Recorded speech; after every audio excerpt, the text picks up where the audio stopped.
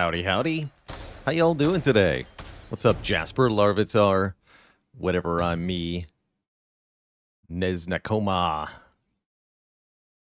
Hello, Bailerbot. How you doing? Hey there, Tom. It might be Andrew. French Fry Apocalypse, Blank Epilogue Page, Miskatonic Blue, Dinosaur Hater, Yippee-Ki-Yay, and everybody else. How y'all doing? Hello.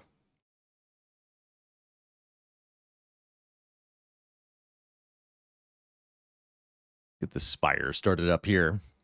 Ozma Glacius, thanks for 11 months, by the way. Thank you, thank you.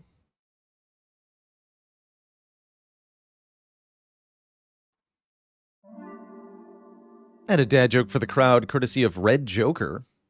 Why does the Defect like coffee? It's full of hyper beans. No refunds.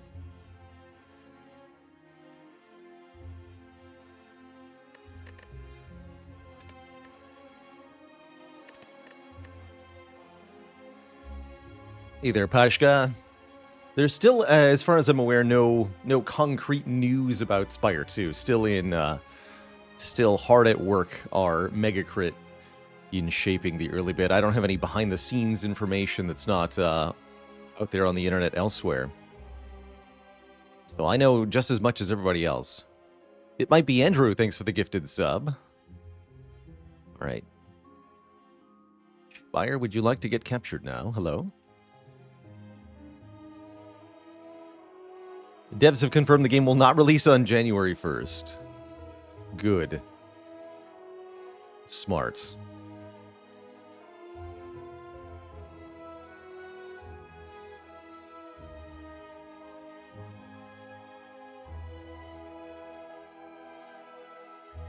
You're supposed to slay the Spire, not capture it. Oh, there it goes. Okay. Yummy Yummy Hippo, thanks for the Prime sub and 2 months of support.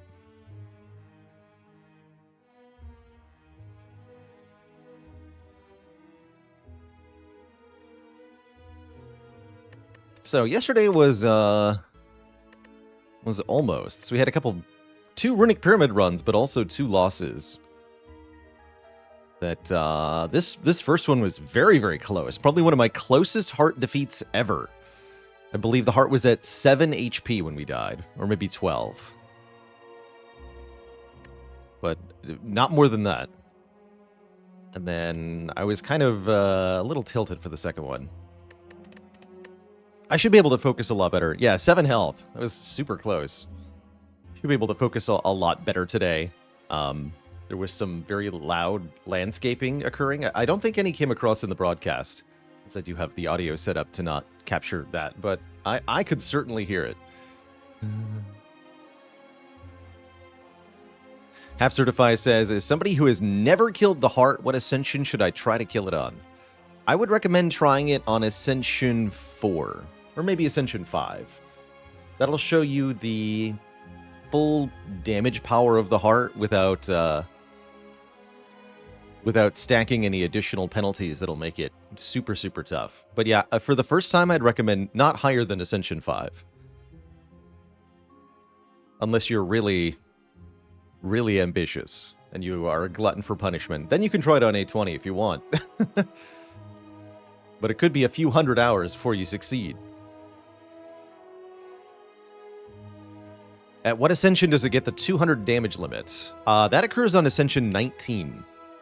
All lower Ascensions, it has a 300 damage limit. That's also the same Ascension that Beat of Death becomes 2.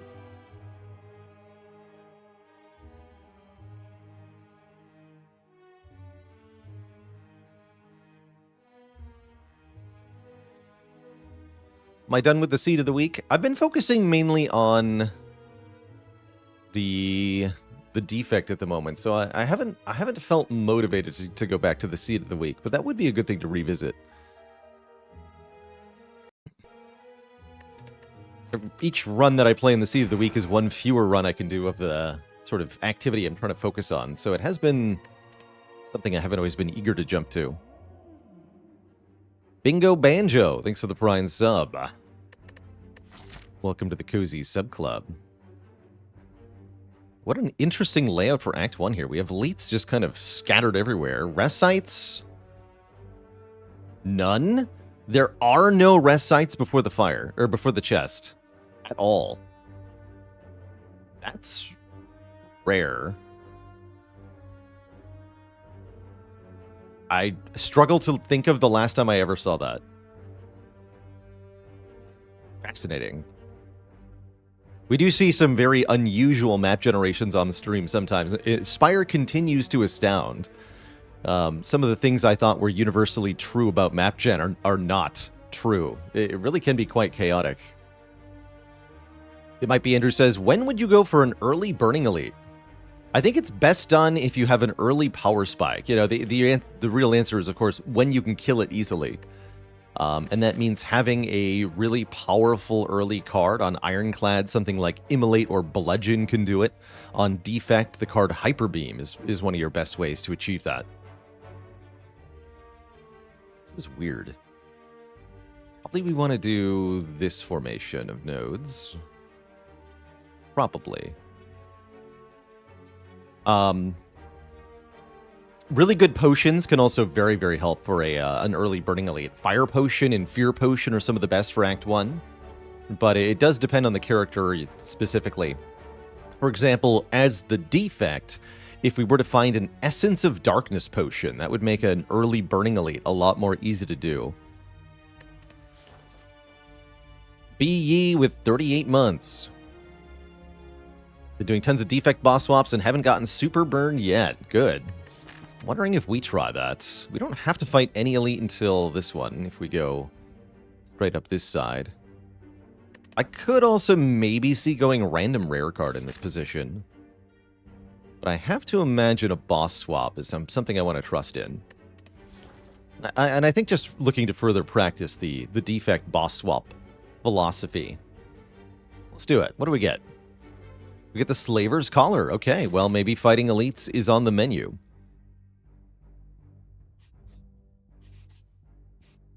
We'll get 1 additional energy in a boss or elite fight.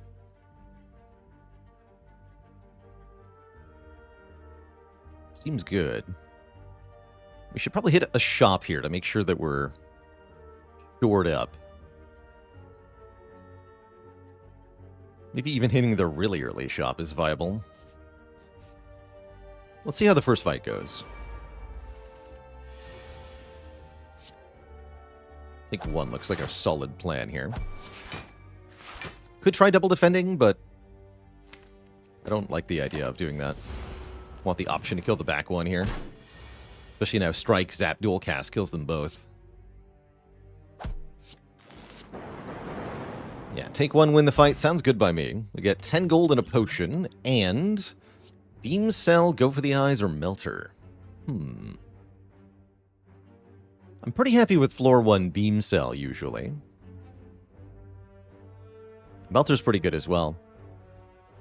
How's it going, Jack? How's the streaking going so far? We've been doing a lot better lately, with the exception of yesterday. We were able to get a 3 streak and a 4 streak and another 3 streak. So we're definitely improving. And I'm thinking with a bit more practice, we can sort of nail down the plan here and see if we can improve on our Defect PB, which is my primary goal here. Do you think Melter has some potential here? Who's our act boss? Guardian. Guardian is particularly weak to Melter, which does give us a little more incentive here for the deal 10. Melter would be better in conjunction with a Beam Cell. Yeah, let's take a Melter, actually. I like the higher base damage on this, and the secondary utility is fine, too. And yes, I want to go to the shop early. It was never going to be something we could afford. We could buy Doom and Gloom. We could buy Loop. Buy some potions. I'm pretty down for a Doom and Gloom here. Holy heck, chat's kicking off a hype trade. What? Did Jackster with 46 months, thank you, thank you. Nate with a Prime sub in 7 months. Wish Lesson Learned was colorless. Now, that'd be cool, actually. Swap that for Hand of Greed or something. Could afford Loop and Ball Lightning. That's 100 and... No, that's 110, actually. We cannot afford that. We're literally 1 gold short. I like your idea, though.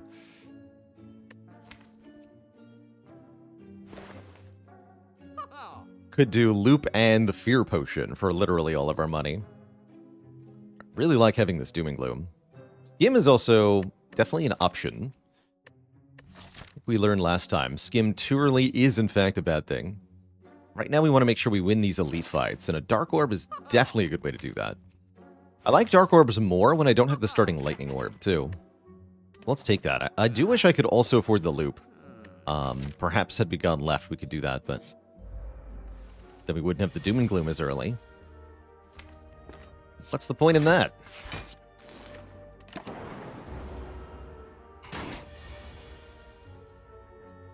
Oh, no, wait, I'm bad at math. We could afford that. Carry the 1. Dang it.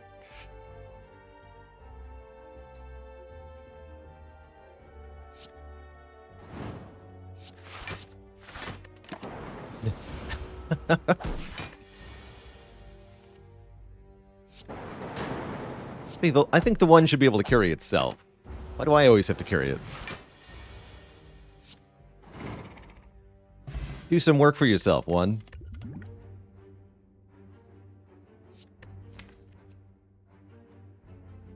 Yeah, Ball Lightning Loop could have been interesting. I really do appreciate that AoE, though. I'm still not even knowing that I could buy Ball Lightning Loop, I'm not too upset by not doing that. But I am a little tickled. Hey, Barador, congrats on beating the highest difficulty in Monster Trade. Well done. If we want a power to scale with, here's Defrag. I think it's kind of bad short term, but it's definitely a card that's good in the long term. Almost every Defect run wants one of these at some point. I think the first one is reasonable. We might not want to take a second or third one immediately. But taking one now, totally reasonable. It's less good than normal because we have no rest sites this act, right? Normally we want to get a few more upgrades in Act 1. I take 4 combats before the Elite. I've already got 2 good potions. Got some pretty good cards. I think we should just go to the Elite for the moment. Take an event here. First with Doubt. Tempting, actually. We could afford the remove and some more stuff in that shop. In general, seems like a bad idea. I'm sorry, Snake. I disagree with your premise entirely. I entirely disagree. Thank you, Snake. No, don't thank you, Snake. Be gone, Snake. You are not welcome here. Please don't attack me again next turn, Mr. Slime. Thank you. Thank you for being reasonable.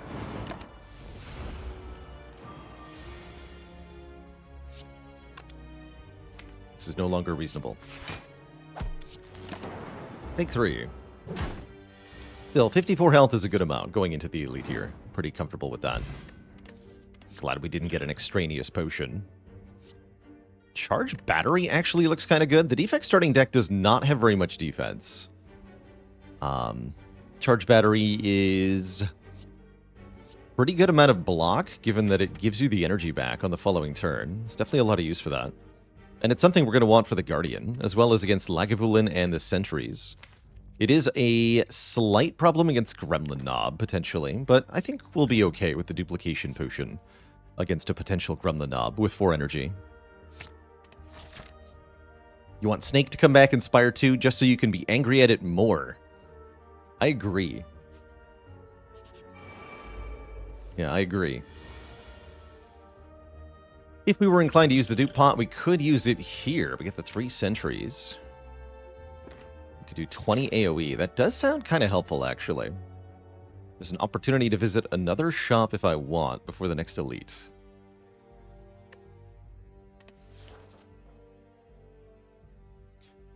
Calibre, thanks for the Prime sub and the 8 months of support.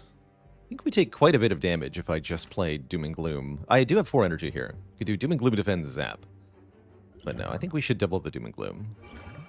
We have no upgrades yet, so we're not that good at elite fights. If we draw a dual cast next turn, it'll deal 12 by 2 to the enemy with the lowest health, which is currently the middle one. We don't want that.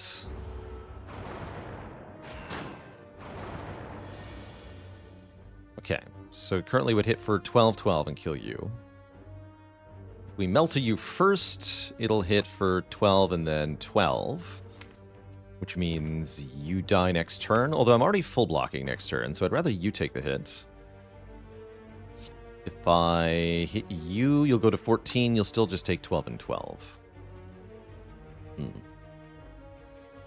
I guess there's no option where both the front and the back get hit, because the middle one rolled so low on health. Oh well, that's fine, I guess. Pirate Boy, thanks for the Prime sub. Bullrack Soup Slurper, thanks for the Prime sub. Thank you both.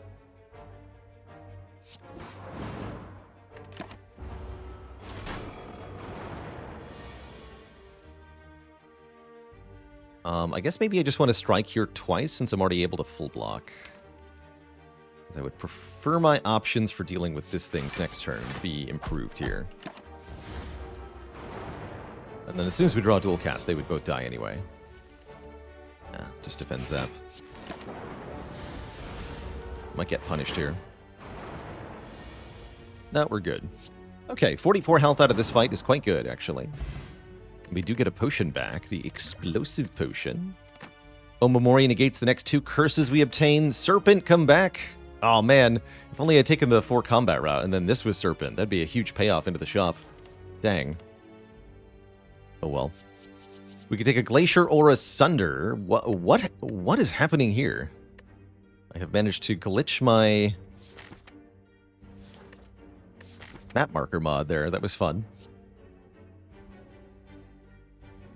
Pirate Boy says, found you on YouTube and I've reignited your interest in Spire. Excellent. This is a game with nearly endless depth to the strategy. So it's definitely a game one can revisit.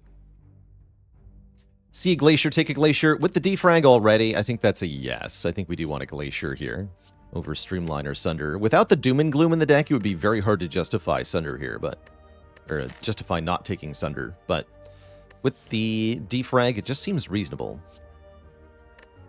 That could make Gremlin Knob a bit of a threat. A bit reliant on the Dark Orb to deal with them, are we not? What if I had better potions? What if I had worse potions?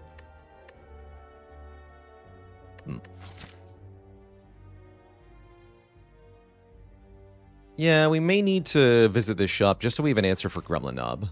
And even if that is just remove 1 defend, that's fine. Or we could take one more event, which is of questionable merit, for sure. Galadin X says, watch your YouTube guides and manage the minimalist achievement on the 2nd attempt with Defect, followed immediately by Common Sense. With Silent. Silent only commons. That's fun. Well done. That is the character I think I used for the video. Which I think I said a couple times I didn't recommend for Common Sense, but wanted to show how it was possible anyway. It was a fun run.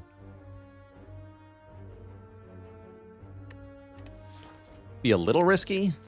No, we should make prudent plays that solidly counter the threats immediately in front of us. Is what we should be doing here.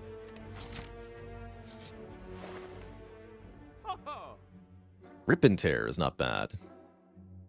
Attack Potion's not bad. Yeah, Rip and Tear gives us a bit more oomph here. Harder move makes us smaller.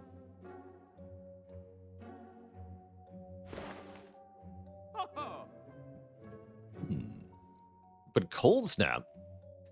Cold Snap's also completely reasonable, actually. With our Defragment. Could simply look to add Frost. A bit of an expensive way to do it, but not unreasonable given the current position. I do feel like maybe just taking an attack pot's better than having Rip and Tear, though. Yeah, I think so. Let's just swap out our potion here. For the premium of 57 gold. That was the main Main idea here is to make sure this elite is not threatening. Not truly. Oh, that'll help. Pocket Watch. Okay, here we go. We've already got some 2-cost cards. This is going to go in a good direction now. Pocket Watch says if we play 3 or fewer turns, by the way, Gremlin Knob doesn't exist. Play 3 or fewer turns on our 3 or fewer cards on our turn, and we get 3 more draws on the next turn, which is ridiculous. Just ridiculous. Definitely going to start this out with Doom and Gloom Glacier into draw 8. Sounds excellent. Get our defrag down.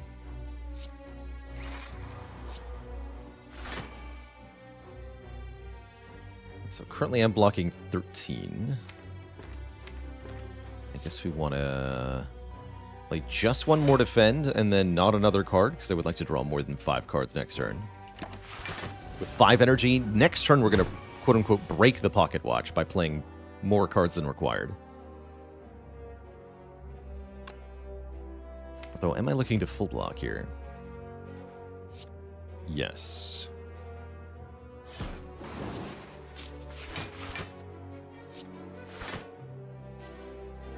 Well, actually, if I only skip one more card, this is not an ideal hand next turn anyway, right?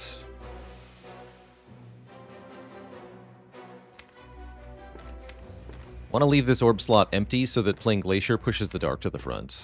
Okay, stop here, actually.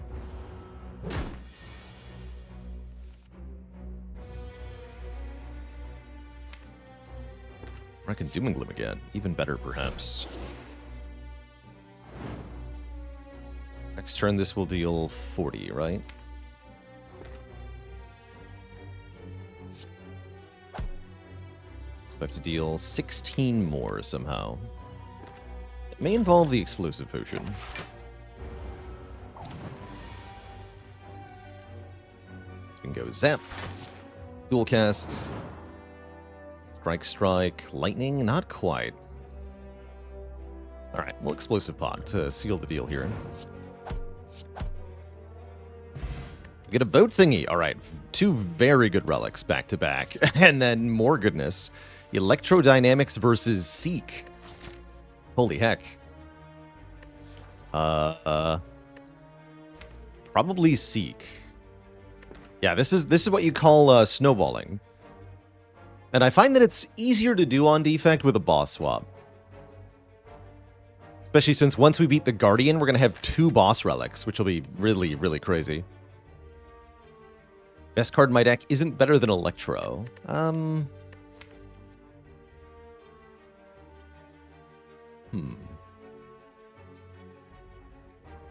don't completely disagree with that, actually.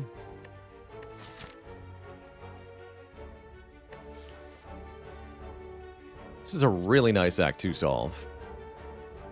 Especially with lots of orb channeling. We already have the Doom and Gloom, but the Doom and Gloom is not as good as Electro at solving stuff like Gremlin Leader. Especially given that we have Defrag. With the Defrag, I do like it a lot. Speaking of, let's upgrade that Defrag. I think the Pocket Watch makes the Seek a little bit worse overall. Oh, this is hilarious. 35 gold for a heal 17. I say, actually, no. I don't want to spend 35 gold for no reason. I'm not going to need this help. Kind of funny. Not a very good turn 1 draw against Knob here, but this looks a bit better. Go Doom and Gloom, Electrodynamics, Strike, draw 8 again.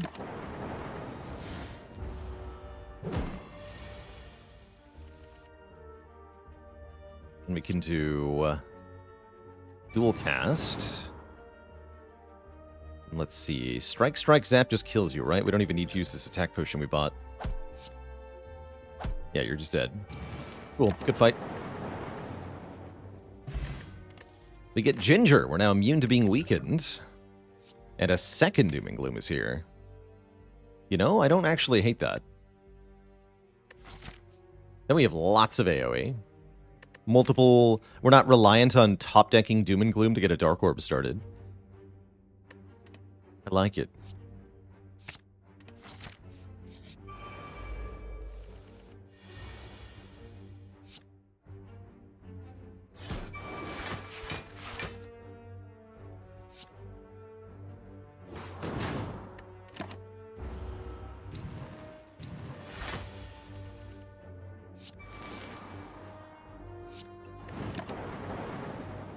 Also a good fight. So yeah, we haven't taken damage yet. Cleric. Another Frost Orb. Yeah, we didn't want to pay for this earlier, but I'll take it for free. You could maybe argue for auto shields. I don't like it with Boatingy, though. And this deck would definitely take a loop at this point. So, no, just take a Cold Snap here. Quite content with that. Do we upgrade Electro? Do we upgrade Zap? Do we upgrade Dual Cast? I think Dual Cast is a pretty good upgrade, actually. We have so many orbs. With Electro, I do like the Zap upgrade, too. I guess I should just upgrade the Electro, so that in fights in Act 2, once we play this, we get full lightning.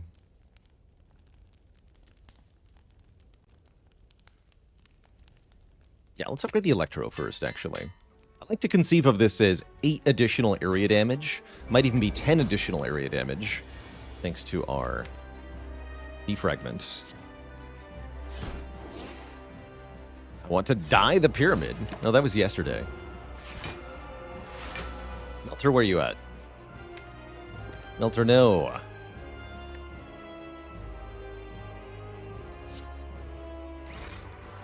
Let's go dual cast Electro, I guess. Could even do Strike here. Keep 1 Dark Orb. Rather have 3 Lightning Oath, though. Time for Zip Zap.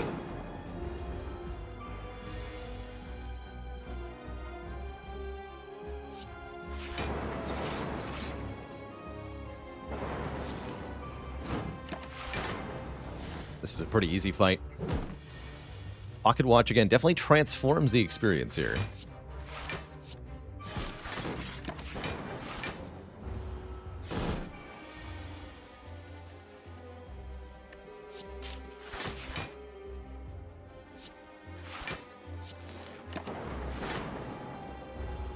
Blocking.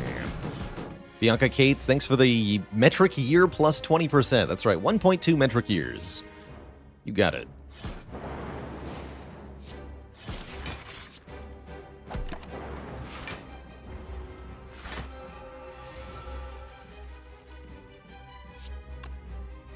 Let's Doom and Gloom, which transforms you, then Melter you, get rid of that block. Then Zip Zap. Love it.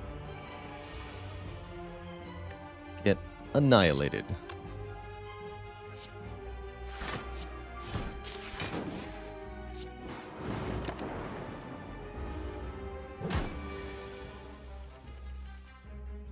GG.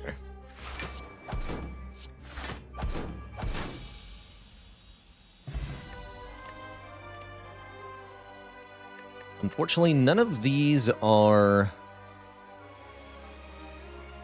Seek. Fission could be pretty good, though. I think Fission would want an upgrade in this deck, but Fission combined with Electro, combined with Glacier, Double Doom and Gloom, Cold Snap can be pretty strong.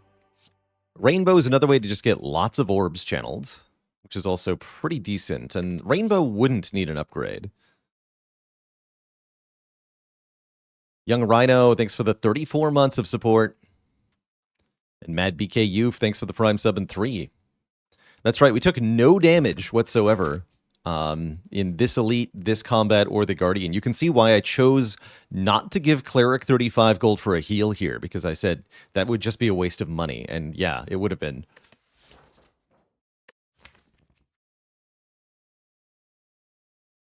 I could easily buy into the argument that Rainbow is better than Fission here. Especially if we find a Snecko Eye. It's another way to channel a Lightning, too. You know what? I like it. It doesn't eat an upgrade like Fission. We don't have that many upgrades at the moment.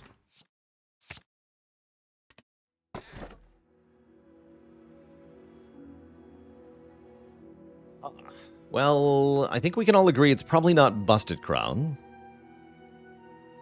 Slaver's Collar plus Black Star is kind of fun.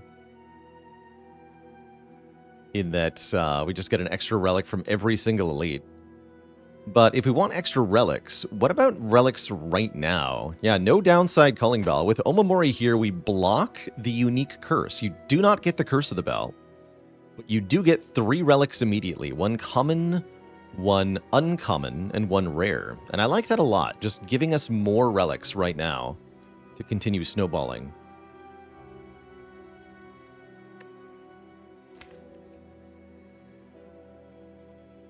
Am I going to fight more than 3 elites? I think we could with the current deck.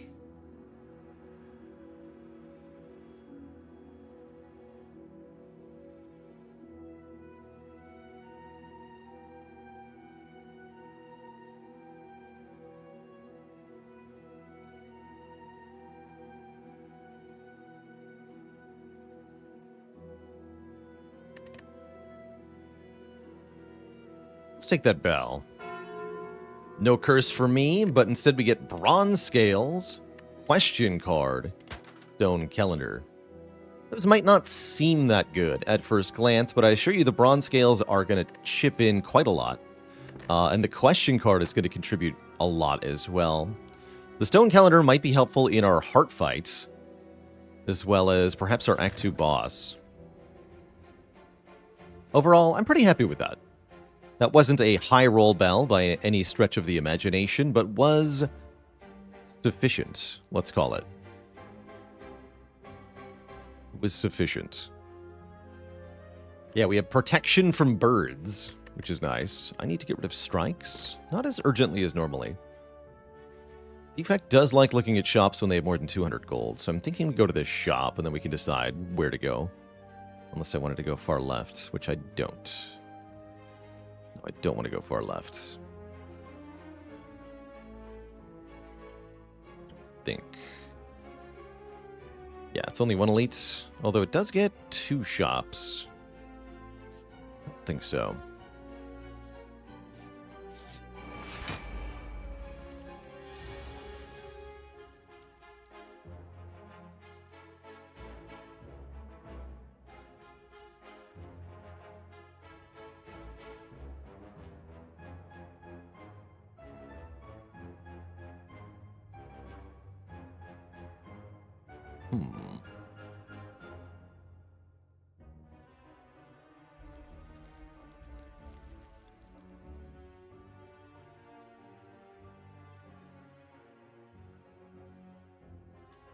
And a dad joke for the crowd, courtesy of, who was it here?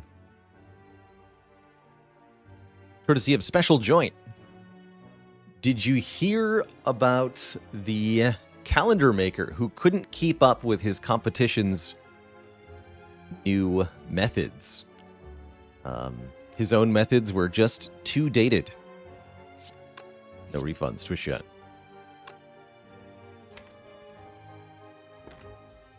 Alright, I want some orbs for the future. I guess Cold Snap, Zap, Strike? Charge battery for next turn also seems reasonable. Our main thing in this fight is just to get to the melter. Boo this man.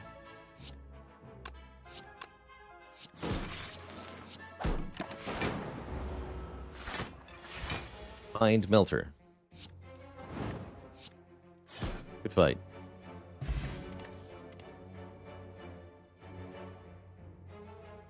Yeah. These all feel like worse ways to achieve what we're already doing. What we're hoping for with Question Card is to find either good scaling cards or already upgraded cards. These are not either of those.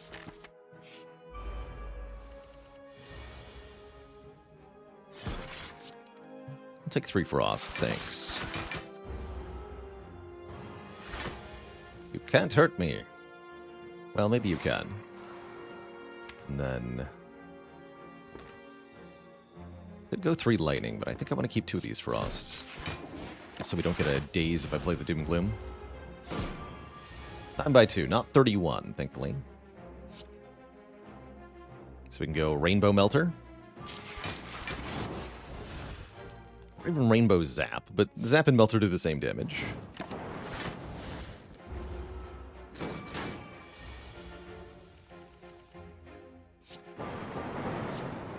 Oh, that should have been Cold Snap Zap dual cast, actually. That's fine, though.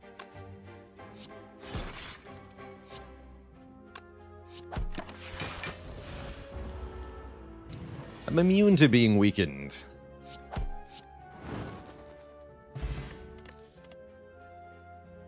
That says upgraded on it, but it's not a very good card, unfortunately. Compile Driver can definitely do some stuff in this deck. That is solid card draw. Like a skim that does damage. I like that. I like that a lot. Heat Sinks. I guess we have a couple powers now. Heat Sinks is on its way to being good. Ooh, Clockwork Souvenir. That's a Defect special. I also like this Chill, and we can in fact afford both the Clockwork Souvenir and the Chill if we want. Can I do Clockwork Souvenir and remove, though? Is that like... Not quite. 59 gold left. So yeah, let's buy a Chill. Rest in pieces, Gambling Chip. That's alright. You're pretty expensive. Same with Lizard Tail. But having a way to negate a debuff, which could be something nasty from an enemy, it's not going to be weakened, notably. I like Ginger Souvenir together quite a lot. I don't like what's happening here, though. We are a bit vulnerable on turn 1, currently. Ouch, etc.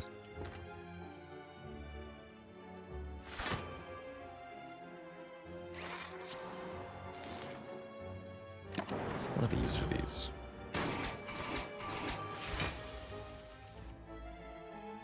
Okay. Double Defend Electro? No kill here, surely. Potts Francis, thanks for the Prime sub. Welcome to the Cozy Sub Club.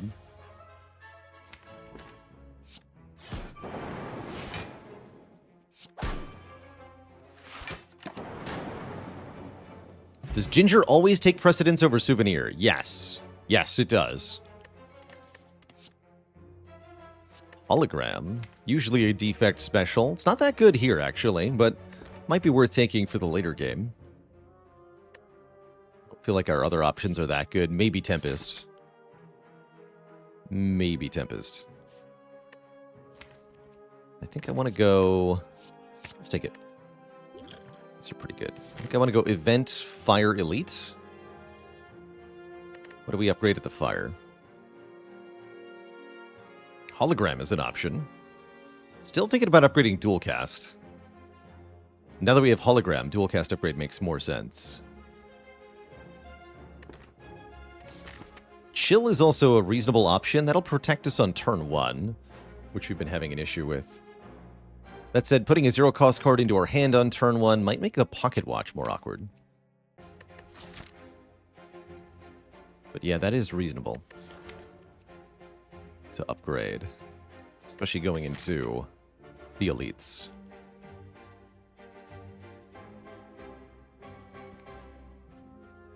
How's it going, Valor Desert Fox? Are the Calling Bell Relics the ones that you would have gotten from elites? Not quite. The Calling Bell Relics are the next common, uncommon, and rare relic that you would have gotten. So we kill an elite. Depending on what rarity the relic of that elite rolls, we get one of these three. We could get the Bronze Scales, the Question Card, or the Stone Calendar first, depending on if it's a common, uncommon, or rare that the elite drops. So yeah, one of the three is the next relic you would have gotten from an elite or chest. However, if you, let's say we get the Bronze Scales from the first elite, we then kill another elite, get another relic. That relic can also roll common, in which case I won't get Question Card or Stone Calendar. I'll get another different common relic, such as Bag of Marbles or Anchor or Bag of Preparation. Just a cuter boot sequence. A boot sequence that scales with focus is pretty good. I like that part.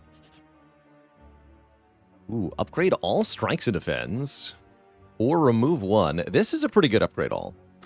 We're hurting a little bit for power here in Act 2. Notably, upgrading the 4 defense is very helpful. Let's do it. That's 8 upgrades at the moment. We'll be removing a couple of those strikes, but probably not all of them, thanks to Pocket Watch's ability to help with our curse tolerance.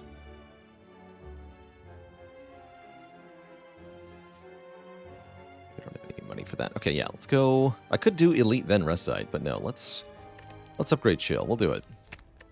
I think that is going to be helpful in Act 3 as well. Darklings especially. Wouldn't call it that good here. I could go Chill Dual Cast. Not going to. I'm going to go Charge Battery Chill Strike, probably. You miss out on playing 1 Strike Plus, but I want to draw more cards next turn. Take 5 for now. Next turn we're more safe, but turn 3 is when it gets spicy. And apparently that's going to be a ×4 hit next turn.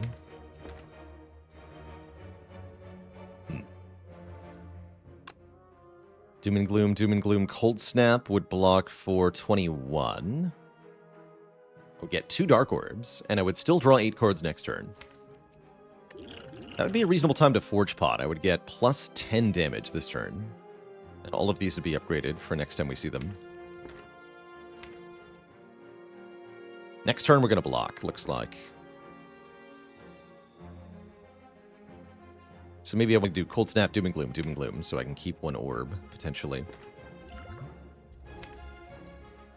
Who wrote the Book of Stabbing? Certainly not me, that's for sure.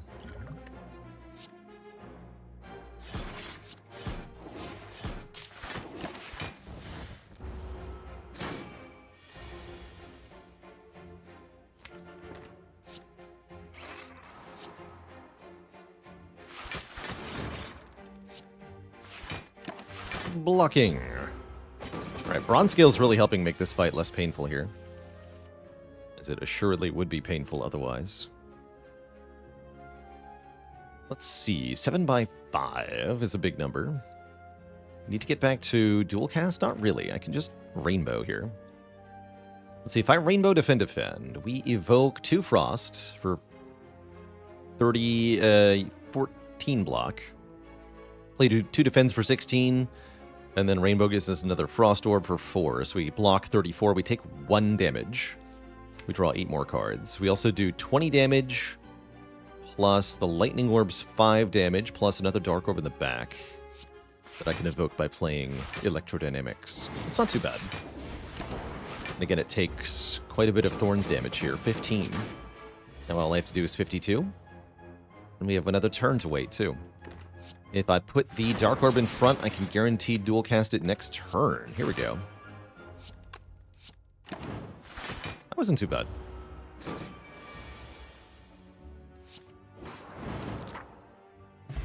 Get a Maw Bank. Money per floor till we spend money at a shop. That's not too bad. And another Defragment is here. Which, with all these orbs, I think is getting added to our deck post-haste. Double Energy and Multicast are both interesting. Multicast with the Dark Orbs especially is potent. True. Definitely potent. Does help us with Champ quite a bit. We need help with Champ? I'm not convinced that we do.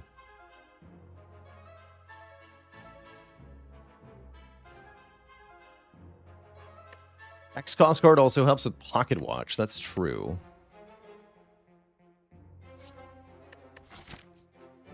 Alright. I actually do kind of like it. Let's do it.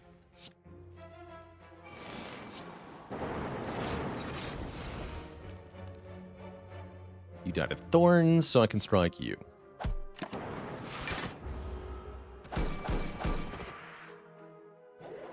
No Hex for me.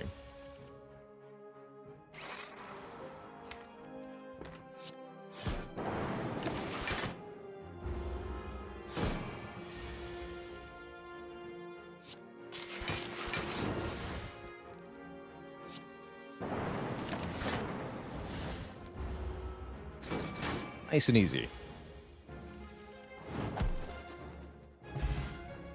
How do the potion chance percentages work? Every time we finish a combat, if we do find a potion, the chance goes down by 10%. If we don't find a potion, the chance goes up by 10%.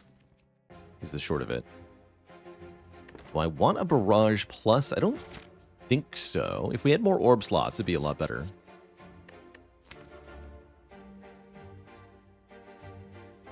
Although I guess it's nice to have a way to do damage that doesn't rely strictly on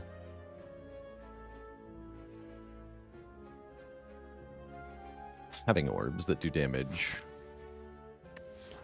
That's what Stone Calendar and Bronze Scales are for. I don't need it. I'm pretty sure. There's the bag of prep. Now we draw more cards on turn 1. That makes the bottled chill quite a bit better. Speaking of.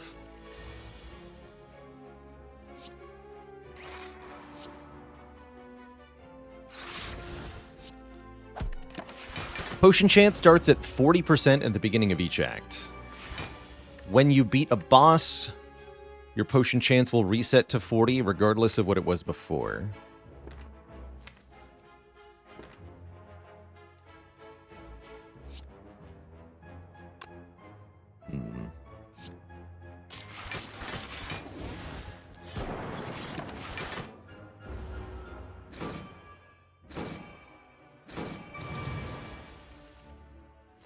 Thank you for not being the very bottom card.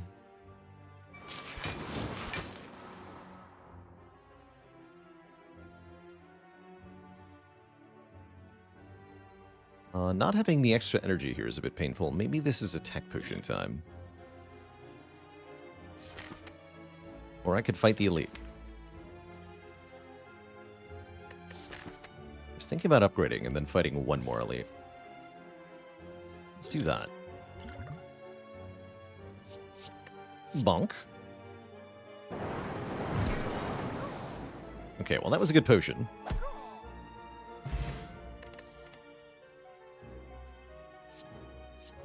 Recycle. Recycle can do some interesting stuff here, actually. Be too fancy, though. Double energy with multicast could be a thing. I like it with the pocket watch in general, actually.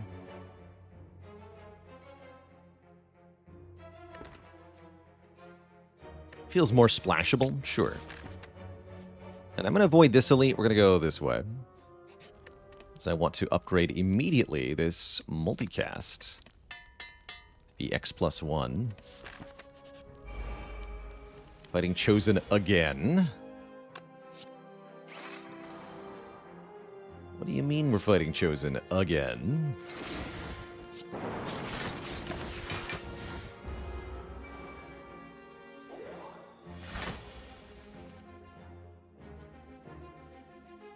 You do double energy, multicast. That kills the bird. Sounds good.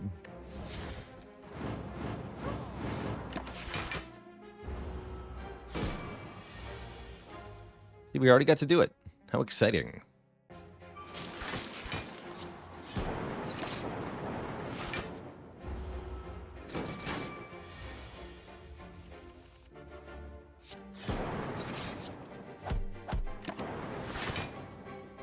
Entropic Brew is here. Recursion could be good in this deck, although that definitely would want an upgrade.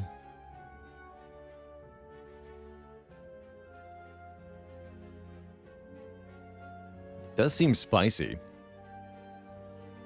Does the Dark Orb Evoke always hit the front enemy? No, Dark Orbs always hit the enemy with the lowest HP. It's a property of Dark Orbs. When evoked, deal damage to the enemy with the least HP, is the game phrasing. But yeah, whoever has the least health is the one who gets targeted.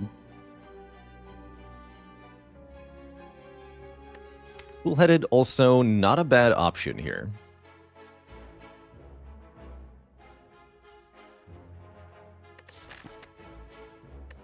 I'm gonna go cool-headed, actually.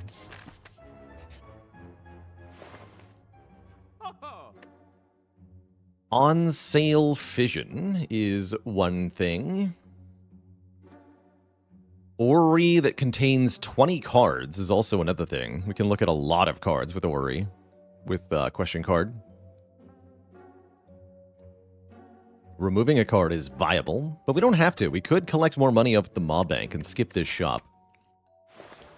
That said, skipping the Orrery seems kind of crazy. We could find a lot of nice things in 20 cards.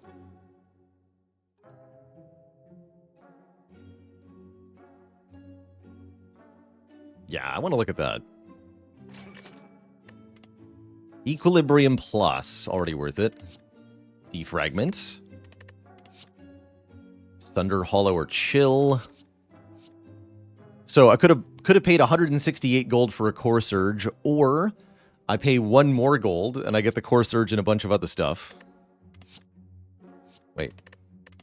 Yeah, okay. And then the last one has a Heat Sinks Plus in it. I think we take that one. Hyper Beam is also here.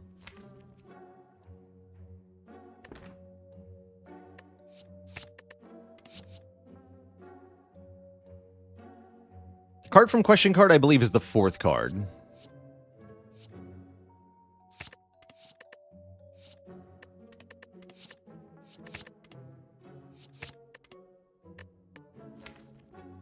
I want any of this? I don't hate another Chill, actually. That one won't be upgraded. Second hologram, also not bad. And now for Gremlin Bleeder.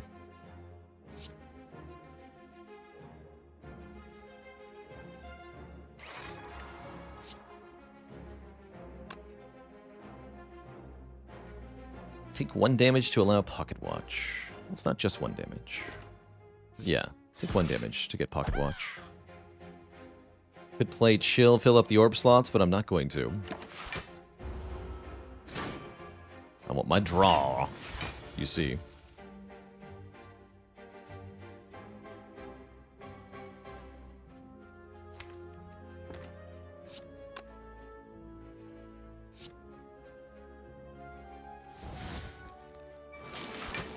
The Zappening.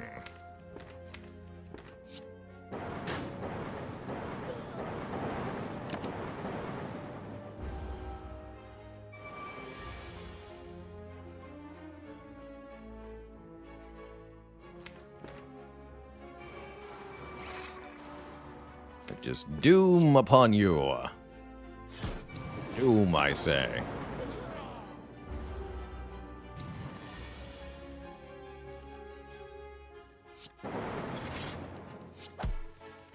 Deck draws a lot of cards. Perhaps too many.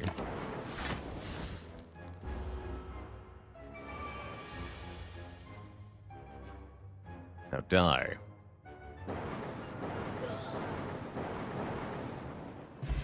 Get a strike dummy. That makes our strike pluses deal 12 damage. Amplify. Yes. This deck does want an amplify, actually. Because we draw large hands, we have equilibrium, we have hologram. And we have lots of good powers to double, namely defragments. Now the deck would love a loop or capacitor. Perhaps more than anything. Champ should not be too difficult here. Champ should be quite easy, in fact.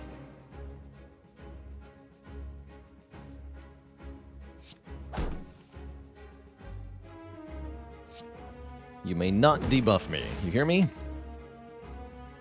Looks like we're not going to amp defrag. That's fine for this fight.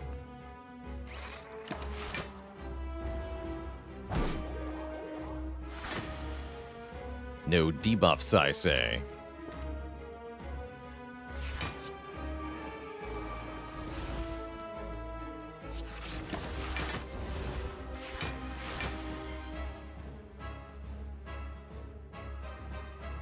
So we got 8 energy. We can do 34 by 9. That's not... Yeah, it's not quite enough yet. Just a few more turns of waiting, then. Yes, setting up Stone Calendar would be ideal, actually. Could do Amp, Amp Electro.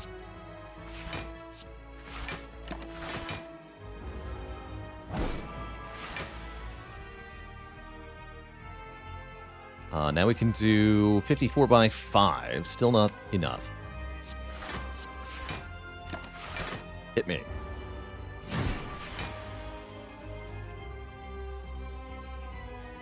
Okay, now we can double energy to 8. Do 64 times 8 plus 52. For math.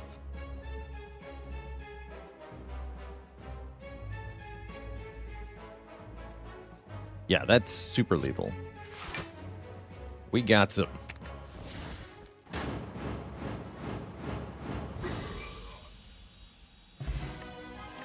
GG to the chump. Here's a reusable scaling method. Creative AI might be the thing we're looking for here. That can make loops and capacitors and similar things. Can even make bias cognitions, and our multiple sources of artifact can use that too. Whatever we get can always be used with Amplify as well. And we have a heatsink, so this can be draw every turn with heatsinks too. So yes, give me that.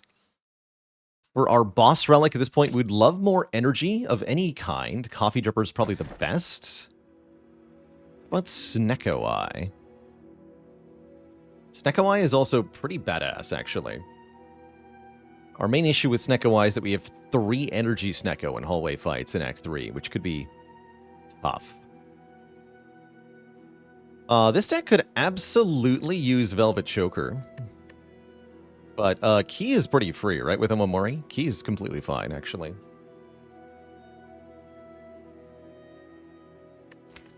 Upon review, Key is very, very good. Get in here. Snecko might be better than a bad energy relic, but I don't know that it's better than a good one. Be the good one. So we can open one chest with no consequence thanks to Omamori.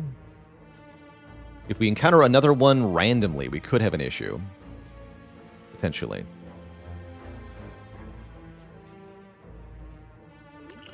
Is that enough money to...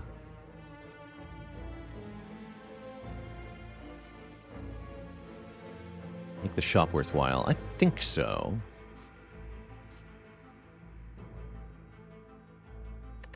It's not quite enough for a shop relic. That's okay, though. There's going to be a power on sale, amongst other things. Although I could look at more card rewards. Perhaps that's the wiser choice. Maybe that is wiser. I'll think on that a bit.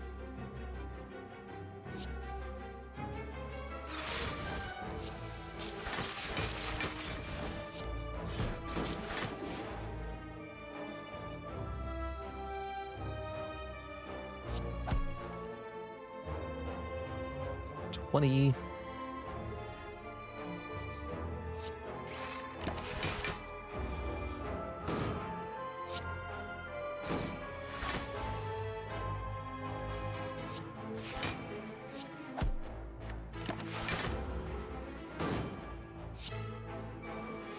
No problem.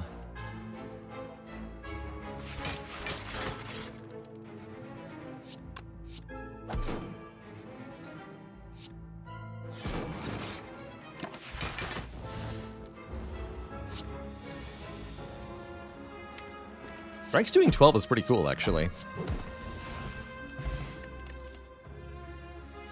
definitely not too late for an upgraded genetic algorithm here, and that would be even more incentive to go to more combats over the shop. Alright, let's do it.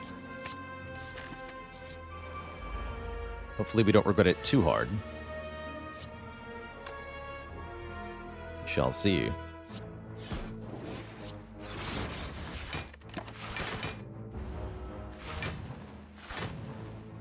Really happy to have 4 energy per turn in these fights. Like, doing this with 3 energy? Yikes. Just yikes. How about no?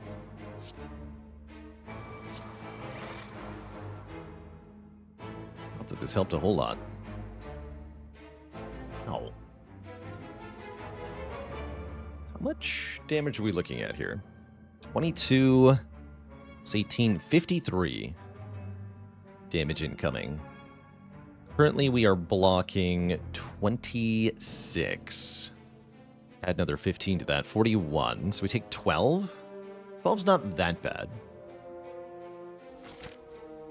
But it does seem like a reasonable time to maybe drink the Entropic Brew and see what's inside.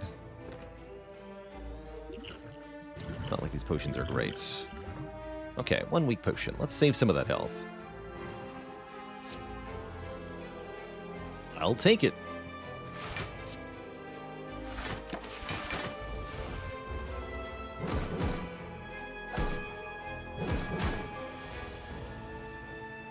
You would dare.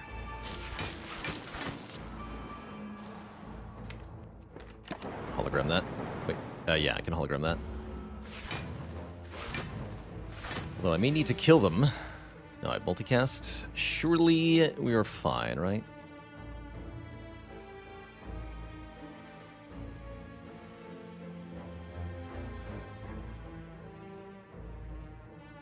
Kills you.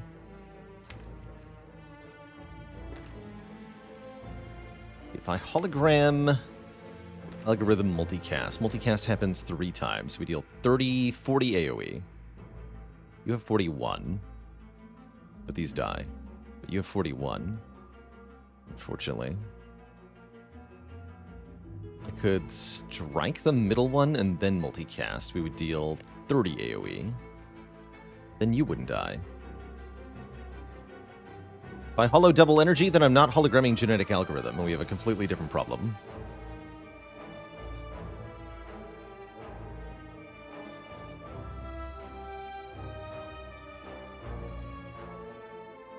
Why not multicast for 50? Because algorithm is here. We have to play this to upgrade it. If we just multicast right now, we leave the fight without playing the algorithm. So I think what we do is Glacier. Yeah, just full block, so to speak. Let's see, if I do Defrag Glacier, how much are we blocking for? Frost Orbs will be 6 apiece. That's 19. And then we would deal 12 plus 12 plus 7. Kills you, but not you.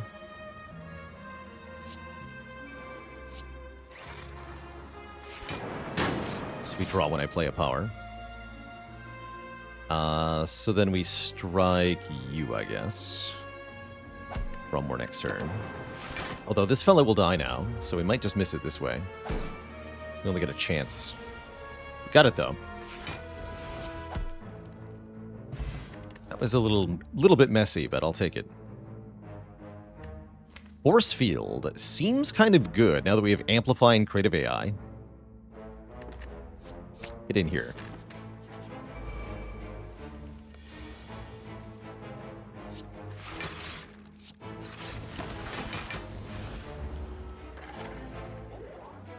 No debuffs for me, nerd.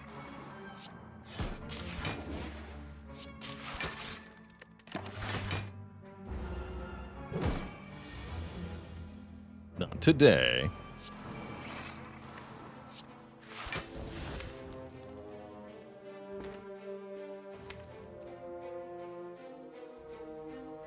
It's a little messy. Okay, only 10 by 2.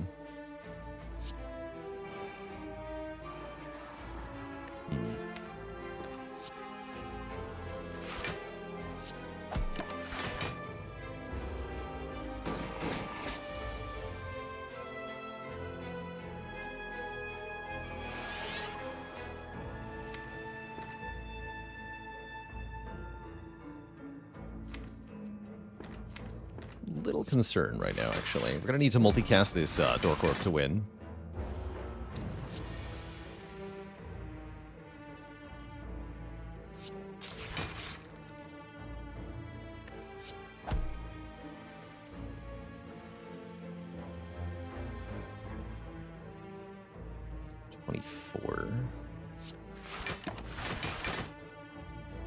And soon the multi-hits will be inescapably powerful. Looks like we're good, though. Down Calendar, get in there.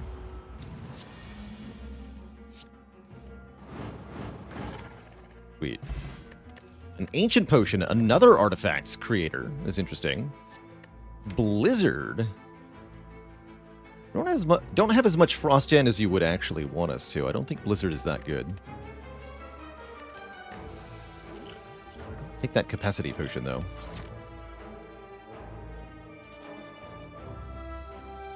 Lose 186 gold to make enemies weak on turn 1? I don't think so. Is Blizzard ever good? Yes, yeah, sometimes it is. Is Chill ever good? What is this? What is this? Why is this? That's actually not bad. Easy block. Look at that. 50 plus block, no problem.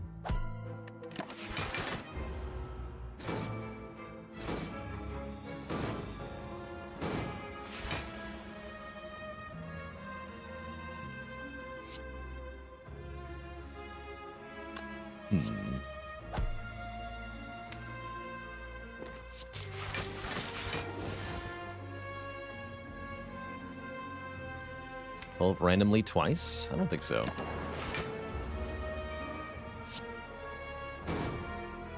Stop these two from exploding. There we go, Electro. Electro does it. Problem is, this fellow dies very soon as well. Gotta find Algo next turn, or else we don't get to play it. We don't get to play it. Oh, I should have amped heat sinks, actually. That could have drawn it. It wasn't out there. Use me.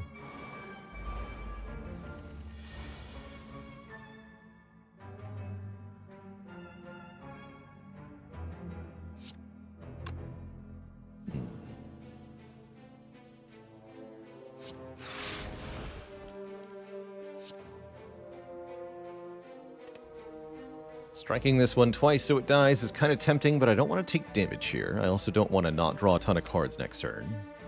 This is not good. These daggers having a lot of health is spooky. Maybe hedge the bets, strike, and charge battery here.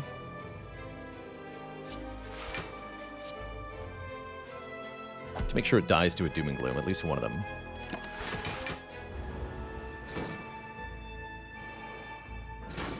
Please give me Electro. Close enough. Chill is 5 Frost Orbs, and you know what? That'll do it.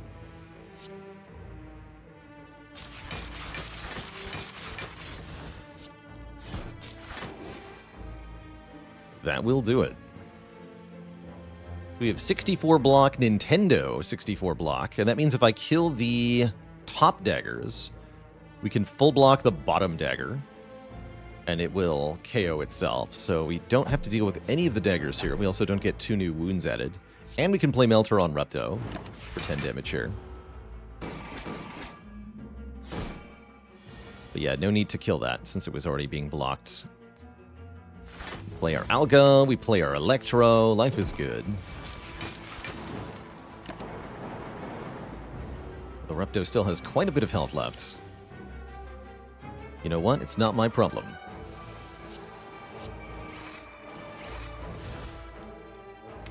Not at all.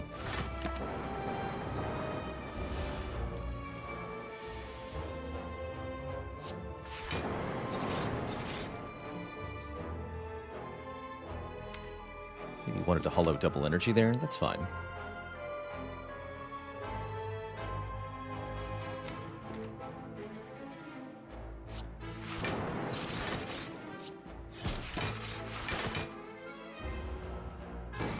Got Stone Calendar coming in.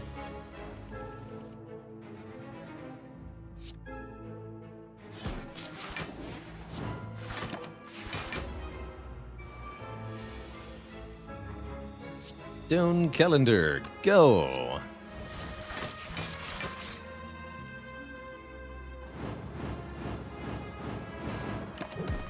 Bonk. Anyone for another Core Surge? How many artifact do we even need? I have no use for them, actually. The funny part. I have no official use for the artifact. I guess hologram is fine.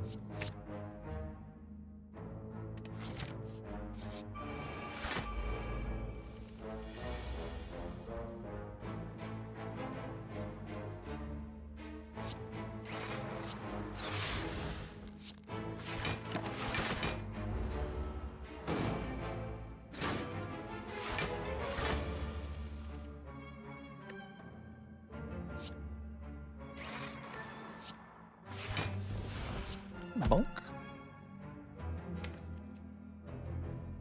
It's a little concerning. Don't have a guaranteed kill here. Get the bonus to draw one more time. Hoping we have ways to do 17. Yeah, we do. All is well.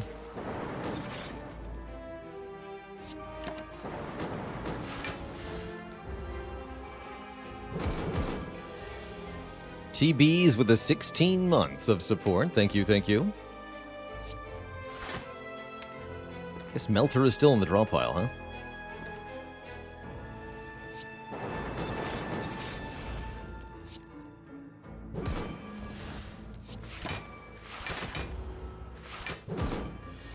Get melted.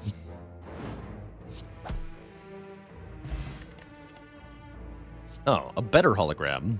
Well, I'll take that one too. Up to 38 cards in this deck. Might seem like too many, but I assure you, it's not too many. We're going to opt for the elite fight here, and I think that's going to be worth it.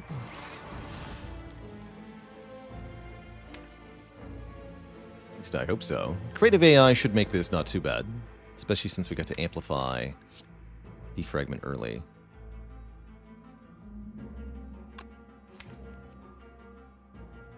Let's get a Dark Orb going early, I guess.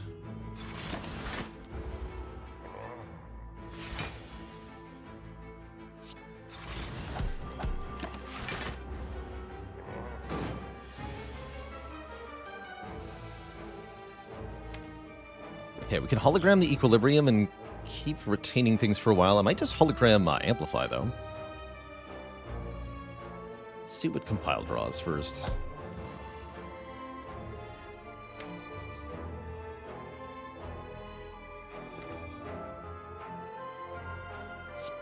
Yeah, let's skip the double energy for now.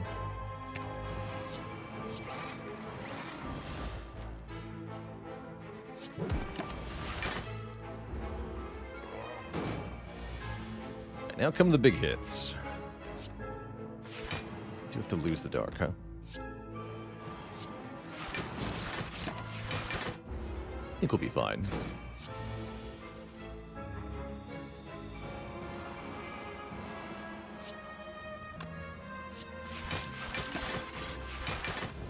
Pretty confident we get to outscale this thing with Creative AI. We should be looking for ways to deal damage. Regardless.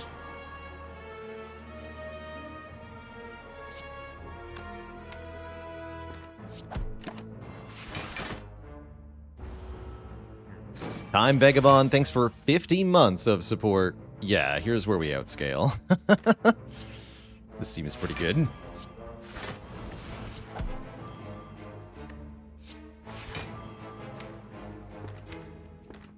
Seems pretty alright.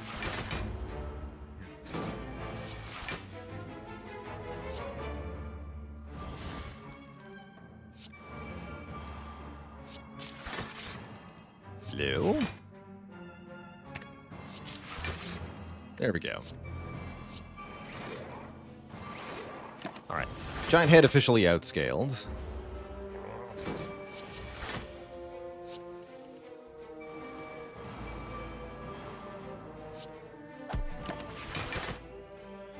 Giant Head increases their damage every turn, but they actually cap out at 70. They will never do more than 70 damage in one turn.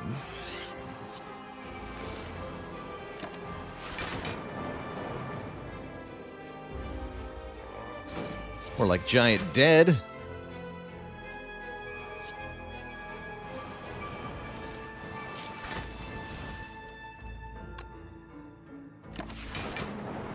Get zippy zapped. And this is encouraging. If we can scale our deck this high, we should be able to take on basically any boss.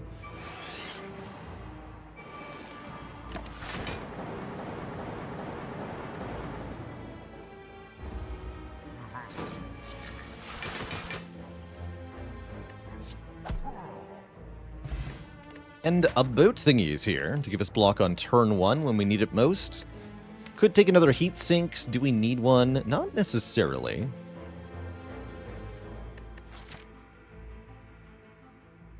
It's the highest focus I've ever gotten. I think the cap is 999. Highest I've ever had is like 30. You don't need more than that, usually. Let's skip these. Does focus increase the charge rate of the Dark Orb? Yes, it does. Yes, it does. Are upgrades more helpful now? Amplify and Creative AI are very good upgrades, as is Double Energy. Whoa, that was weird. This could be another Reptomancer. Let's not mess with that. I think we have what we need now. Is it possible to outscale the heart? Yes.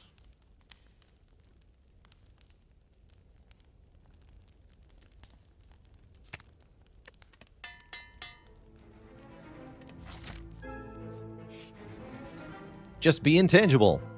There are other theoretical ways to do it that don't involve being intangible, but they're a lot more involved. Ridiculous, and I've never seen anyone do them. Like Nightmare Malaise and an engine to make enough energy to counteract the heart's strength gain. In theory, even though the heart gains 50 strength every 3 turns, you could keep it at 0 strength if you just kept reducing the strength. But that's, again, more of an in-theory thing, less so in practice. Just have 500 disarms. Or infinite buffers. Yeah, that's another way. Having enough buffer stacks. Again, you're going to need 15 buffer stacks every 3 turns. More than that, actually. And there's Beat of Death, so good luck. But still, in theory, at least possible. Just wildly impractical. We can get more artifact like this. Don't think I want any of these, not even Enlightenment. Secret Technique is very good. Apotheosis is what I was hoping for. Upgrade everything in this deck. There's quite a few unupgraded cards. Actually, wait, are there? Strikes and Defends are upgraded. We got 1, 2, 3, 4, 5, 6, 7, 8, 9, 10, 11, 12, 13, 14, 15, 16, 17, 18. 18's pretty good. Especially with Secret Technique to find it. Yeah, that's pretty good. And then I guess we upgrade Apotheosis instead of what I was going to upgrade. We have to recall it the Final Fire.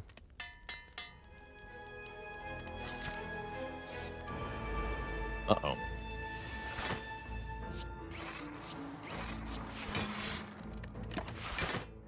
Don't have any more Omamori charges, so we have to be careful against this thing.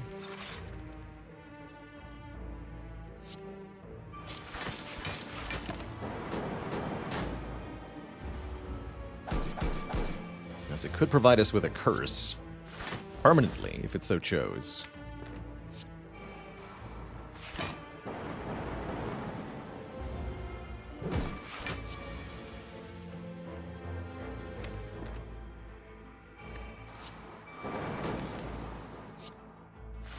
Don't really care about debuffs, though.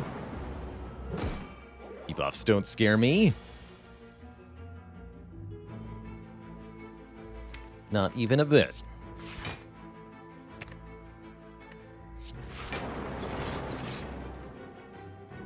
Don't want to hit you. Hitting it would change the intent. That could mean getting cursed. Like this. Now we have to hit it. Thankfully we can. That's more like it.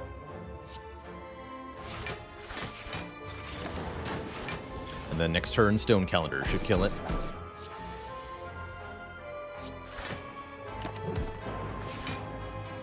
Nice and clean. Double energy, hologram, cold snap, or turbo. This deck wants a turbo. It does. I think it also wants one more card reward, maybe one more potion reward before we get into the final battle here. Or the final battles. However you want to conceptualize them.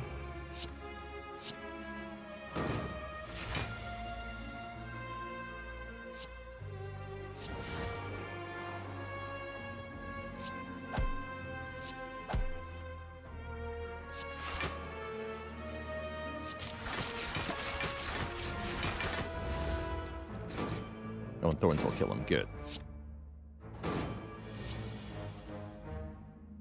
But what if I just amp?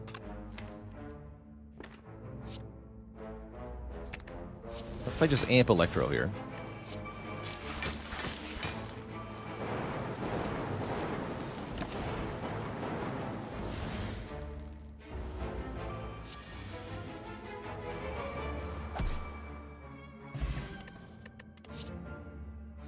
The recursion we wanted before is back with a free upgrade? Yes. I'll take it. We have 42 cards in this enormous deck. Can we make it work? Into the endgame. First up, Time Eater. Time Eater loses to Creative AI usually, although notably we did not draw Creative AI here.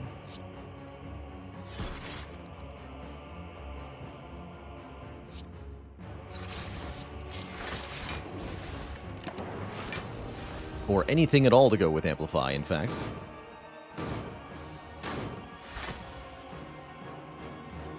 We got Secret Technique, though. So let's fetch Apotheosis.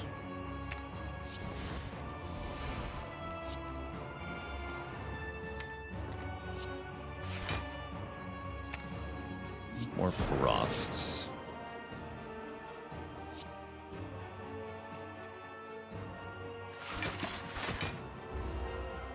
And then 3 more cards next turn is the hard limit.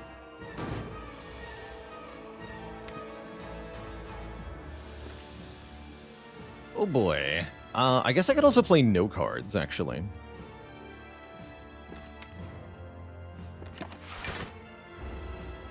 No cards it is.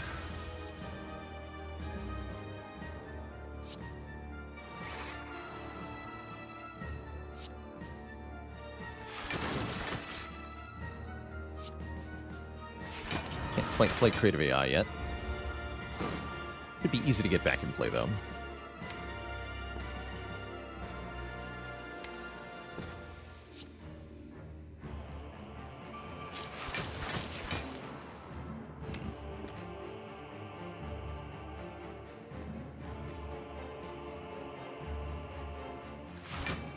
No Vuln for me, please.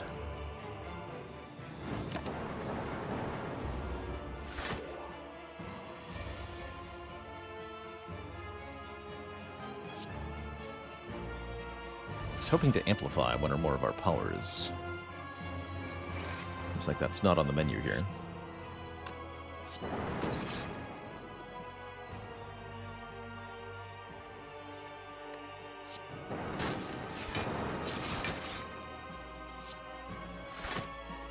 But I just do a ton of damage to you then. Sound good?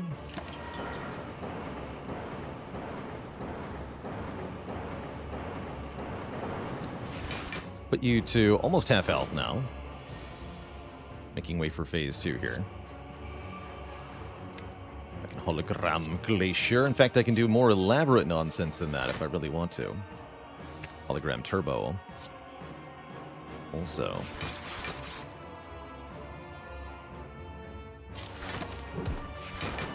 Get calendared.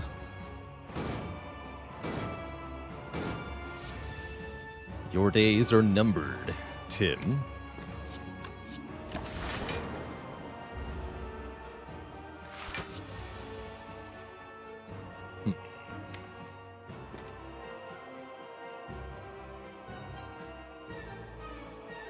It's not a very good turn.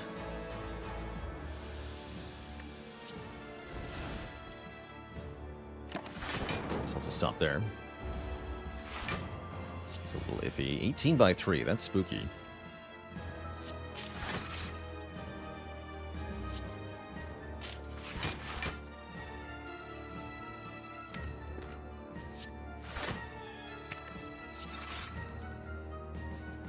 It's quite spooky, actually. Oh.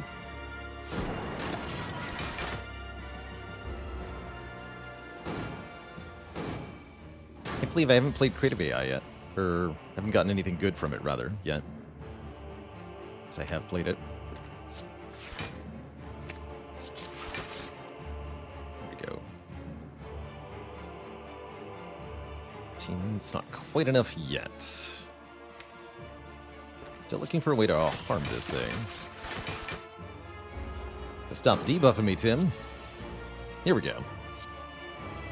Fair. Makes us a bit safer. Another multi-hit, though. But what about another buffer? It is that easy, I guess. I guess. Yeah, I suppose so.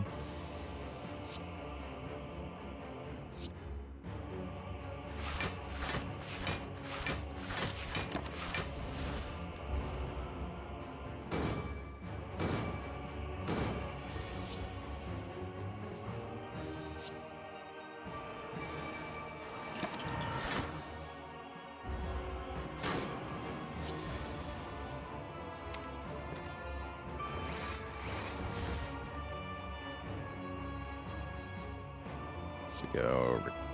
Recursion would be also twice. Why don't we just double equilibrium, single recursion, hologram turbo, hologram multicast. Next turn, double turbo multicast. Or 48 times 12. Okay, can we beat the next boss with only 24 health? It's not Awakened one, so my answer is probably yes. Seems like we can do this. Seems viable.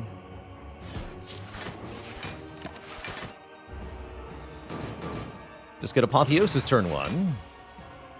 And Creative AI turn 2. You too can be in the business.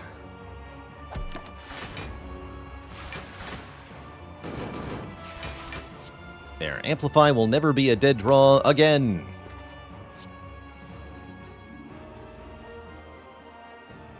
Smiley face.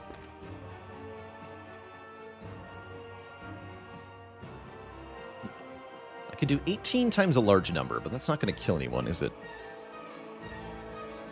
No, it's not going to kill anyone.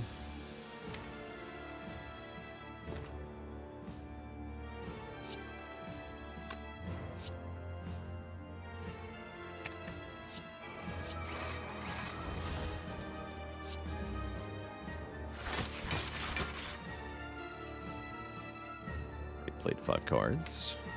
So might as well hologram some garbage then. Or I can hologram Secret Technique. Get recursion, maybe. Destiny Gray with the 500 pre-victory celebration bits. And Echo back. Thanks for the Prime sub and the 2 months. Love support.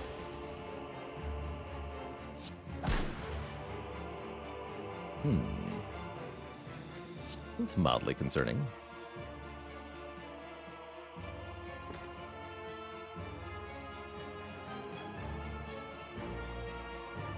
Guess we can do Electro and Glacier.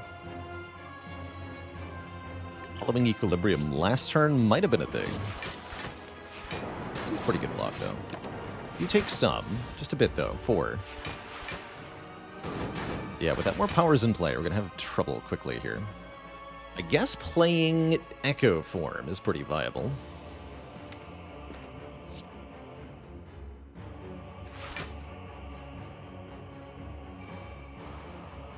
Although I may need to do a charge battery over defending here. We can double algorithm next turn. We'll be good after that.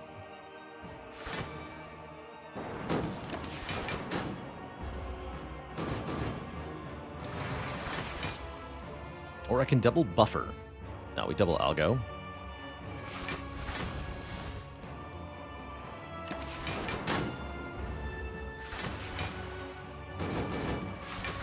Pocket watch, go. Okay, 21 by 2. We're starting to get large damage numbers.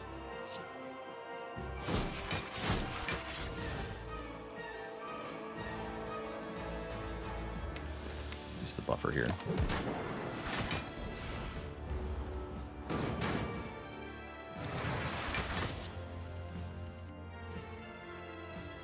Here we go.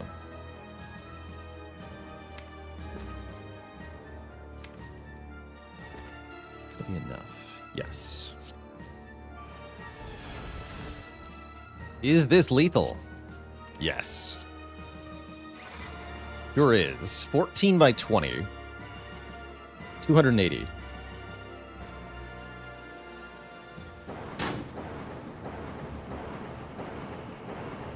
That's a lot of damage.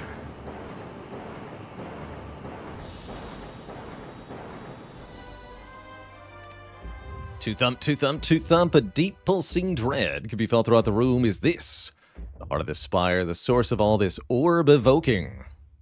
You charge your core to its maximum, dealing 2073. Have I been here before?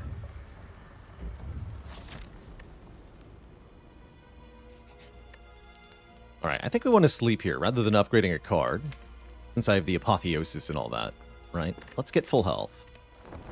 It's like having sustain. How much harder would Donu and Deka be if they surrounded you? Not actually that much harder, because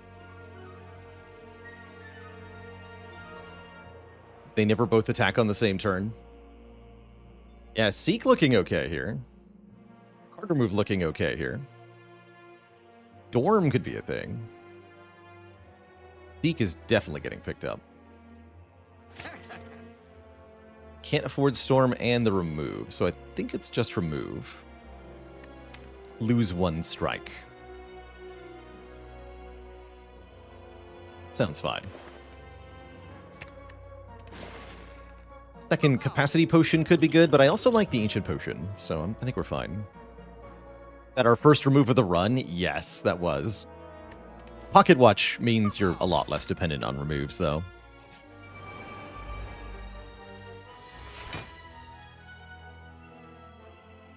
What is this? Chill, creative AI, force field. Take a little bit. Block 24. Yeah, we take some. But I get the creative AI in play. That seems important.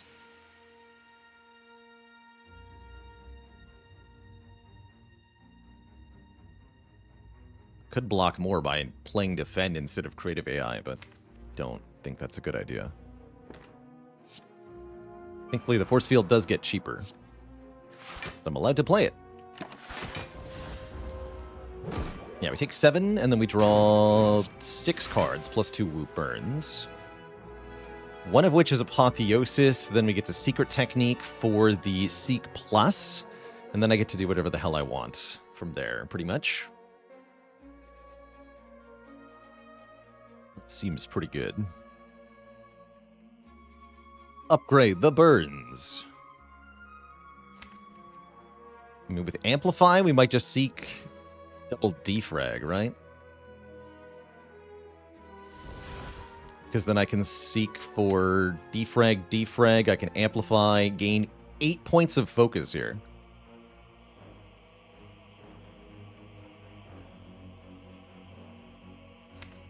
Is 8 focus good?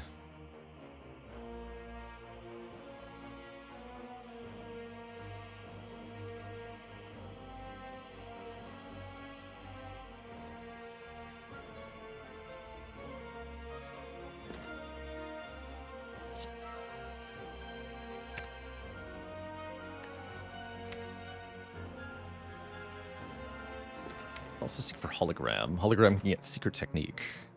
It's hilarious. Helpful? Less so. Hilarious? Yes. Let's see, with 8 focus, these will be 10 and 10, so we still won't have enough block. I'd have to play dual cast. I could play machine learning afterwards, though. Maybe I want to double the machine learning.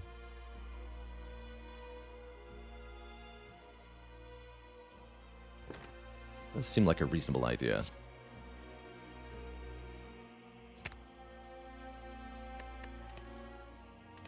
Also go double energy and heat sinks. Draw a bunch more cards here. We could seek algorithm. Make my life a bit easier too. We already have creative AI in play. Yeah, let's seek heat sinks actually. Heat sinks algo sounds good.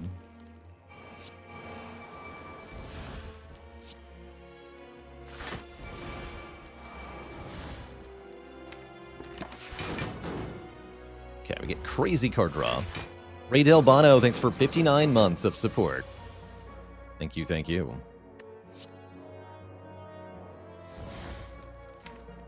Okay, shenanigans can ensue.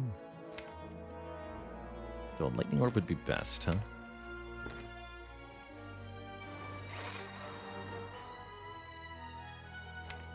That's all my draw for now. This could provide a lightning orb.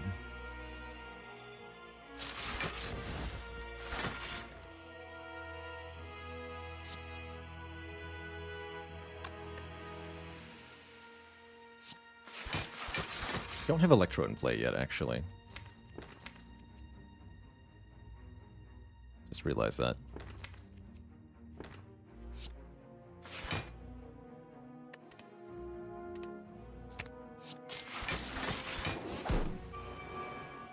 Still don't.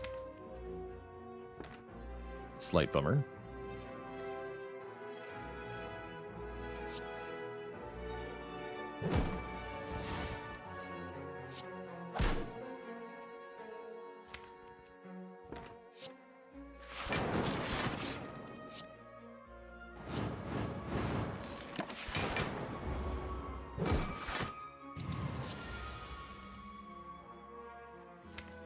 Hologram Turbo. Actually, no. Hologram Amplify. Amplify, Defrag. Defrag.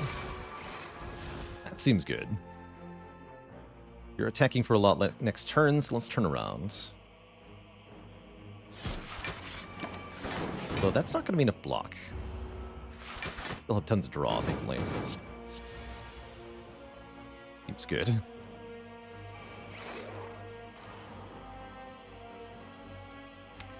Okay, Electro is not currently in play, but I could hologram it. Still, that would be not enough to block here. Looks like I ought to multicast to block.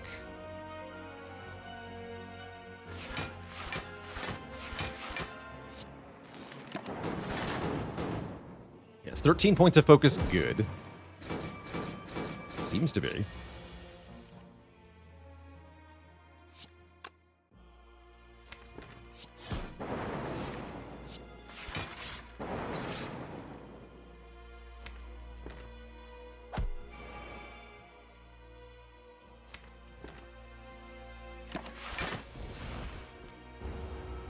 Stone Calendar is going to help with a kill here, although maybe not on the Spire Shield. Although maybe yes on the Spire Shield, actually. What if they just both die anyway?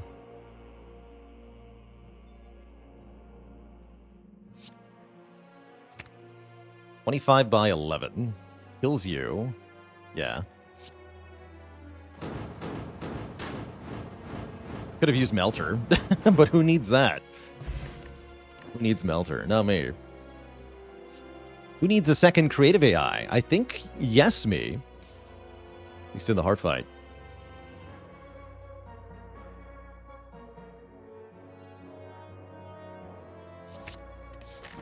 $43 cards in this deck versus one stinky heart.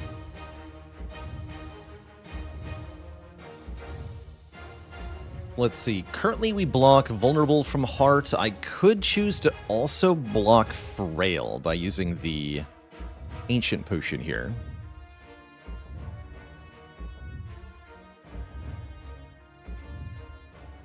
Schmammerin, dad joke for the crowd. What is the Defect's favorite flavor of chewing gum? defrag mint. We play defrag and 2 frost orbs, and then we draw 8 here. So yeah, the question is, do we add immunity to frail or not? It could matter if we draw algorithm or equilibrium. We have a 3rd artifact to use on a bias cog if we get one. If we get more than 1 bias cog, I really doubt we're going to need more than 1 artifact anyway. So yeah, might as well use it now. And then the potion of capacity also, I guess, might as well use it now. There's not a whole lot of reason not to. Sure. No debuffs for me. Okay, that's promising.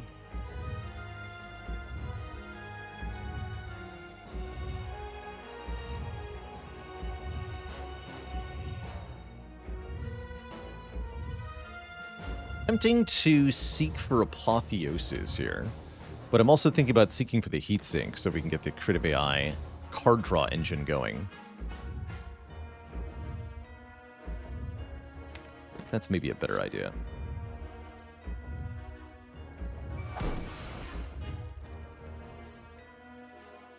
Because then we draw 2 off the Crit of AI and off every power we play via the Crit of AI.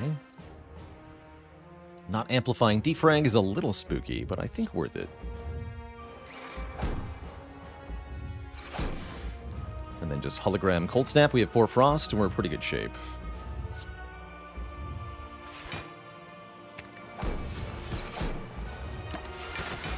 That's pretty good. We never died to this next hit.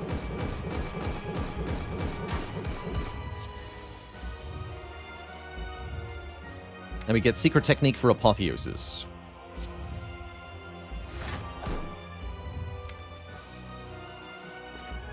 Or for Amplify, but I think for Apotheosis here.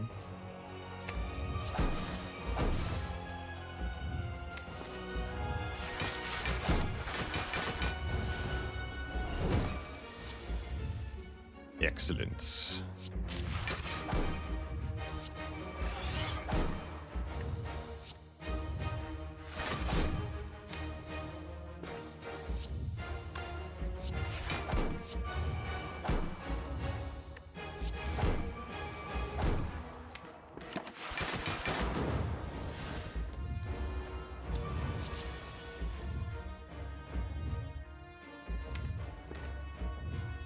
I'm going to amplify the machine learning here. Although amplify buffer. We can do both, actually.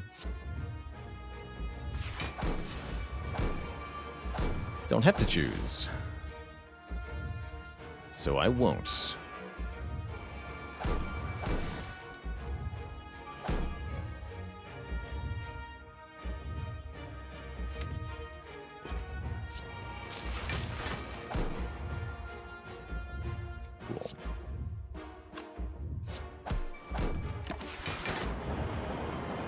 Need to do some damage too, hence the lightning orbs. Can't just sit back on Frost, as much as we would like to. Did this deck fight Awakened one? Nope. That's for suckers. Yes, I'm actually worried that the next cycle is going to be tough here. We have no way to weaken the heart.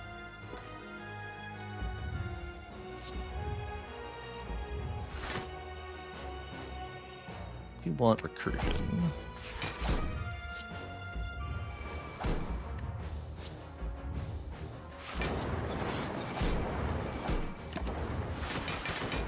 Yeah, we do lose a buffer here, actually. Thorns are helping, though. Our Stone Calendar is going to help. Here we go, Storm. Okay, Storm will also help.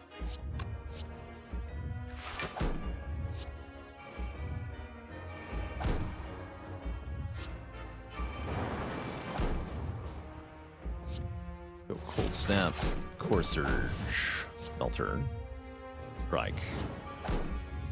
Dish out some more damage here. There we go, almost cap damage on that turn. But now we have to stop the multi-hit. If only there was some way we could get enough focus to stop the multi-hit. Alright, this is over. This is super over. GG.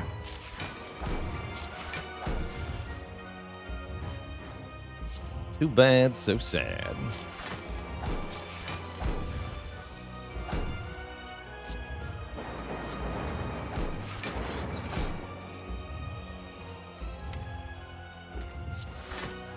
Get rid of that, get rid of this.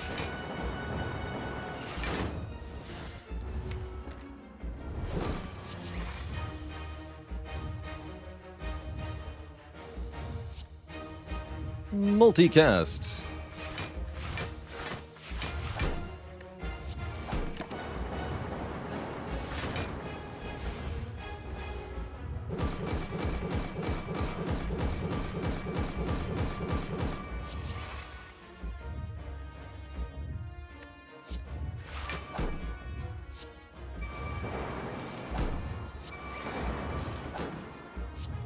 All over, Mr. Hart.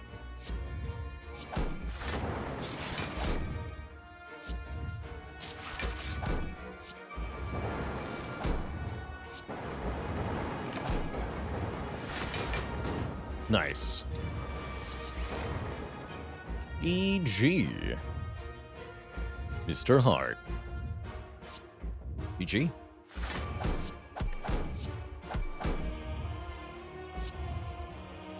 Three strikes, and you're out.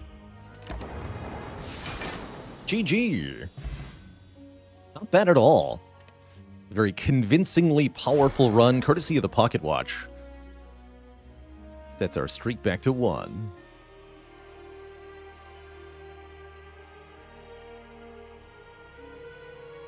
G freaking G.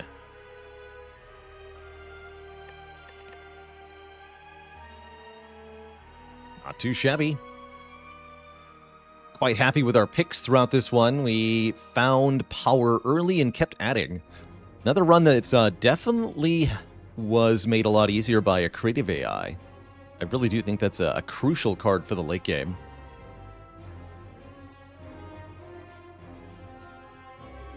Why was the Defect so adept at painting abstract Canadiana?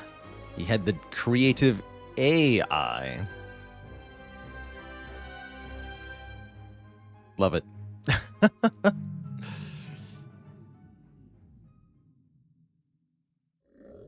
The Spire sleepeth, and so shall I. It's a good question, Aaron W. Do we make it a rule going forward that if Seek is up against a card that would be the best card in the deck, we should take the other card instead? This was an instance of we skipped Seek, and I think that was totally worth it. Because that was crucial for the Reptomancer fight and a few other things later on in the run. Kind of fell off in the late game, but it was still pretty good.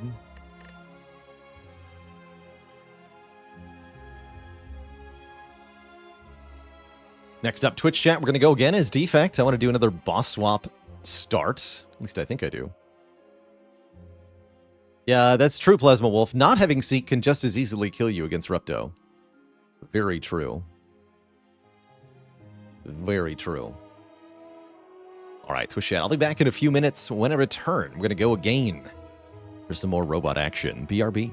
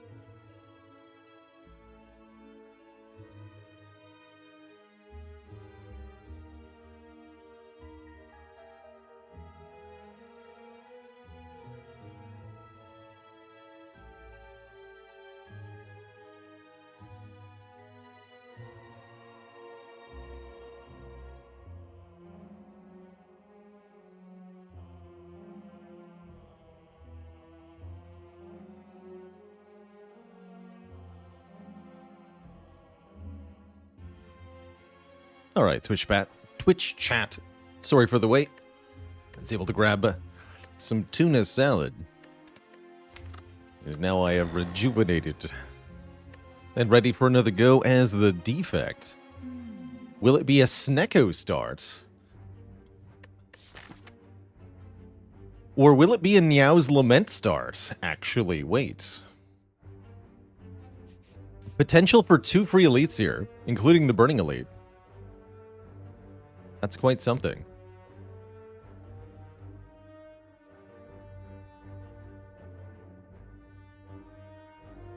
But what if I could just do that path anyway? Combat shop, combat event. It's not so bad. There is a forced early elite here. Have to do one of these 3. It's a little bit tricky.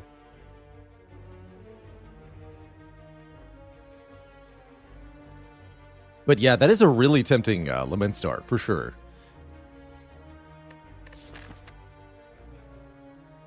There's a reasonable number of combats after the Lament so that we can get enough card rewards for Guardian, too.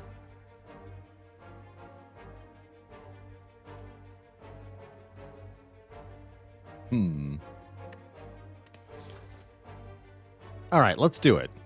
Let's see if we can pull it off. You, as they say, gotta.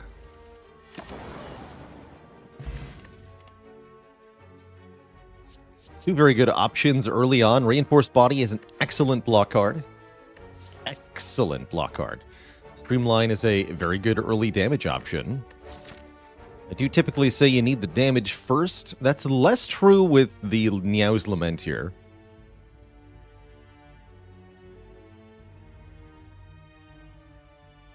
But still mostly true.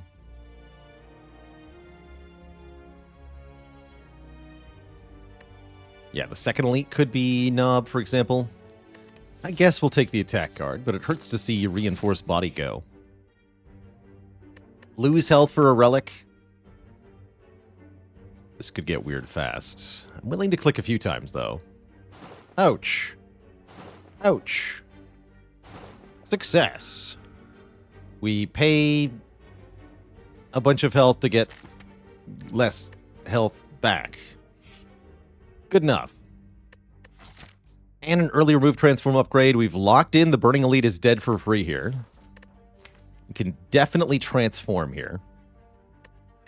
Transform seems like a good idea, actually. Get rid of a starting card, add something new. Given our relatively few card rewards this act, we're going to want to look at more cards in total. So let's transform. Would Lament or Boss Swap be better for streaks? I would say usually the Boss Swap is, but this was an unusual map generation circumstance that makes for a pretty good Lament, actually. I just kind of want to know what it does. We get a block card. Okay, glad we didn't take Reinforced Body. Can you imagine this deck with a Reinforced Body instead of a Streamline? How do we kill anything? Terrifying.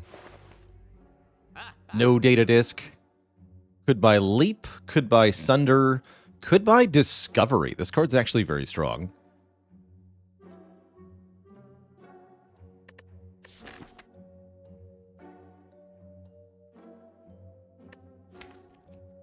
I do like Discovery. Was the last run a Boss Swap? Yes, last run was Slaver's Collar start.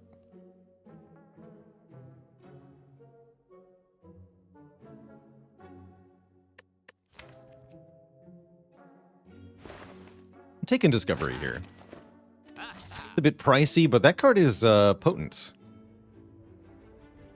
And we can remove a strike on top of that. Like it. Yeah, I don't care about Gremlin Knob. Gremlin Knob doesn't exist. And yes, we now have locked in 2 elite kills, no matter which way we go from here. But I would like for the 3rd elite to be also an option. And I would like to get our green key. Hazeberry, thanks for the 11 months of support, 1 away from the full year. Really waffling on what message to type.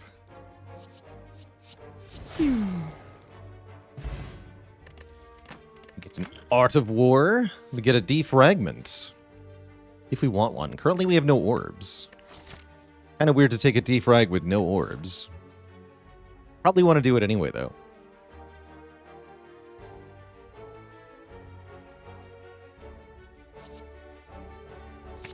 There's still time.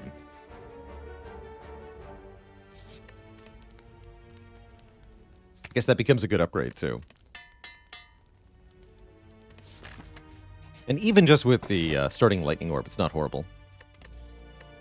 Omamori was great last run. I'll take it again this run. No problem, no problem. We get a free Lagavulin. That does mean the third elite could be Gremlinob once again. Oh, heck. Okay, don't take the second defrag. That is too early. I don't mind machine learning here. Compile driver's not bad either. Let's take machine learning. And I still, even though this is a 50-50 for a Gremlinob, I think we'll be okay. We have a lot of health. We have a Neko Potion. Some of our good cards are powers, not skills. And Calipers are here. Calipers could be good here. Calipers allow us to retain excess block. For example, if I play Leap, Defend, Defend, we get some excess block here. Although, probably I just want to go Zap Dual Cast, right? That seems more reasonable. What a strange Act 1. Ain't it? Positively bizarre.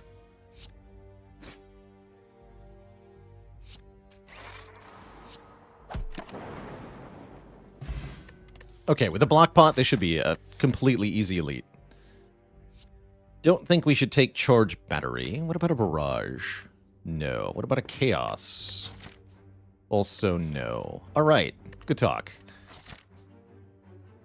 Chaos I could see taking for this deck. Yes. Do we want to take it when we're about to fight Gremlinob? No. So we would take Chaos after the Nob, but not before. Yeah. Yeah. Alright, Discovery. Show us what you got. Doom and Gloom. That'll do it. Hopefully. Nubbers. I think we're pretty fine here with Snecko Oil, too. We can draw back into some stuff.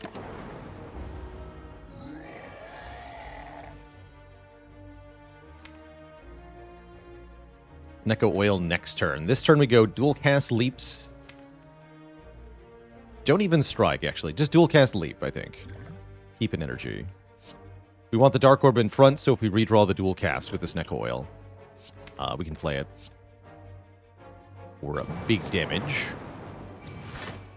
If I'm not playing Strike, then I should play the Defend.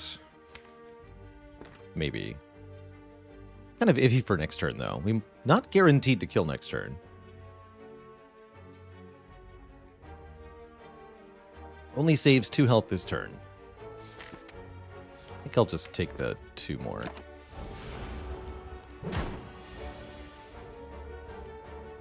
Okay, obviously this hand does not kill the Gremlinob. Hence we drink the oil. Glug glug. And there's Dual Cast. Why not strike, though? We didn't strike because we wanted 1 more energy with Art of War. So that for this hand, we can play another card, no matter what the Dual Cast or whatever important card ended up costing.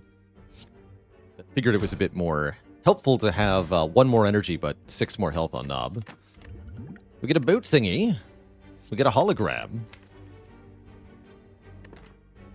Hologram seems good. I like it with the Discovery, actually.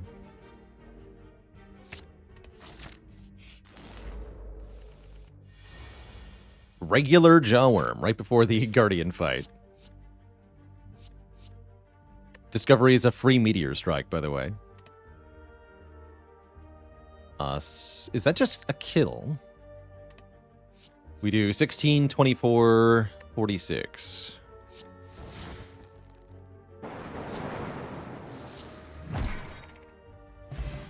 Glorious. And actually, we should just take a Ball Lightning, because we've not been given the opportunity to get one yet. And we would really like an Orb card. Although we could instead take Tempest. Tempest is like Ball Lightning, except I don't get to choose where the damage goes, at least the initial damage, but we can do more Art of War things. But it's also only usable one time. Seems iffy.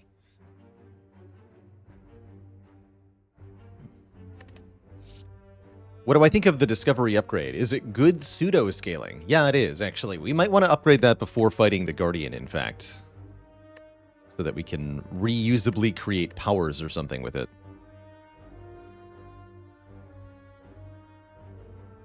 Aren't we lacking damage? Yes, that's part of why we're discussing which of 2 damage cards we want to take. Art of War is the only reason I haven't already clicked on Ball Lightning. If I had Art of War, it would be an easy pick here. Or if I didn't have Art of War, it'd be an easy pick. But the Tempest being a skill makes it a bit better, comparatively. Is Discovery depicting Giant Head? I think so. There's nothing else in the game that looks like this. Although it's not exactly the Giant Head. He's got like a carved nose that the head doesn't have.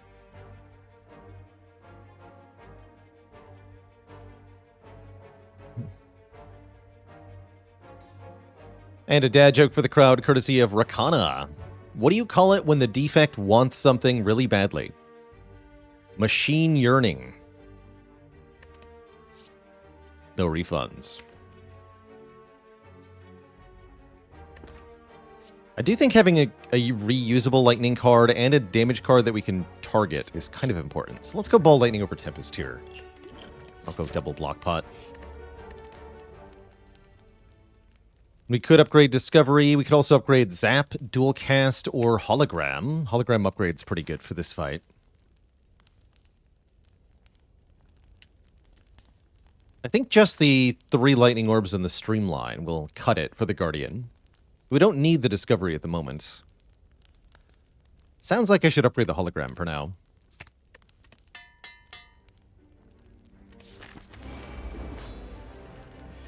Especially with, again, the Streamline. That Hologram is going to really slap.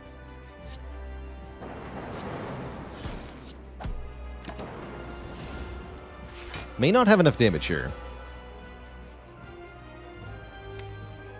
We do, fortunately. If I defragment Hologram Dual Cast, that's just enough to transform it here. If I play Discovery and it doesn't give a damage card, we lose the chance to transform. So let's not do that. Let's take the guaranteed line.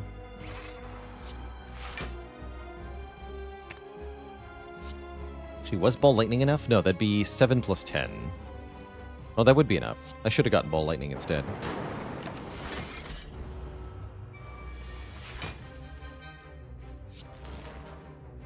Not too worried for this fight, though. It'd be nice to play Streamline next turn. I'm not going to play the Strike this turn, even though we could, because I want the Art of War energy. Should have played more block, though. We have Calipers. Calipers are good here.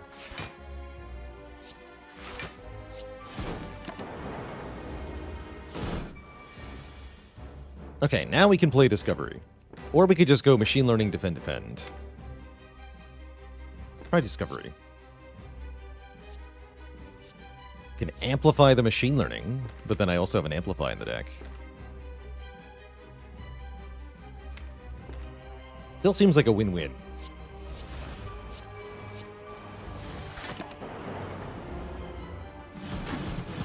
Take a bit of damage, which we were going to do that turn anyway. And now... Now we blap.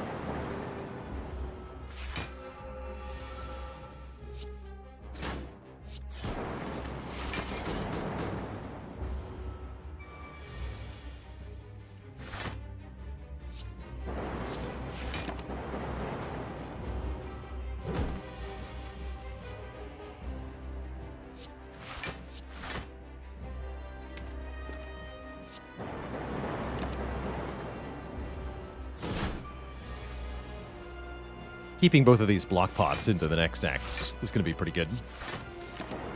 Quite happy about that. We'll make sure to use them whenever they save us health.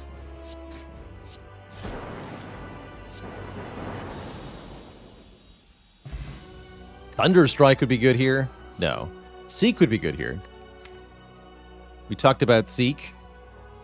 If Seek is up against a card that would be the best card in your deck, maybe consider the other card, but I think actually Buffer would not be the best card in the deck, arguably. I would like a Seek here. Put anything from the draw pile into our hand. Especially good with Hologram.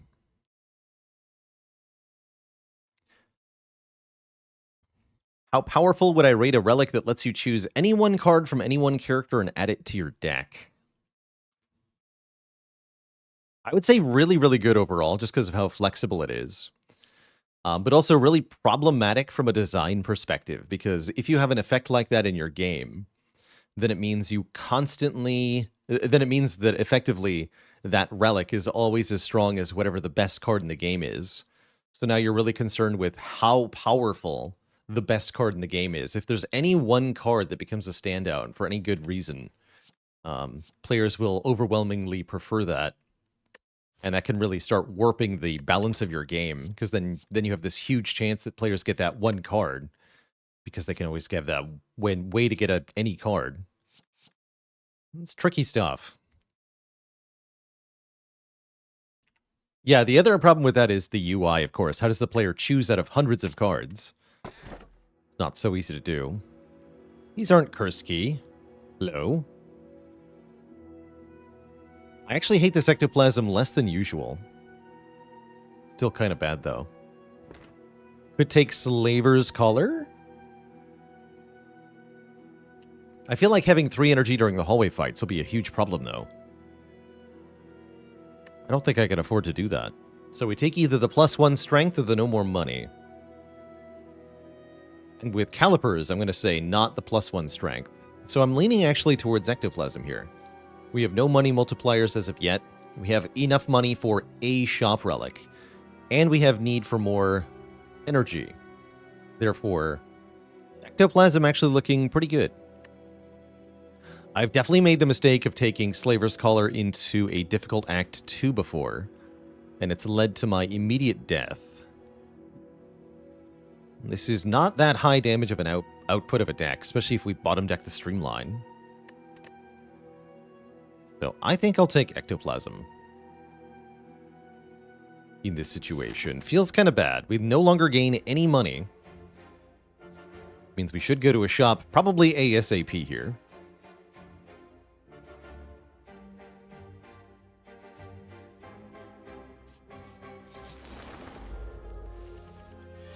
All right, Philostone pickers get owned, I guess. Probably we want, what, machine learning here?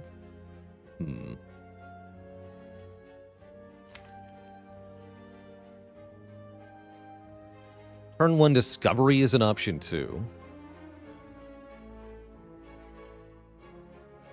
Let's turn 1 discovery.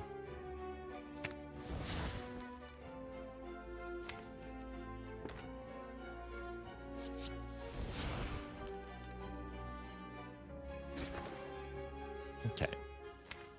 Bit of a roundabout way to get where we were going anyway. Seems like this could hurt.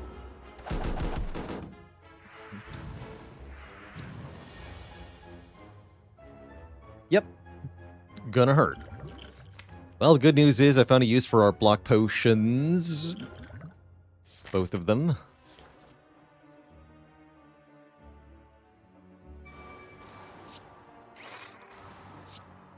Only does 10, I'm afraid. It's a bad birds fight. Ouch. Still lose a bunch of health. Terrifying.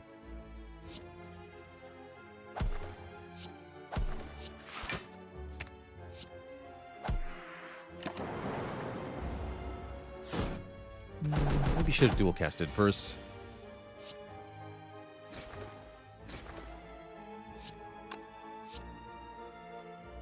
It's also not a guaranteed kill.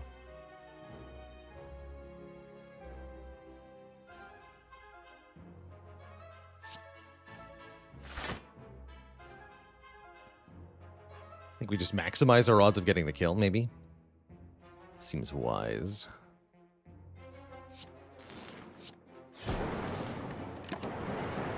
Yeah, they both die that way. Bronze scales after that fight is a cruel joke.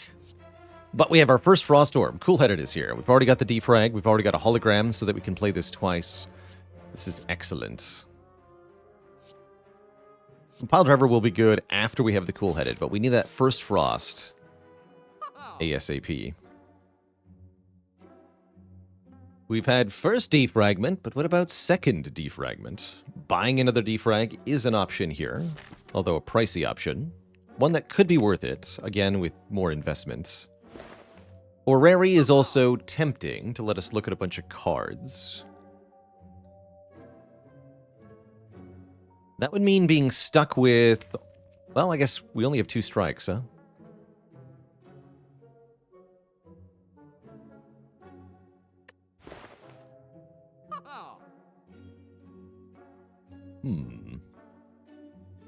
Is Act 2 the worst time for Orrery? I don't think so. Orrery? Might be Orrery. I wouldn't trust me on the pronunciation here, by the way. I don't know what the hell I'm talking about. Usually.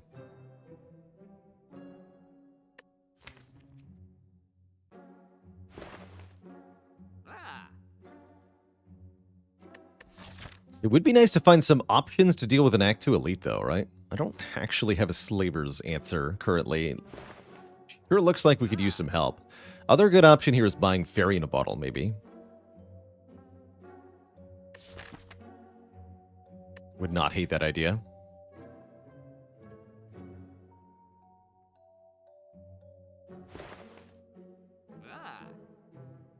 Let's go with the cards. Okay, Doom and Gloom, Equilibrium are both nice. Upgraded Ball Lightning or... Wow. Recursion Plus, that's kind of spicy. Hologram Plus. Leap Plus, also not bad, actually. We have Calipers. Wait, we have Calipers. Take the Algo. Algo is way better. Way better.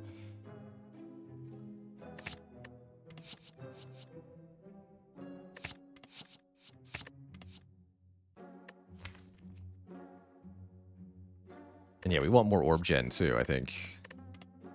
So probably Ball Lightning, maybe Doom and Gloom, too. We don't have an AoE card yet. Doom and Gloom would help. Yeah, like Doom and Gloom Ball Lightning. That should let us beat Slavers. You could also take Loop here, but Ball Lightning is going to be better against Slavers than Loop is here. But yeah, Loop is also valid. It's just we can't rely on it for a while. It's better later than it is right now. Currently the Ball Lightning is good right now. This is also good Book of Stabbing killer. I think I need that damage.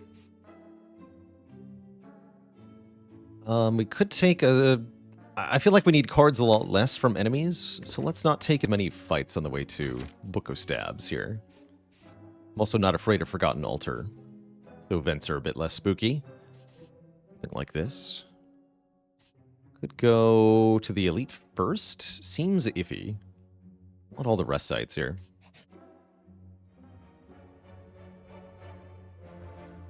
Can I do anything meaningful with 56 gold? I don't think so. Buying some potions with the last of our money sounds not bad.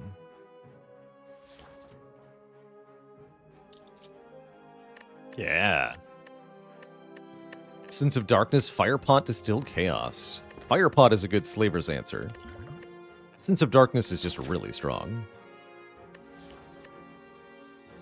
Distilled Chaos is pretty good. Maybe a little bit unreliable, actually. Take the Essence of Darkness. 3 Dark Orbs.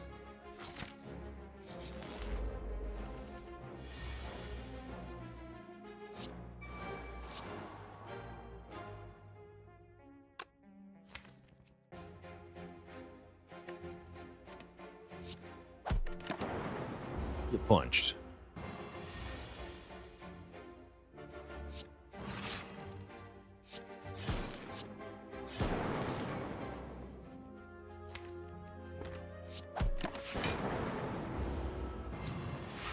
Discovery activates Hex twice usually, so it's kind of hard to want to play it there.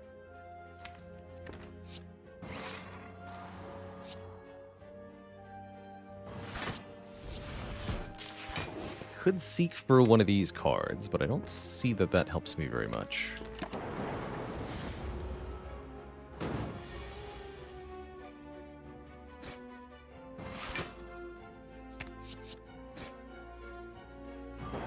Good fight. An attack potion, is that better than Fire Pot or Essence of Darkness? Kind of unclear, actually.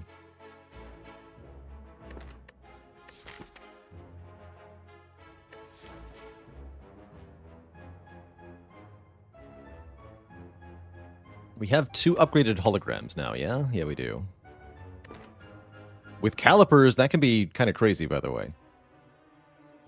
Good reason to take madnesses, perhaps. Feels like we skipped these. Look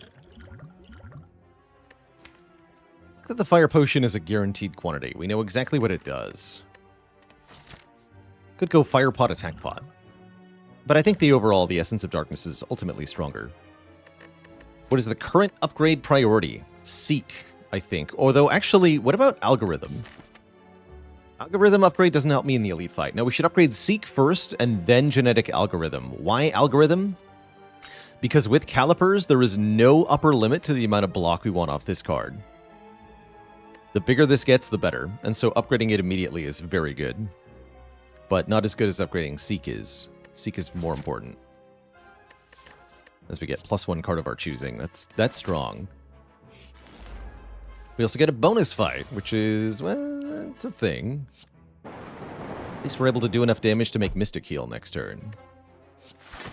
Not quite enough block, though. Iffy. Yeah, I was afraid of that.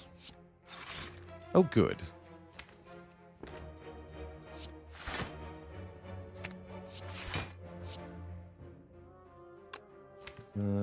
Not that good, though. I get free block. Okay, yeah, all is well. All is well. What do you make now? Doom and Gloom. Perfect.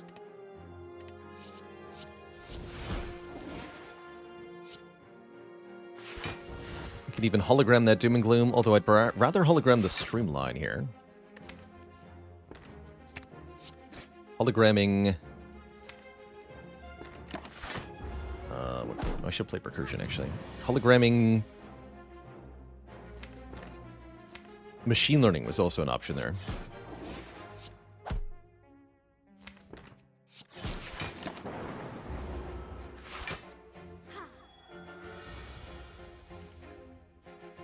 Was that strike even a good idea? Yes, on turn 1, we needed to strike in order to make Mystic Heal.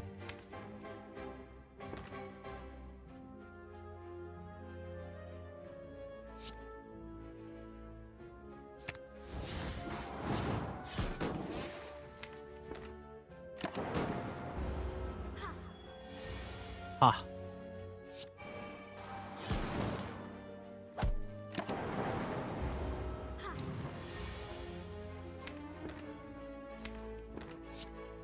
To trigger Mystic's Healing, you have to deal a total of 21 or more on this Ascension level. It's lower below Ascension 17. 21 or more combined to the Mystic and the Centurion. Turbo, huh? This deck almost wants a turbo.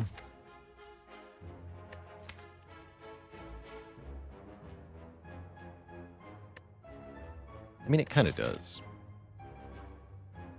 Would I stream now if Spire never happened? Ooh, I don't know.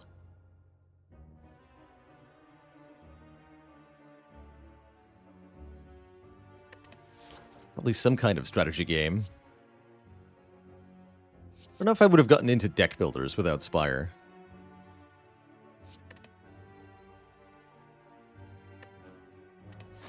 Baylor the Brotato streamer. I mean, that will be me later today. I'm going to play some Brotato.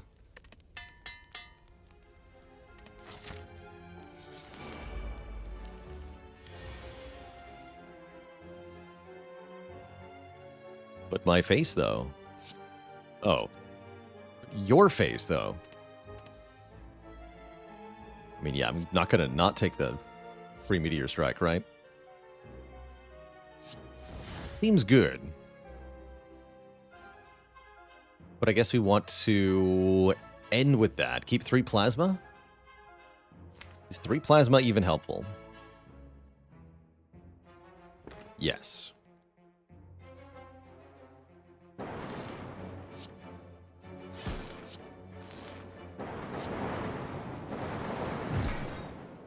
I don't think our potion helps very much here. If the potion would have done anything useful, I'd use it, but no. Do get hologram loop. That's good. That's good. Perfect.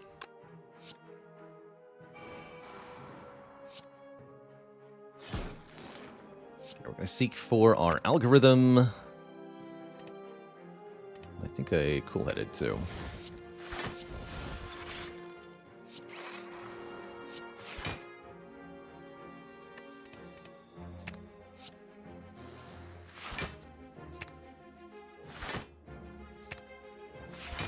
Build your own reinforced body.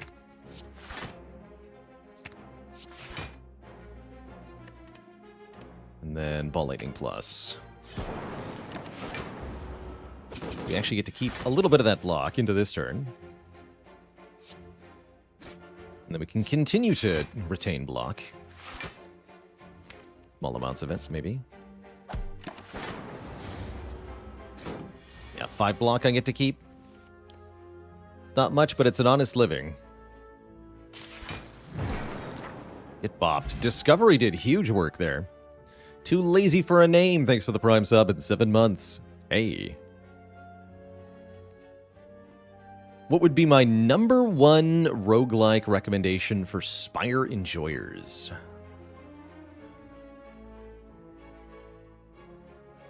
Cobalt Core, probably. I think would be my number 1 at this point. Whoa, wow. Buffer versus reprogram. This... Huh. If it weren't for all these orb cards I just added, we could actually transition into reprogram pretty well from here with 2 holograms.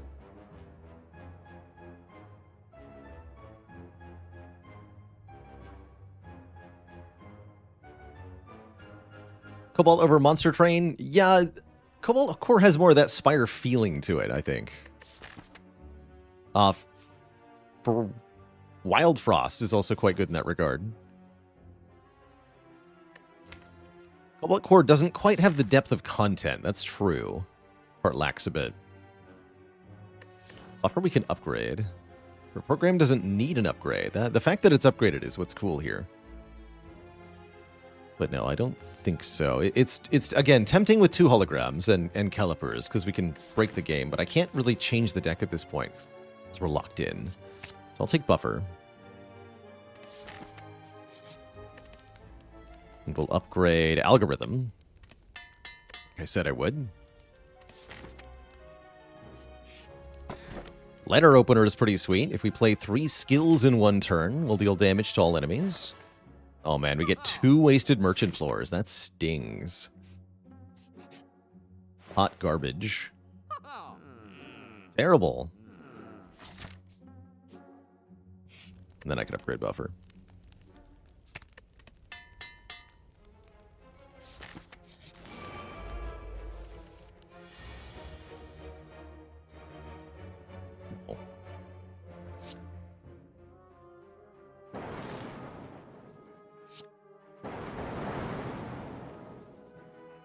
Cool. And I need to use the fire potion to kill you, huh?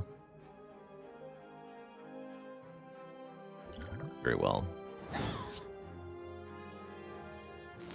Don't really get why hologram is a good upgrade. It's not about the +2 block, Randy B. When you upgrade hologram, it goes from exhausting to no longer exhausting.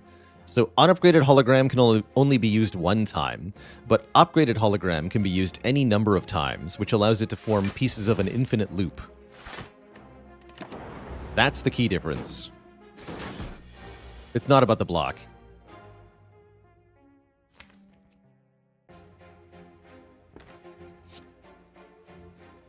It was never about the block.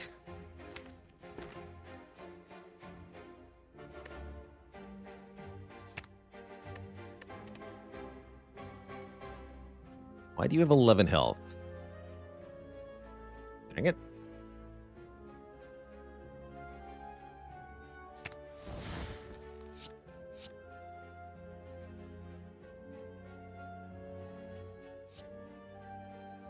Perfect. Now you don't have 11 health anymore.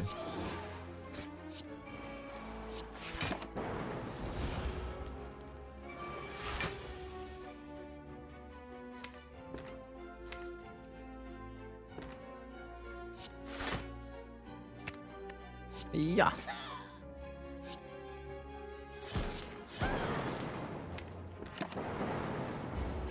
We always draw the buffer.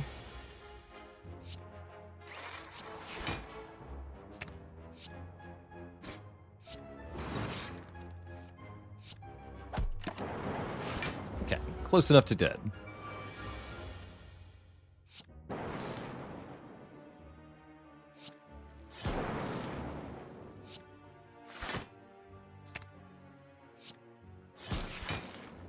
I don't need my orbs to target you. I have my own power. Get out of here. Get meat on the bone. Very convenient, given that we're currently below half health.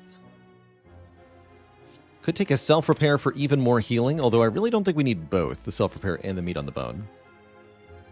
Manuel, thanks for the 5 months of support. Appreciate you keeping it cozy. Would hologram be any good if it gave no block? It would still be good, just not as crazy OP as it currently is.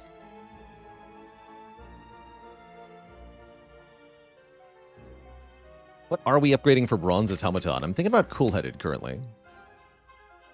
Or Drawer.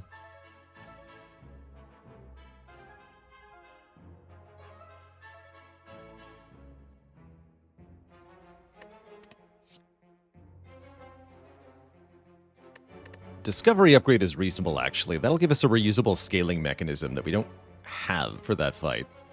Yeah, that might be better.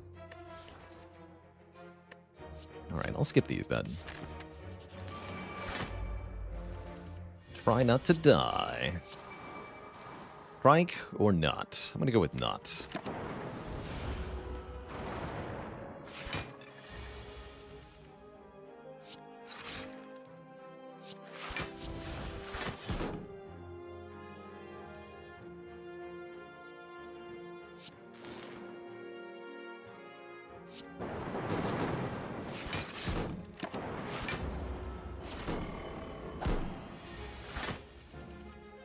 Loads of free block.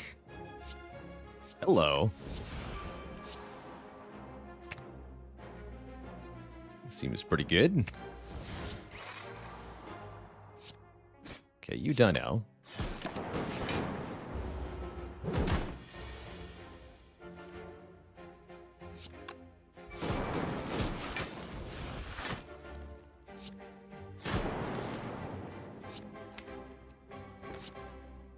We played Algo, good. Imperative that we do that in every fight. There we go. We've seen many holograms that I've skipped. This one with the upgrade, we're taking it. No, Freddy. If you upgrade cards to give them innate after the combat starts, it will not have any further effect. Good question, though.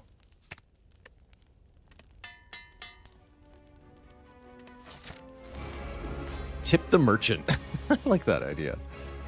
Just tip him. Do I need the Essence of Darkness in this fight? I think I would like some help with this fight. I don't think the Essence of Darkness will be that useful in next act either. So yes, let us use the Essence of Darkness here. We get 3 Dark Orbs.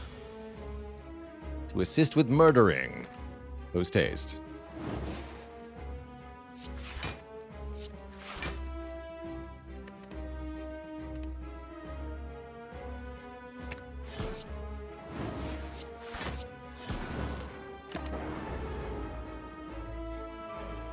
Give that back. You keep that for now. Please hold on to that. Yeah, I don't really need an electrodynamics is the thing.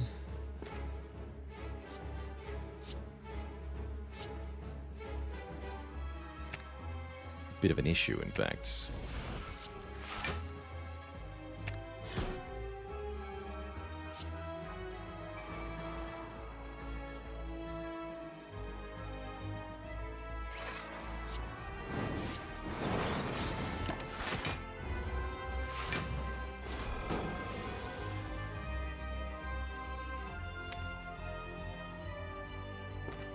go Recursion again. Kill you with Recursion. Full block this hit. Play Buffer so that we block Hyper Beam coming up next. And I'll take some more Orb slots. Why not? Although All for One is also fun with Recursion Streamline. Capacitor.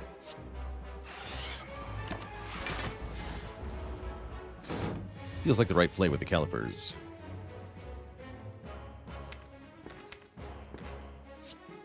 Play Discovery a couple more times. Yeah, Consume, actually.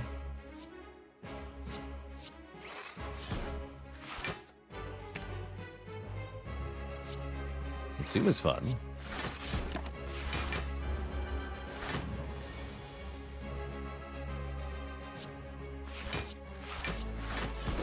Almost managed to full block Hyper Beam. Almost. In fact, I think I could have done it by playing both Ball Lightnings. That would mean losing the Dark Orb, though. He'll have Algorithm, don't forget that.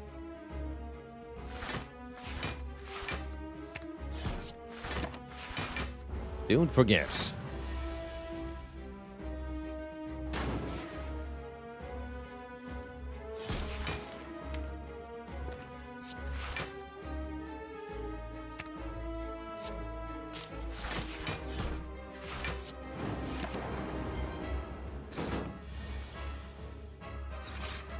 Okay, next turn. Just don't kill before then.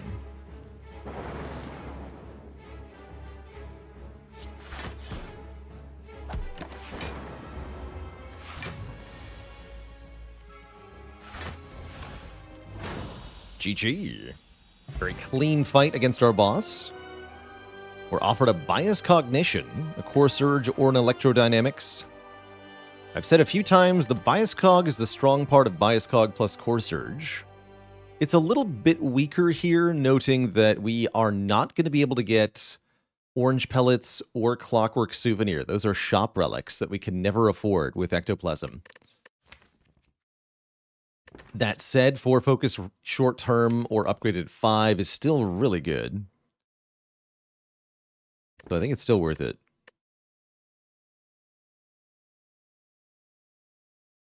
Welcome. Rosencore. Automatic Frost Orb generation. Interesting. Or Pandora's Box. Transforms 6 cards. Notably, all our remaining starter cards. With Ectoplasm. Really like Pandora's Box with Ectoplasm. Definitely could get some good hits there. We could try something like Velvet Choker. Don't think we want to. This seems pretty good. Frozen Core's not bad either, actually. We only have the one cool-headed, right? Like, this is a lot of Frost Gen. But I gotta know, what's in the box? Frost Gen, and another Recursion. Ooh, I like this. Heat Sinks, Static Discharge, Chaos, Chill Recursion. Cool. Much better than the starting cards we just replaced. Much better. Okay. We don't really want to go to shops this act if we can avoid it. Rest sites are pretty good, though. Unfortunately, I can only get at most 3 rest sites, and that would involve going to a shop if I wanted 3.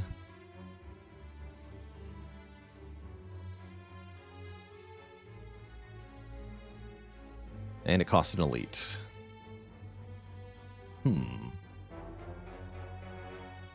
Guess we'll start with some fights. Although if I start there, we gotta start here. Yeah, see if that one upgrade matters enough.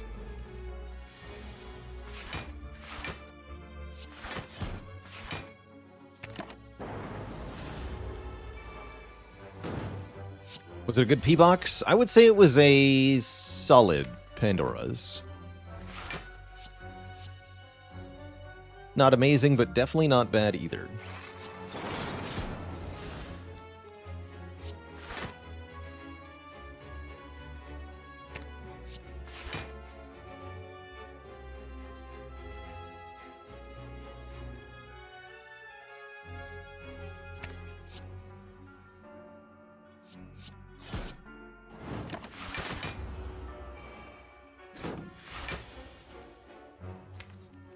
get to play algorithm. Wait. Notice something unfortunate here.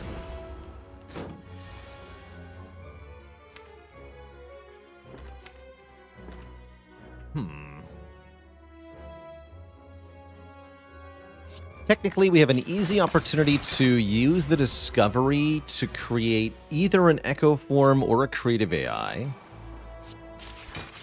so that we can use echo form to play algorithm twice, and therefore gain more of a permanent bonus. Normally, I wouldn't bother to do this, but with calipers, that 3 extra block on algorithm is going to matter quite a lot, actually. So I really do want the bonus.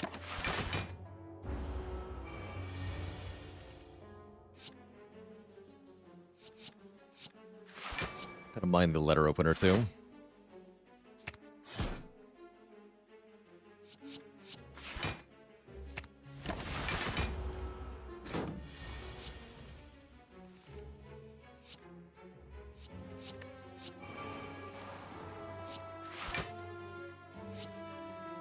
Okay, that'll help a lot.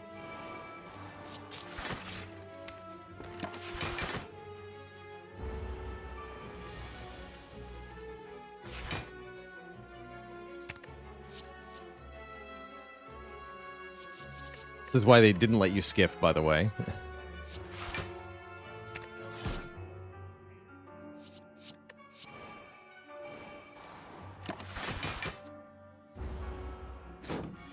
If I find a recycle, that would also speed things up.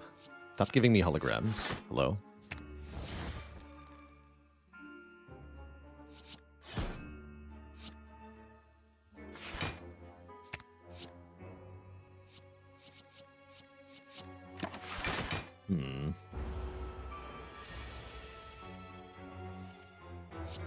Only gonna give it a couple more tries here.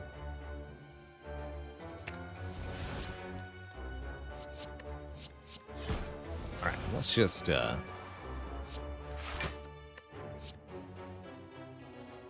doesn't count. Let's just play it.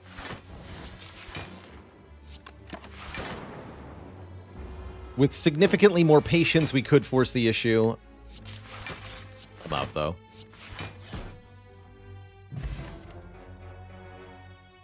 Turbo is back. Turbo is a lot better now.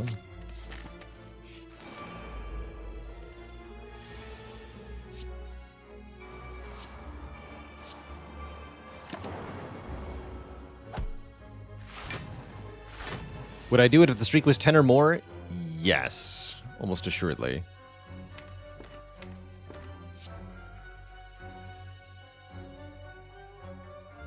Boy.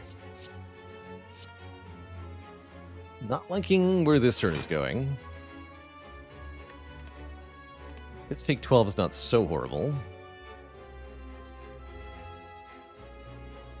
If I get the steam barrier, we can lock that in. That's fine. I think we're going to block both of these.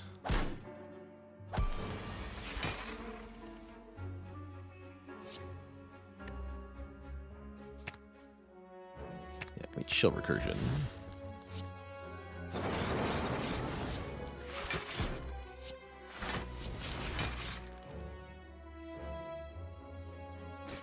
Weaken them.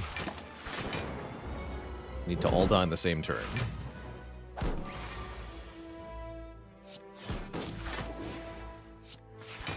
Close to it.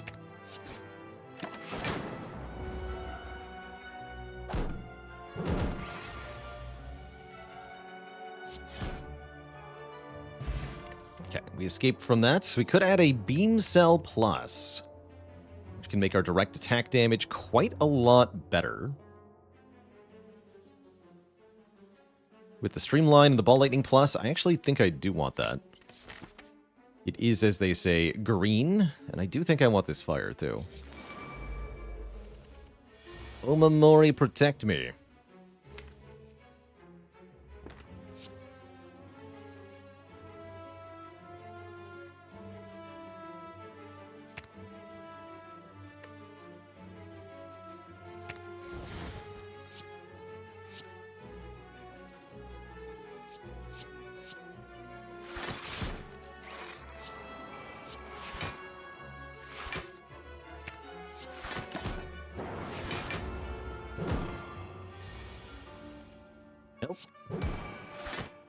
Okay, a much more reasonable number. Let's cease hostilities for a little while, hey? They do not seem to agree. I understand.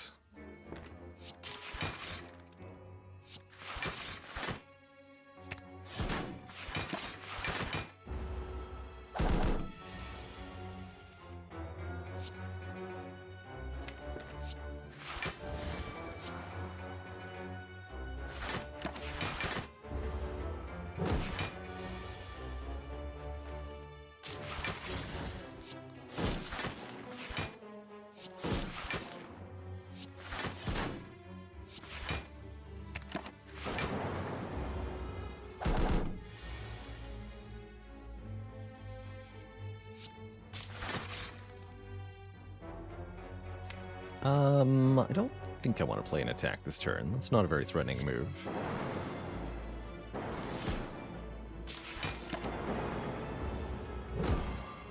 Still have 2 buffers as well.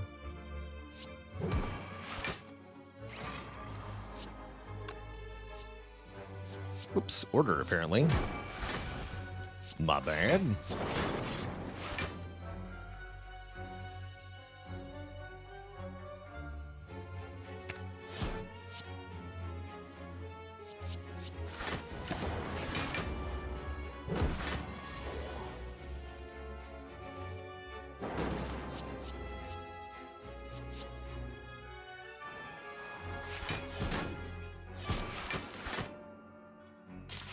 Blappening time.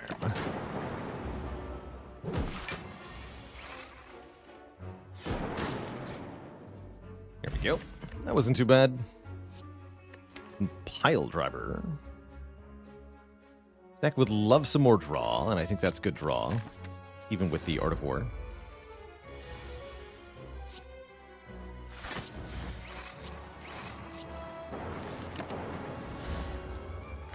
This is a bit iffy, actually. Do have more powers.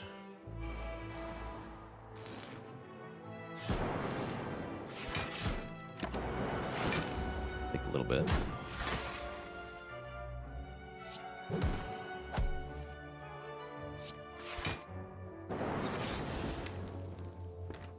Hollow compile again? I kind of like that.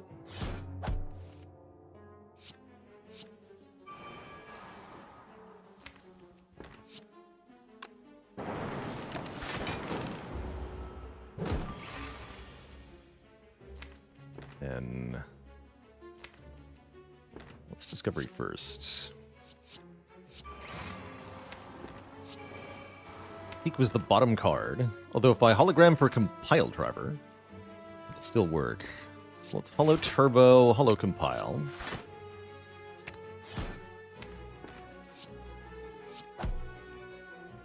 Then I can seek for turbo. Hologram, turbo. Hologram the turbo. Play turbo again. Streamline, hologram, streamline again. Oh, heck. I took turbo and wanted to upgrade it into turbo plus, but here is a turbo plus. I guess maybe I take the cool-headed.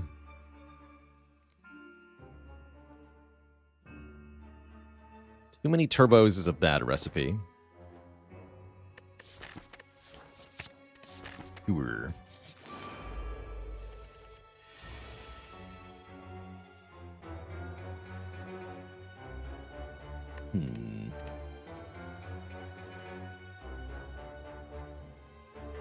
This is also an iffy situation. Transient is tough.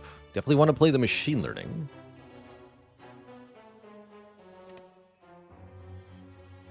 Be good to get streamline down too. Do it this way.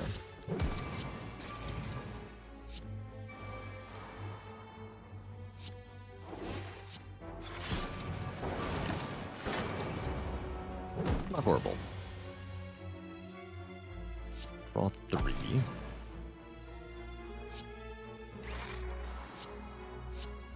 Streamline again. We can hologram the void, as I'm really not going to want to draw that later.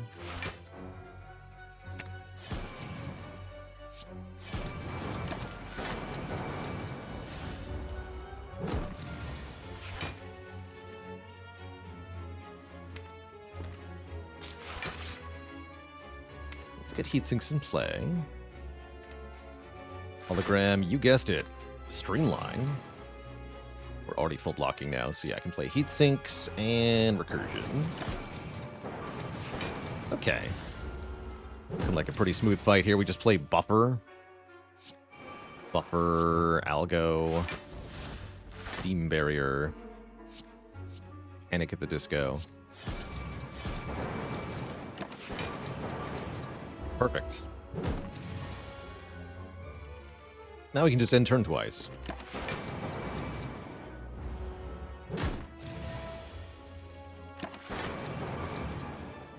Bonk.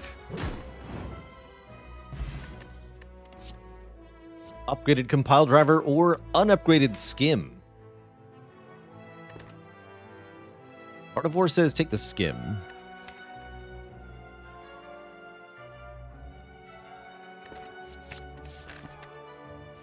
Also doesn't need the orb set up. I think skill potion might be better than flex potion, actually. Especially with the letter opener. And yeah, I'm going to upgrade turbo of all things. Other important upgrades, we are only going to get one more this act, which might be bias cognition, or we could upgrade our draw. I think bias cog's a good idea. The shop is a shameful reminder of things that we cannot do. Like take the prismatic shard, or take an ancient potion. That'd be good. But we can make do.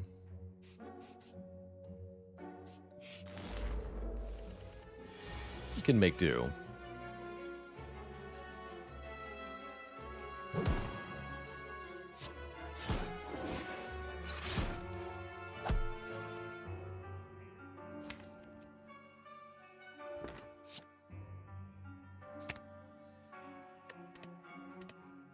Let's get defrag down too.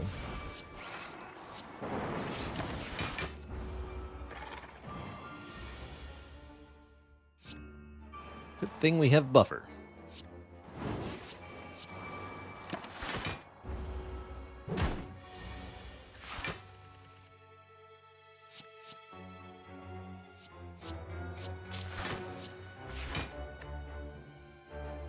Great thing we have buffer. In fact.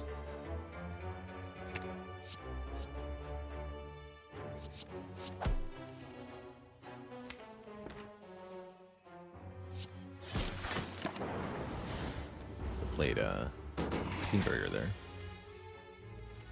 Oh well.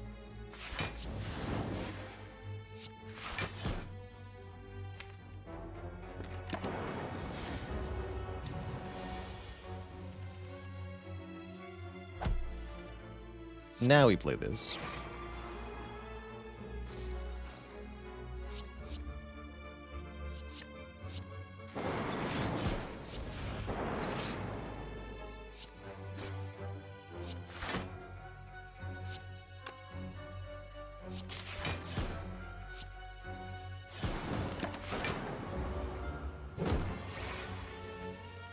By 3? Horrible.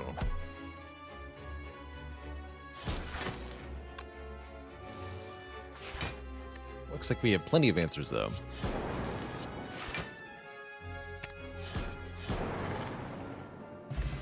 Regen potion. And another buffer. Or another cool-headed. Might actually be more important to take another cool-headed here.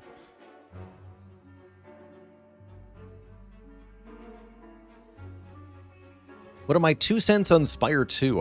Am I ever worried that it might not match my love that I share for this one? I am a little worried that it might not quite hit some of the same notes, but I'm confident that Megacrit, with their metrics-based decision-making, can transform it into a very good game, regardless of where it starts. So I have a lot of faith that Megacrit will polish it until it shines. I think they understand what they're trying to do with the follow-up here. So I'm hopeful. I am hopeful. Not fighting Nerdbird first. Still think I want the cool-headed.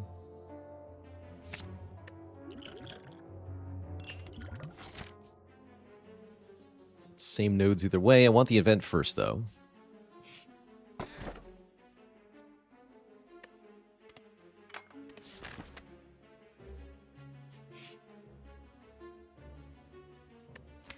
Double orb walkers. Are we any good at this fight? Are we any good at this fight, followed by a Reptomancer fight? Sounds tough. Hardly impossible, but tough. Let's do it.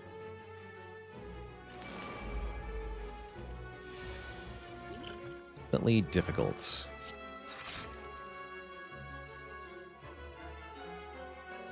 Definitely difficult. Definitely worryingly difficult. Heat sinks, chaos, hollow. One more beam cell. Delivered here forthwith, I believe. We do take some damage on turn 1, not to be surprised. Lots of burns added to the draw pile. Okay, here we go. Seek. Seek is where it's at. I seek Streamline Hologram. I believe we can kill one. So let us do that.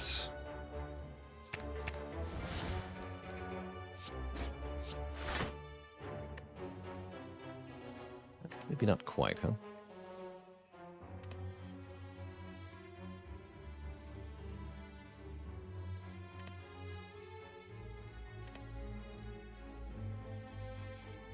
Not quite.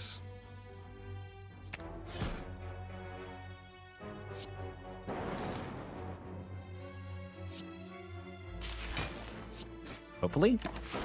Thank you.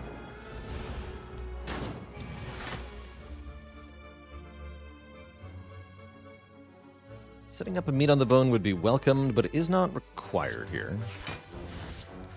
It doesn't look like we're going to do it either. Seems fine. Seems fine.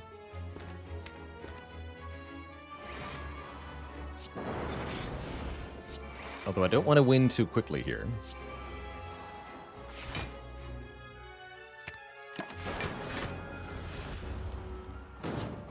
Lest our regen potion be wasted.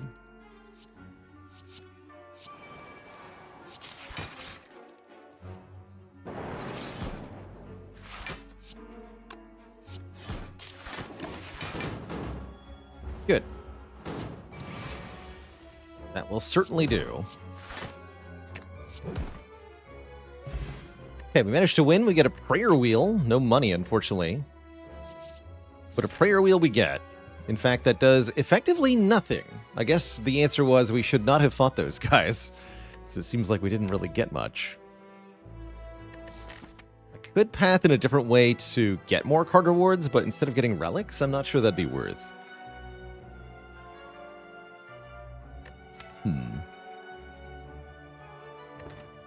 It actually might be better to do this.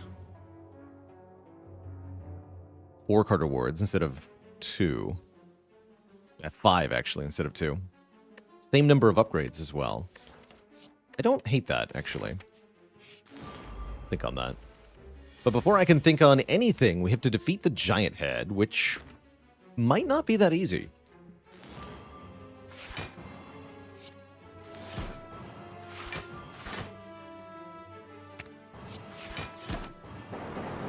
Keep that algo for later.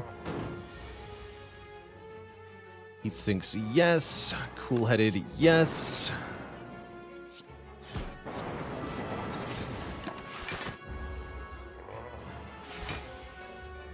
Here we are. Please seek for discovery in machine learning. Discover capacitor.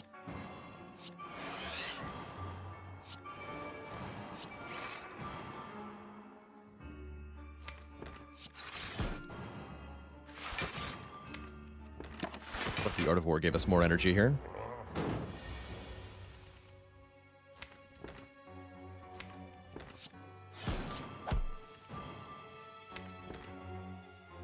Okay, hologram, the recursion plus. Keep this Dark Orb cooking. Okay, currently we block for 26. So Cool-Headed Leap gets us there. We can keep this buffer.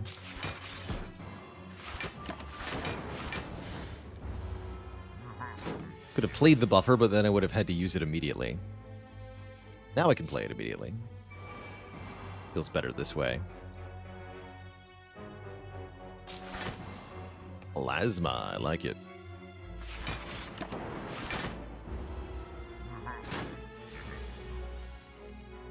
Okay, it's time to use the bias cog. Definitely. Compiled River also draws 4 this turn. Seems pretty good. One more buffer is a definite yes.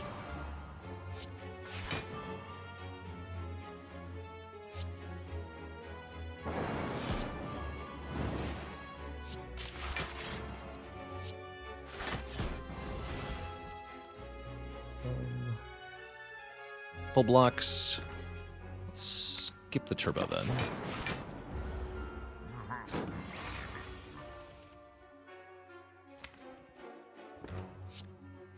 Take my recursion, thank you.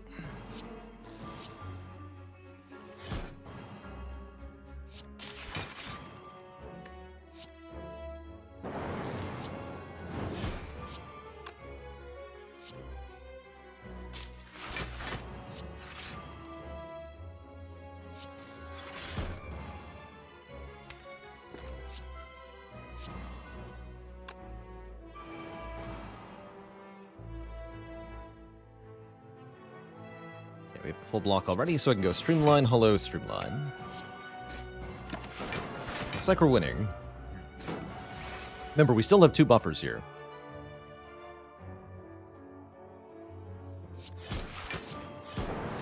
Let's just get dual cast and we win. Great fight. Get a mob bank and some money and a chill. Chill sounds great. Chill sounds grand, I suppose. It's probably fine. Is Defect the highest skill cap character in the game? Asks chat. I think so. I think so. I think Defect is a skill cap that's an order of magnitude above the others. Genuinely. Just crazy, crazy amounts of possibilities for the player to control and input here, and also yikes. Double attack turn 1. Left for another event. I don't want more events. I want to keep I want to get bonus cards with a prayer wheel, and I want to get bonus block on the algorithm here. So I would strongly prefer not to take an event. The event would be a mistake. Use both buffers here. That's iffy. Do it though.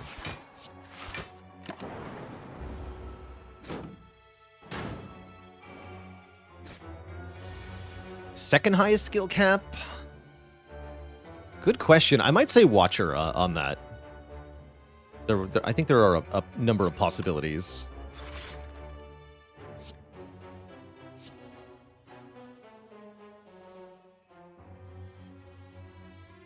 I need the stinky guy to die.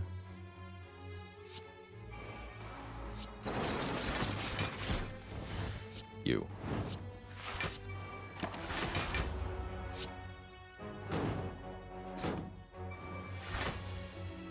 Oh, good.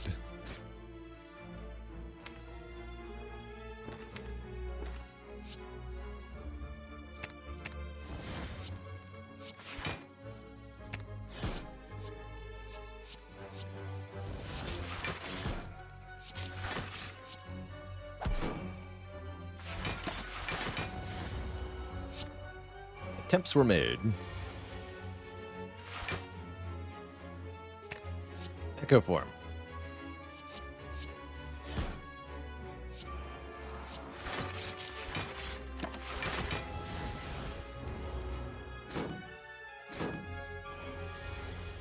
I was Watcher hard. To get her is hard, but when you do, it's super easy. Yeah, what we're talking about is how much of an investment is required to understand the character. That's the skill cap of the character, and not how easily or uneasily does the character take on the game, but rather how much of a difference does knowledge and mastery of the character make in her performance? And the answer is, for Watcher, quite a lot.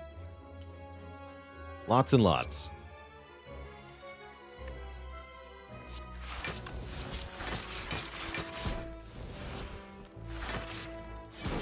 And I think Ironclad and Silent are more straightforward to play.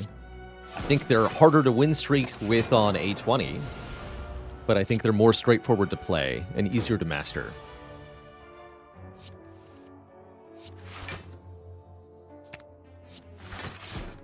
Letters opened.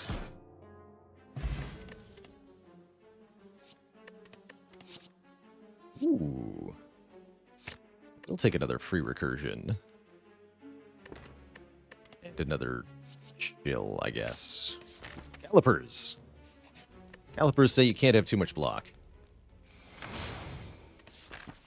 Be nice to have a little bit more focus, though. Just a teensy tiny bit. Just an enormous amount.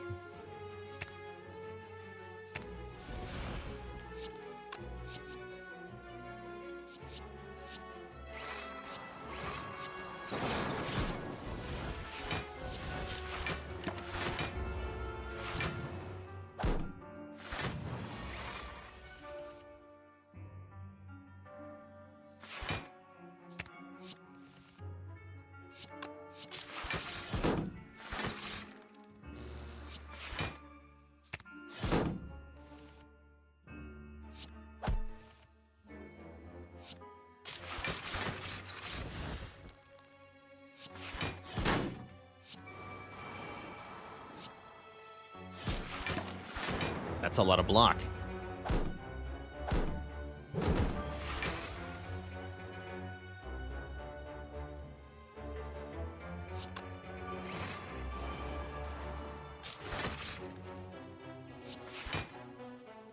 Keep skimming.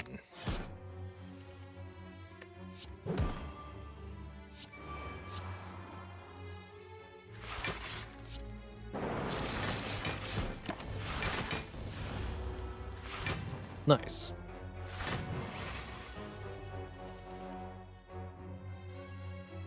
How's it going, Siliphase? Welcome, welcome. Welcome.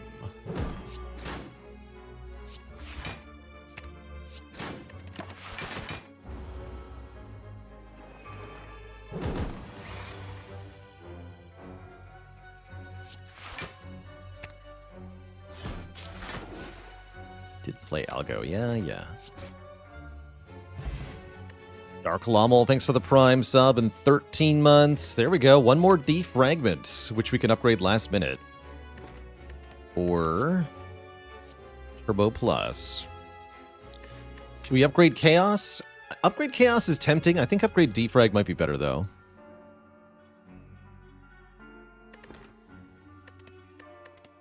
Take that Defrag. Upgrade it. Unconditional focus. It's good stuff. Question is, can we even survive the boss gauntlets before us here?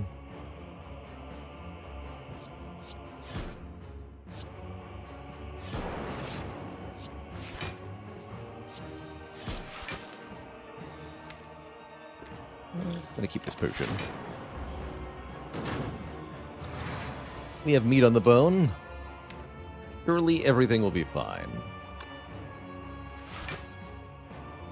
Discovery, save me. It's kind of like saving me. Too early for this.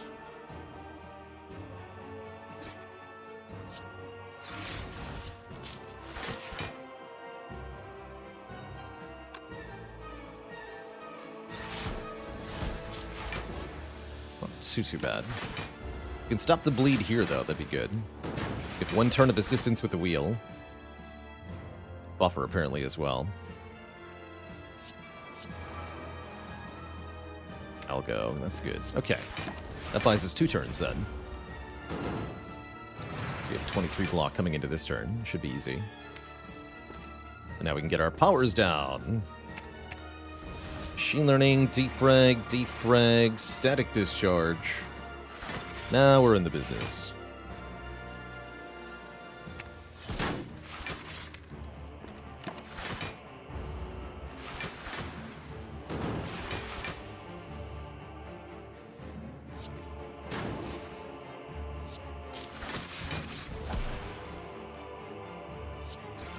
Streamlining time.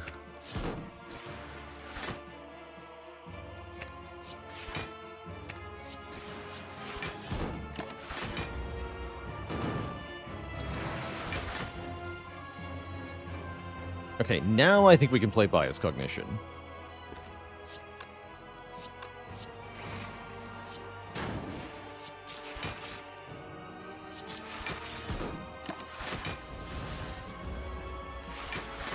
Lose 1 focus per turn, but the fight should be over pretty soon. And if it's not, well, yikes. More draw.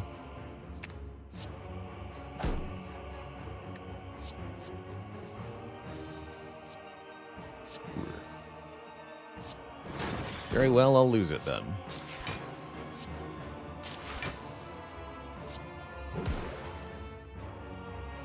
Well, I see you're not yet actually dead. Now you are. So I lost buffer there. Mildly concerning.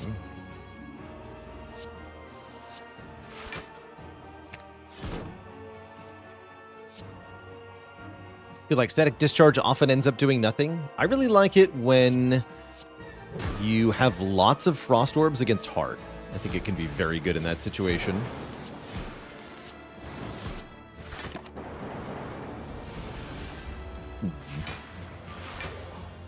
Block for 21. I have to kill Deca. This blocking is easy. Yeah, blocking 21 is easy. Just loop the hologram. And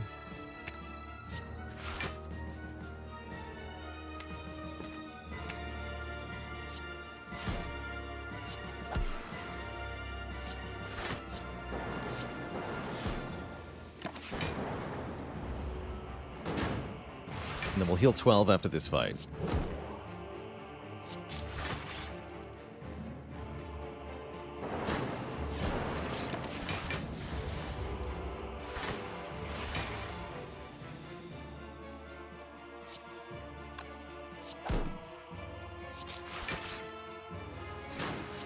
GG.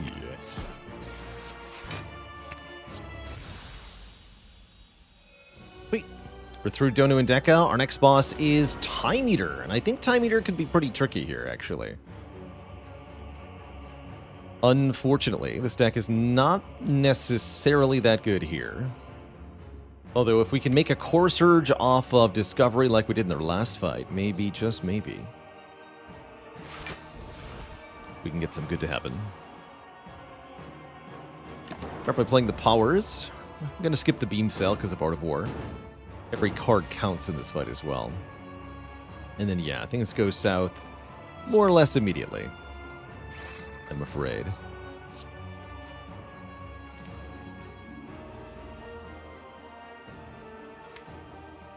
Bit of a bummer. Alright, we lose the buffers.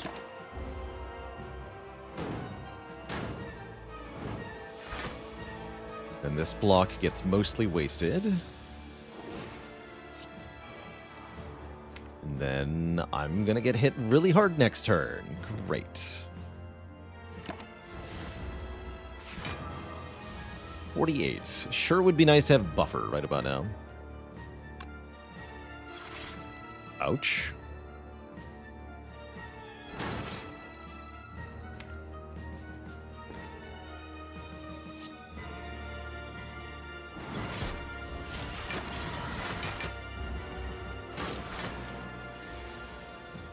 Freaking ouch.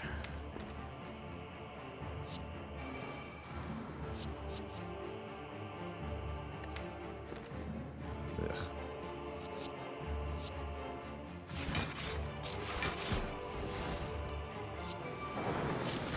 Okay, okay.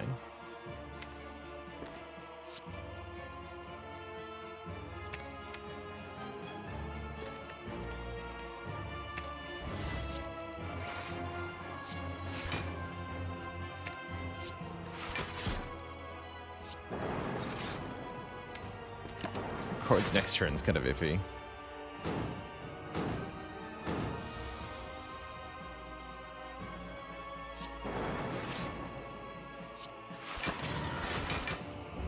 Ouch. Still alive, though. We knew this fight would be tricky.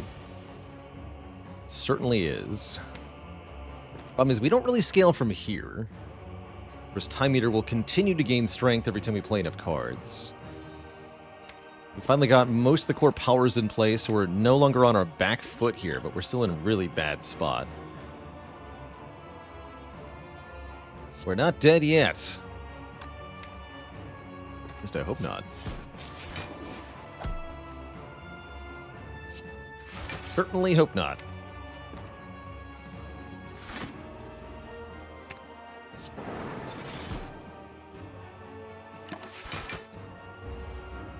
A free lightning orb.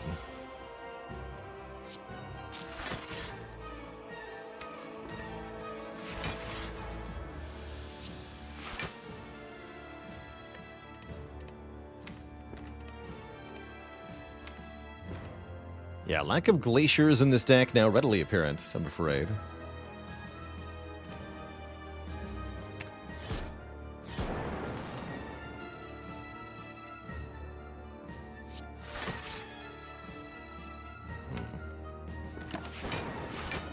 Can't play 11 either. We're hosed here. I'm going to die.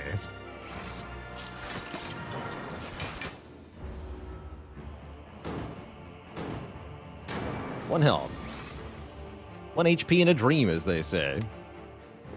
Good luck to us.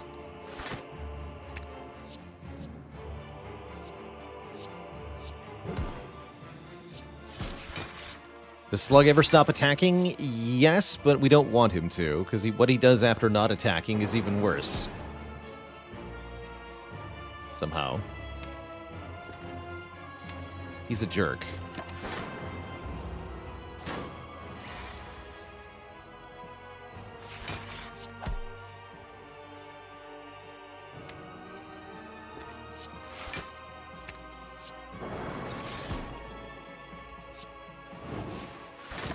Building up as much block as we can here.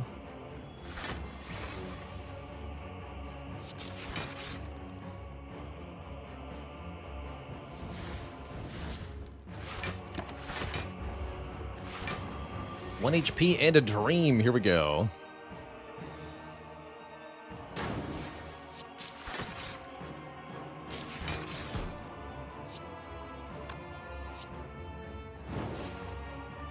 Looking pretty good, actually.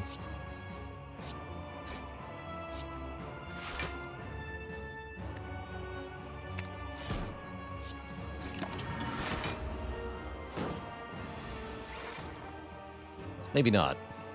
18 by 3. How do I... Maybe I can just win. Winning sounds good. Start with a skim. So far, this doesn't look a whole lot like winning. Might have to Swift Pot, too.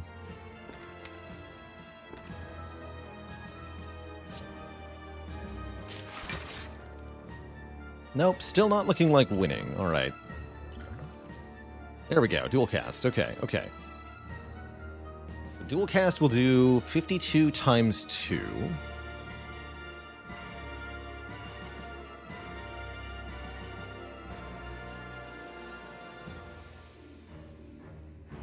Potion.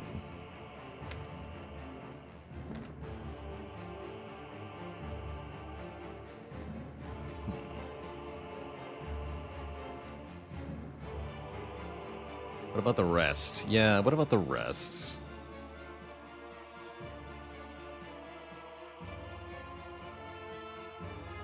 Static discharge.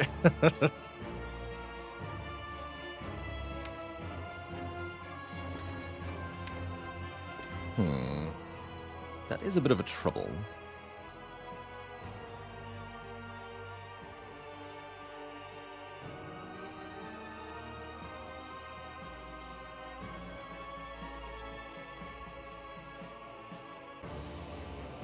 I guess we can Chaos first, and then I know what kind of orb we're dealing with. Does that help?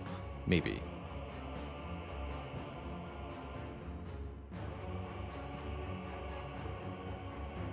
$104 plus 4 plus 30.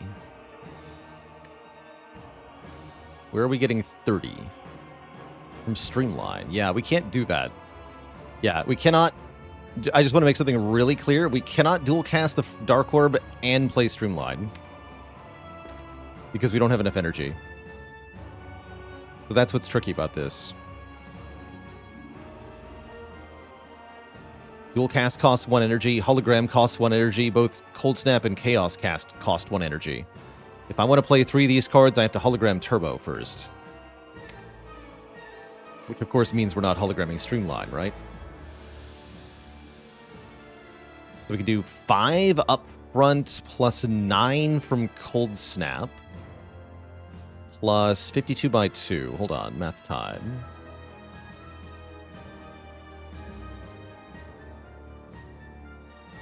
$104. Plus another 5 from Letter Opener going off. I count 123.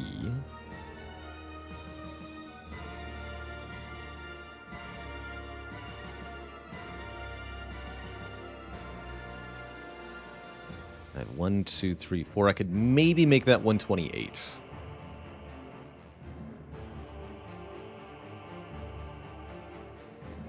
We're like, not quite there, huh? If only this dual cast were upgraded.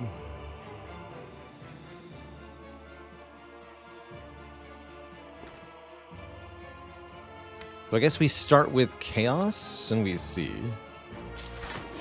Get a Dark Orb. Can I use that? I don't think so. I don't think I can. Sure sounds like we're not actually winning here. Interesting.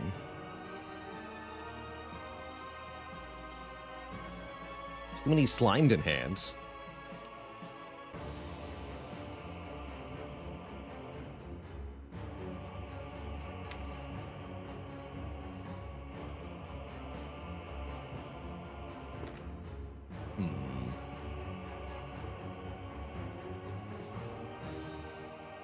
Don't actually see a way to do this.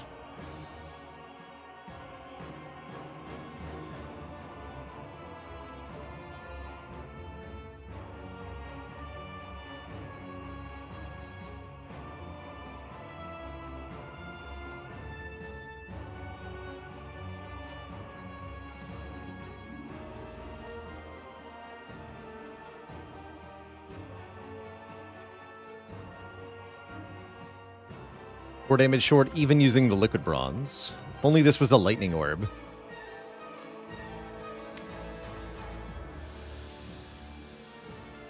If only. What if it was ever hollow at the start? That's our other option. Recursion. Recursion don't do it. Doesn't seem like Recursion or Turbo do anything, unfortunately. But it looks like we're hosed here.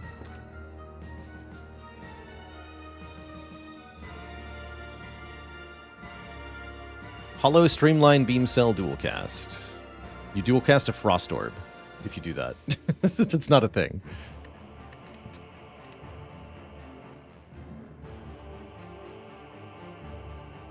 Enjoy your dual casted Frost.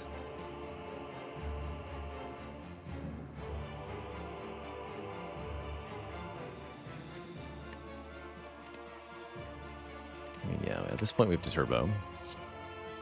Looks like we're just shy. Yeah, we're still 2 damage short. Ah! GG. Just 2 damage short. In fact, Time Eater dies at the same time as we do. I'll call that a victory of sorts. GG. No, I'm not surprised this deck lost to the late game. We were never able to get quite enough scaling to actually do what we needed. It was almost here, but not quite. Not quite. Felt like with a few more draw upgrades, we might have had it, maybe. I bet we could have beaten Awaken one, too. But yeah, Heart would have been a huge problem. part would have been a huge, huge problem. GG.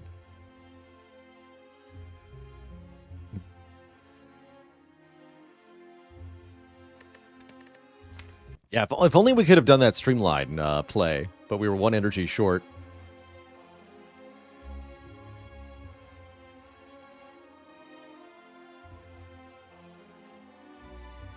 Do wonder if there was an option there. Either way, without the potions, I think that would have been a very tough battle in Act 4. That time eater had a streak going, of course. Of course. All right, well, the streak goes back down to 0, I'm afraid. But that was a really good run. It was a really good run. Starting with Niao's Lament was fun. Not sure that was the long-term play. It worked out okay, short-term. Any regrets around the boss relic choices? I don't regret that ectoplasm at all. I think that was the right choice for Act 2. Nor do I really regret Pandora's Box. Frozen Core could have been interesting, but we would have had to get more orb slots for that to be good.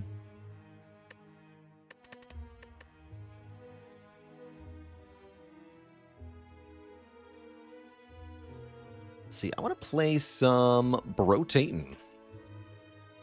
Jump back into the Brotato patch.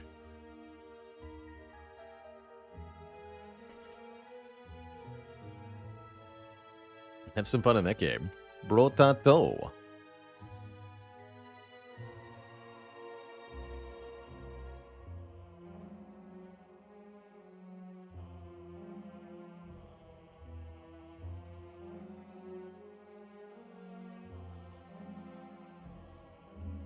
Yeah, so we couldn't do, again, one more explanation of that Streamline play. In order to kill with Streamline, we had to move the Dark Orb to the front, we had to dual cast the Dark Orb, and then we had to kill them by hologramming Streamline. We only had 2 energy. Moving the Dark Orb costs 1, dual cast costs 1, hologram costs 1. We can only play 2 of the 3, so we can't get all 3.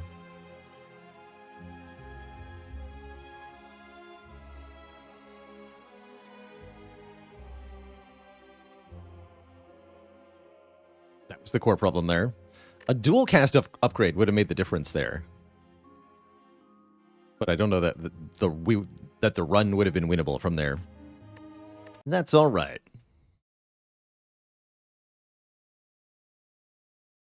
That is a-okay. Welcome back, one and all, to Brotato. Or Brotato, as some call it. Part survival shooter, part hot nonsense. Wait, is that new music?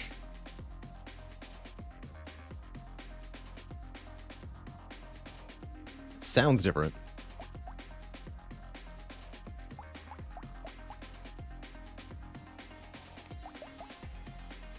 So Vampire got revamped, and I guess that's who we're going to play here today. Vampire now has 2% damage for every 1% missing health. I don't remember if that's what it was before, but that's a lot. At low health, you have a huge damage up. 1 lifesteal per 3%, 1 armor per 5%. Less penalty to max health than before, but more of a damage penalty. Going to be starting with an SMG on Danger 5. Let's see how it feels. New music should be YouTube friendly. Let's hope. I would really like for that to be the case.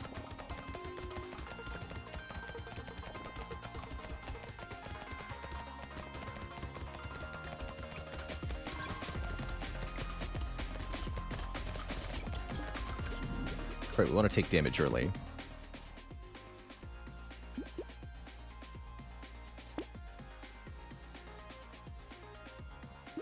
Gunpire.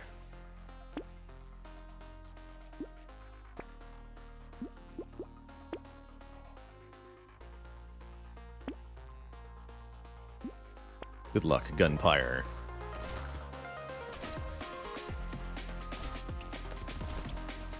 To turn on streamer mode in settings. Legacy tracks, so I see. Yeah, it's streamer mode tracks. And legacy tracks. Please don't mute my VODs, thanks. I had no idea new music was coming for this game. That's quite a surprise. Just slipped into a beta patch, huh?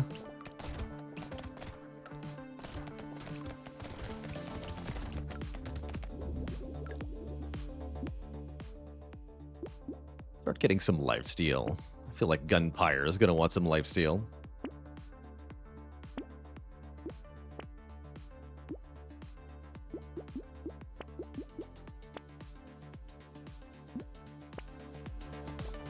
Does this auto-shoot or auto-aim? Yes, both.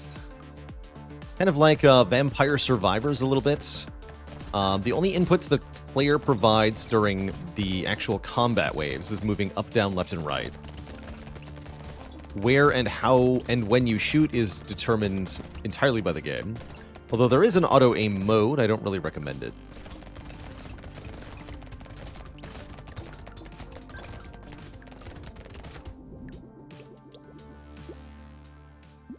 Percent damage seems like a huge boon here, given that we have a very large damage penalty to start. The more we can overcome that with positives, the better.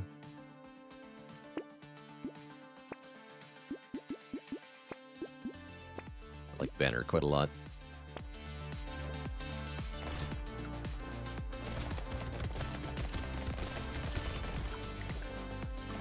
This does feel better than old Vampire so far.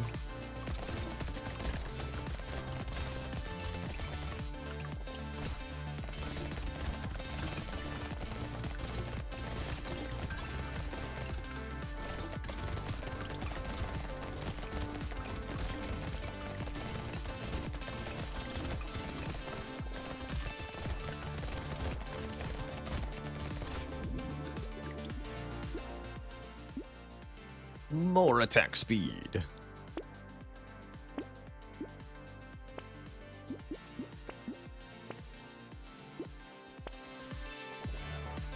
That's my thought on taking Lumberjack shirt early to remove it from the shop pool. The thing you can do, I find it not really worth just because the pool of items is so large that removing one common item really doesn't change it that much. So if you're not actually benefiting from the Lumberjack shirt, it doesn't feel usually worth it to buy to me. Just too small a chance it'll matter. Like, yeah, it can matter, but it probably won't.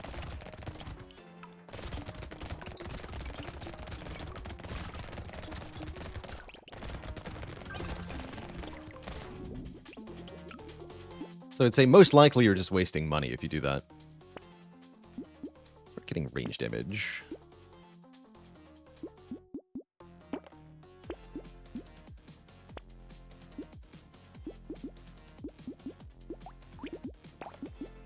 Spreaders and SMGs is a good pairing, I think.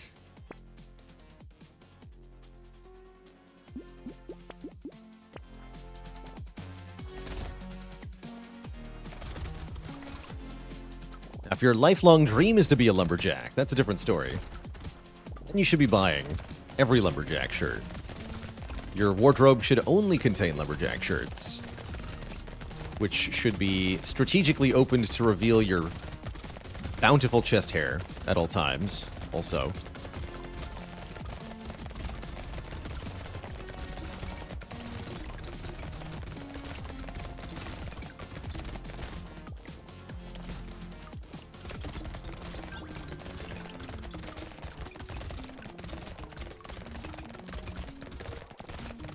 Blippity blappity. Okay, that was a pretty good wave. Harvesting. Could tank. I'm going to reroll, though. That's more like it. 2 range damage. That's definitely more like it. A bigger, better pistol. Plastic explosive is cute. Is it actually useful here? Maybe. Only if we get better explosions. There is a horde coming up first. I'll lock it then.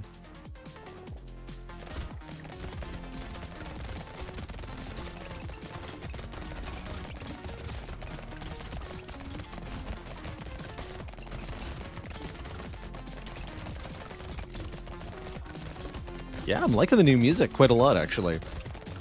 How exciting. Today's a good day.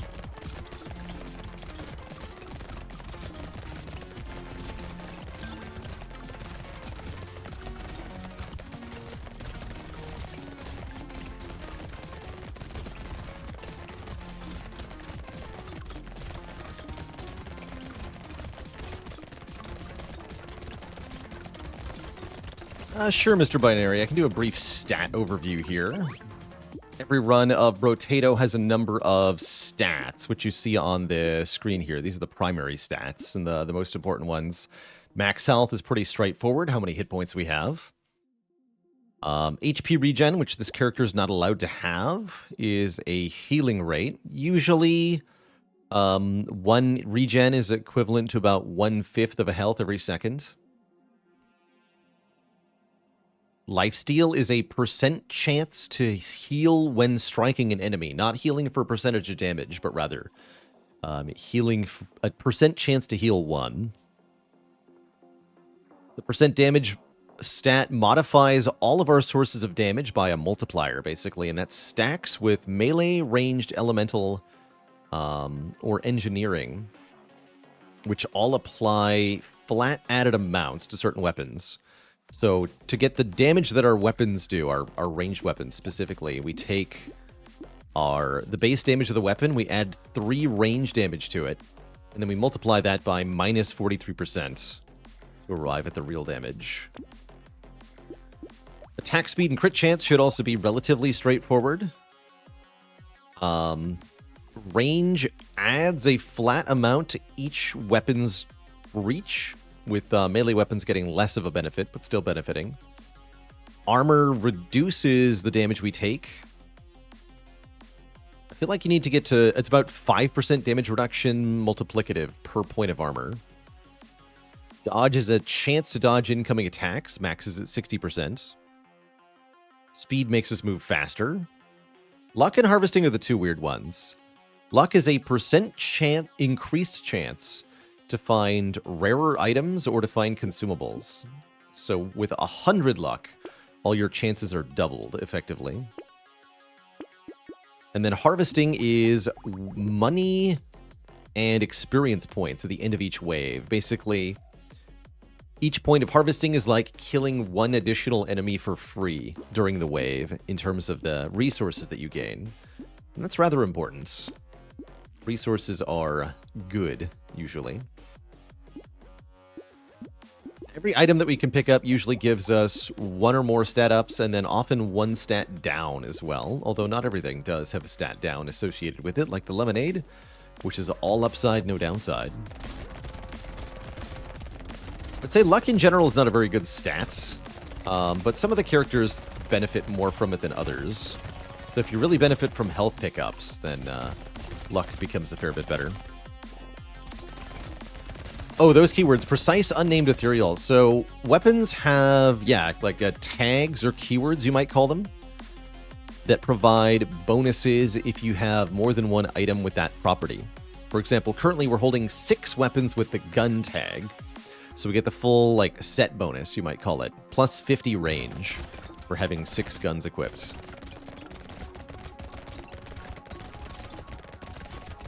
You are also more likely to find items in the shop that match the tags of items you already have. So because we have weapons with the gun keyword, we are more likely to find other weapons that have the gun keyword.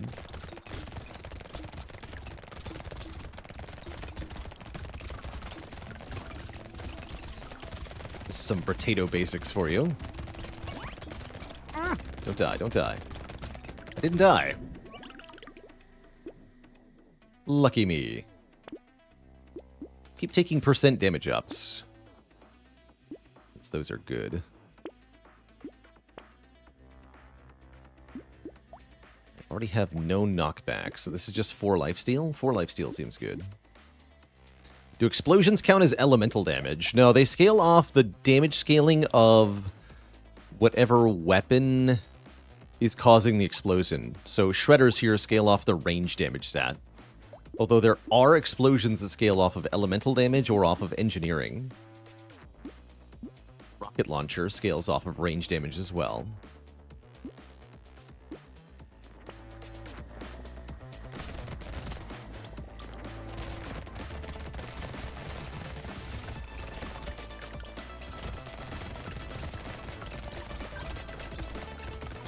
So item crates count the same as health pickups.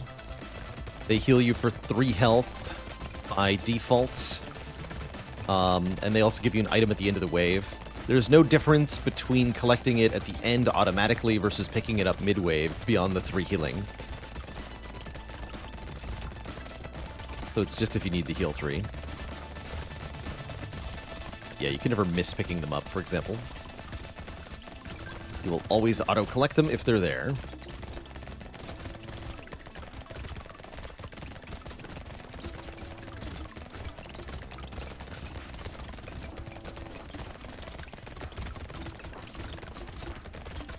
Oops.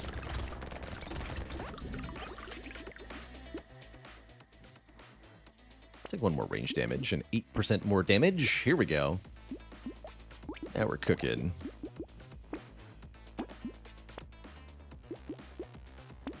Slow the enemies down.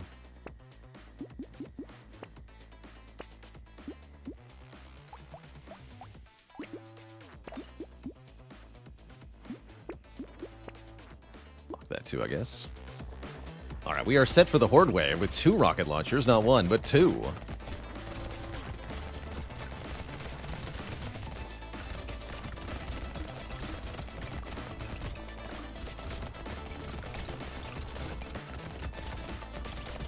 Still want to keep taking more max health ups, too. I don't quite think we have enough max health at this time.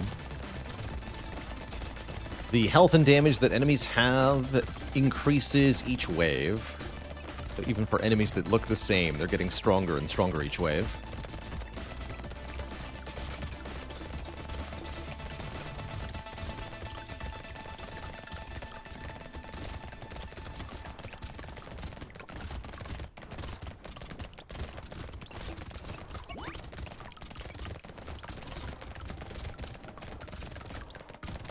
Boom.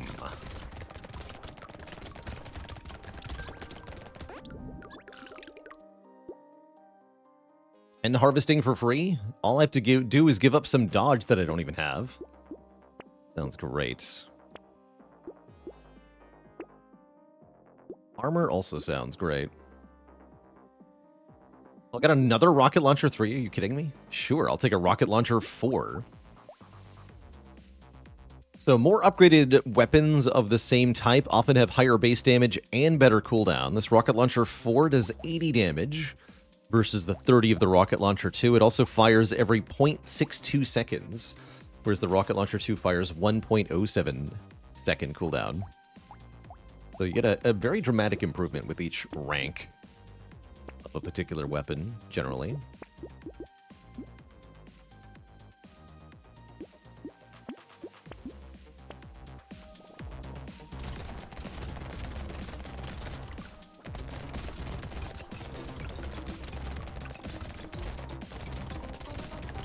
Oh boy, more enemies.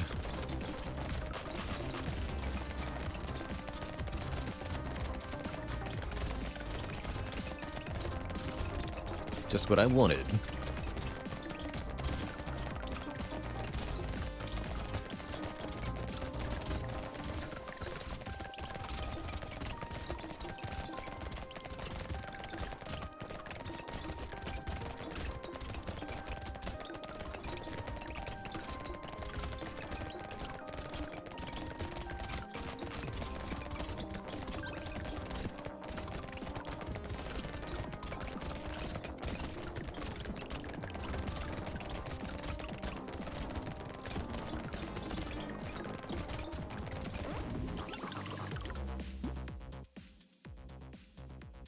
Speed is not high enough yet.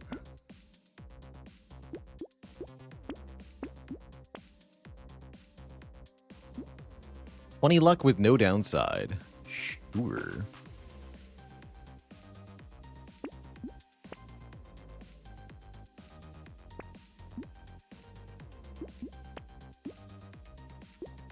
Sounds good.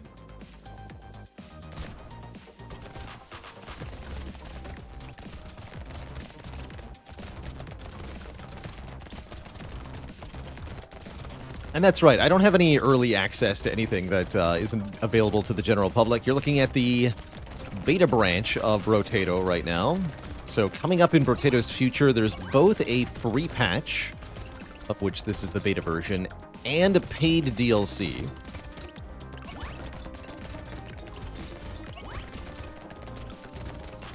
We're only seeing the stuff in the free patch at the moment. DLC is supposed to have something like 10 more characters as well, in addition to a new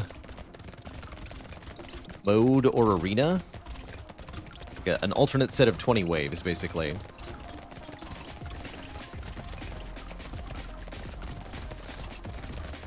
Which will more or less effectively double the content in the game.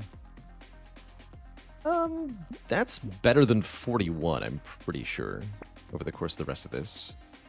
1 regen for every burning enemy. No. Take 1 damage per second. Now that's what Vampire likes. Yes. Yes, especially with more max health. Yes. Yes. What a horrible vigilante ring. This would give us 21% damage for wave 20. Nah. I'll take the Lumberjack shirt, though. Sure. Seems fine.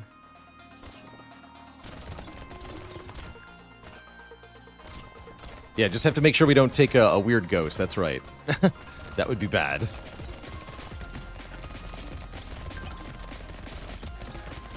What an embarrassing way to die that would be.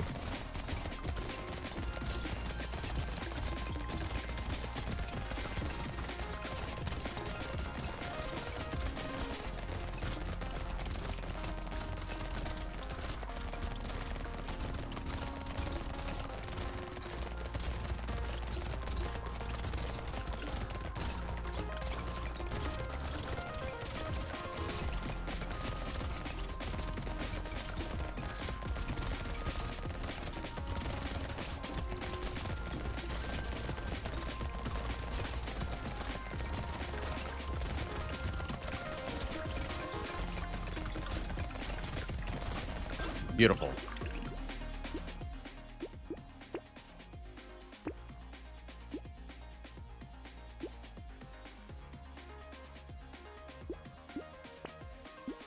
Okay, if 1 blood donation is good, is 2 blood... I mean, we have crown, right? Yeah, let's take 2nd blood donation with crown. Surely it's fine.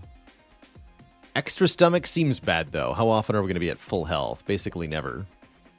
Jetpack, 15 speed, 10 dodge? Okay. I'll play.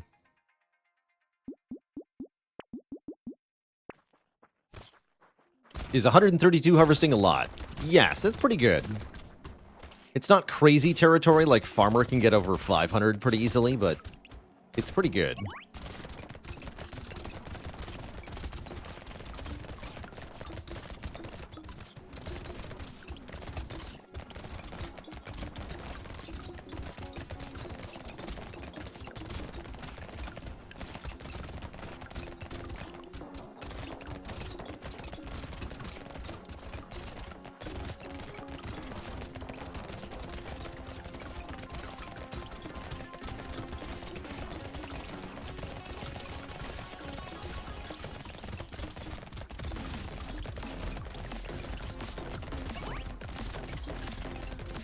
Too many bullets.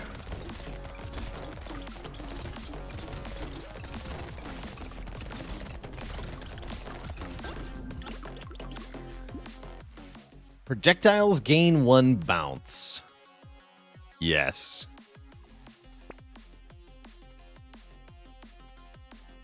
Oh, and I see we buffed Celery Tea.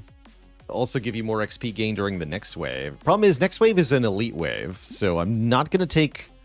Actually, it's only enemy health, right? I will take Celery Tea.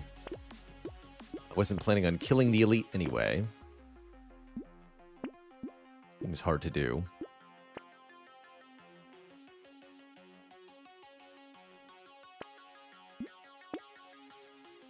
Harvesting. 155 harvesting. Alien Baby got reworked. About time.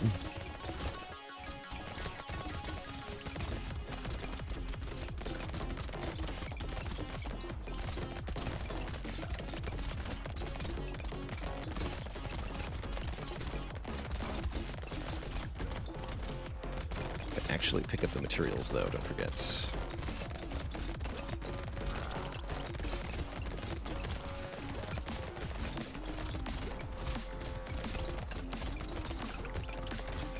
Terrifying.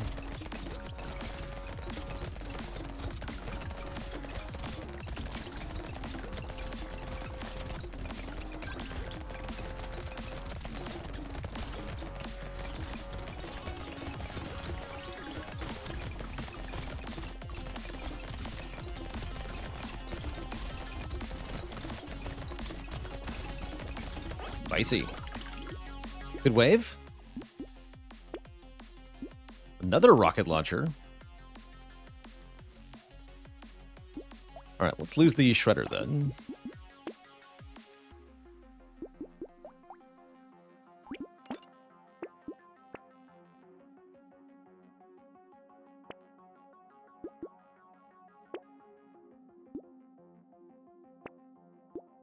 Perfect. That'll get us a second red rocket launcher. +3 range damage, plus 10% explosion size, plus 5% explosion damage, too. Or 10 damage, 5 explosion size, rather. That seems good. Statue is also kind of amazing, actually. Let's lock that, too.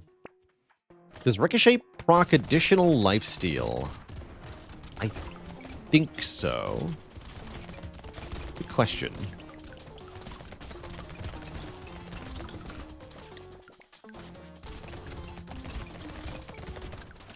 It does proc additional explosions. For example, the rocket launcher bounces. It explodes each time it bounces. So it hits something, explodes, bounces to another target, explodes again. And that's definitely doing a lot of damage.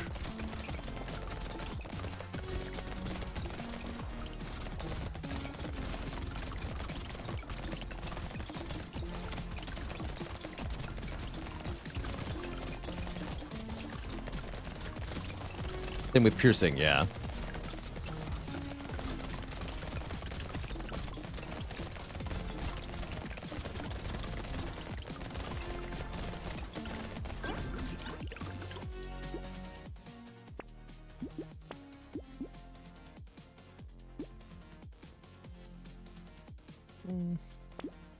Take a flat +3. There's an elite, is there?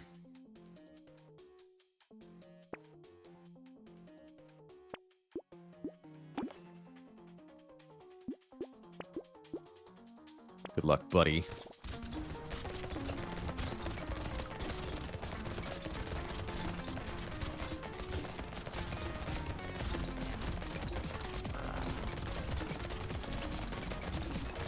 Whoa.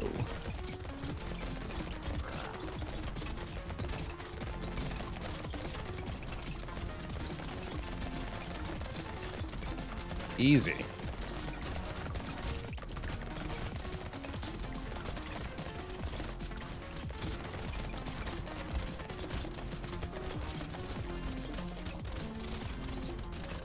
The auto battler build.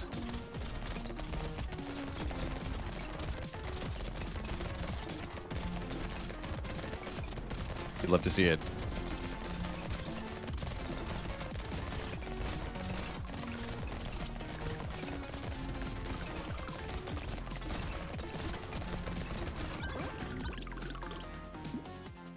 Potato. All stats up? Well, maybe not all of them, but most stats up. Seems good. Oh yeah, we're cooking now.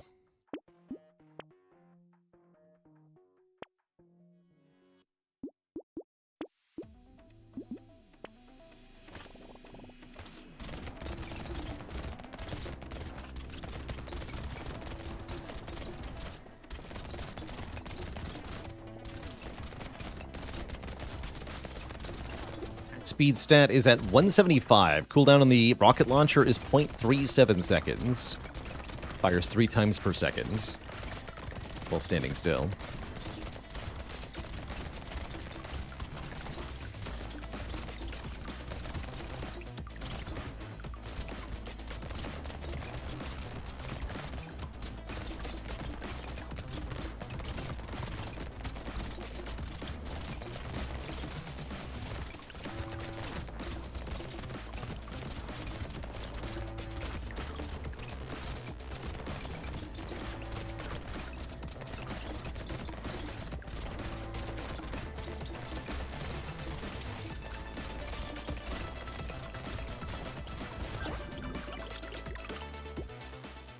$255 harvesting now.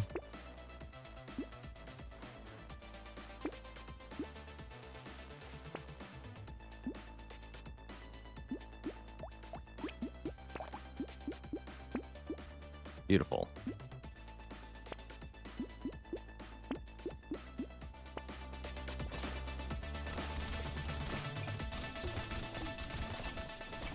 Let the bouncing begin.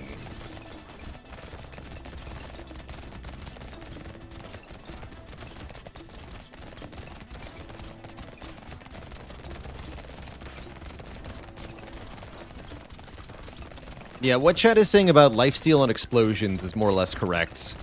How it works is that I believe the hits from explosions can proc lifesteal on each individual target. However, lifesteal has an internal cooldown. You can only lifesteal 10 times each second, but that's actually implemented as you can only lifesteal once every 0.1 seconds. The explosion hits all the enemies simultaneously, so no matter what your lifesteal is, you're only going to get at most 1 health from the explosion.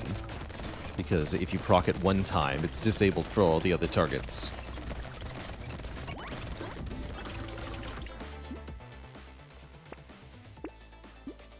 $20 more attack speed.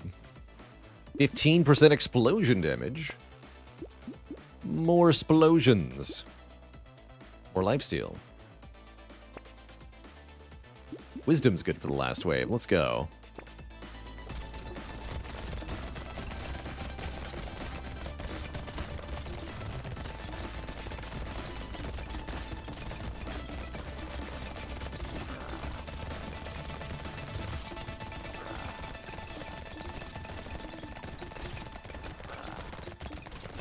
Yep.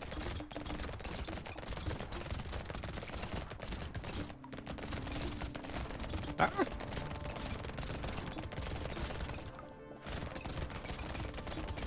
We win! GG, there's our Vampire W. Which unlocks Decomposing Flesh. When you level up, gain 1 lifesteal, lose 1 max health. That's kind of cool. That's an item. Seems bad for the vampire, though, hilariously. Ended with harvesting 327 off of those double blood donations with the crown. Crown says it gave 125 harvesting. Pretty cool. Pretty cool. All right, with that, we have a win with everybody. Let's just play some random runs and see what we get. Doctor. Doctor has more attack speed with medical weapons. Gets double HP regen. But gets half armor. Doctor's relatively easy, I find.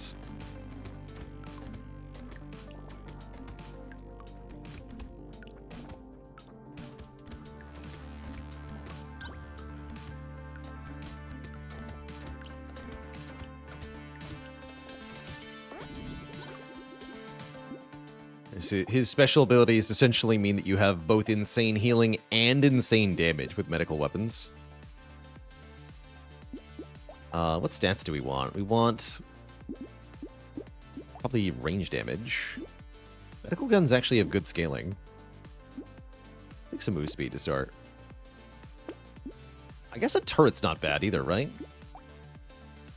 Yeah, there's no reason not to add a turret.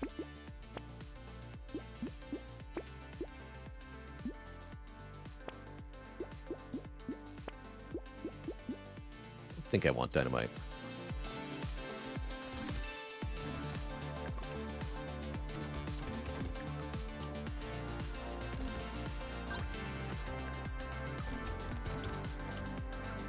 Yeah, pure medical gun is certainly doable, but we will start to feel the lack of multi-hit targeting once we get to the middle waves, definitely. There's a few ways to answer that. One of which being to add just a couple scissors.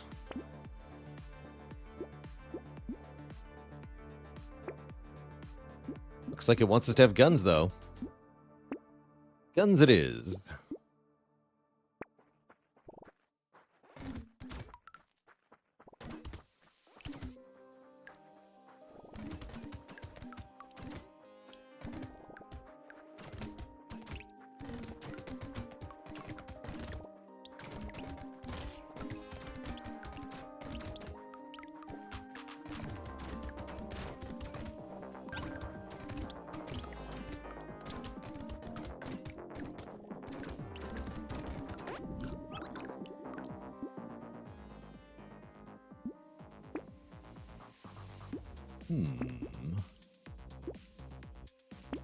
I'm gonna take a scared sausage. It has the option to be decent. Actually, plank is a good AoE option. Although, no, it has the bad attack speed, right? Detonator 5,000 with the Prime sub in 14 months. New month, new number. Impossible.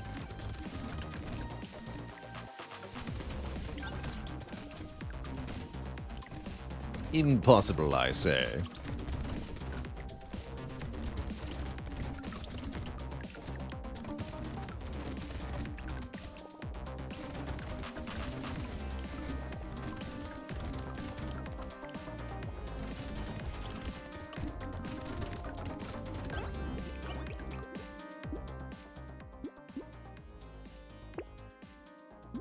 I think building crit is a good idea, too.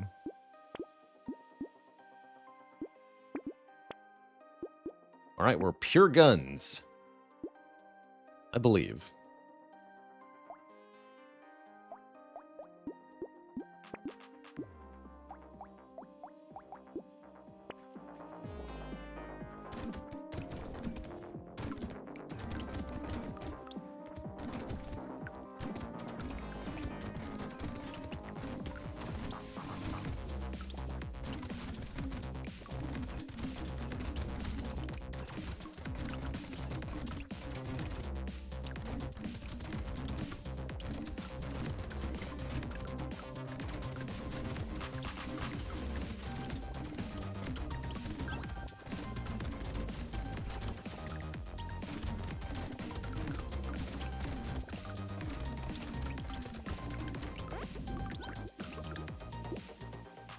Percent damage will help us keep up.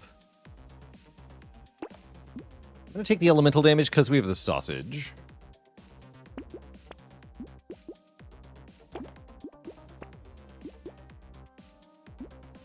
We double regen, so the penalty on that is double.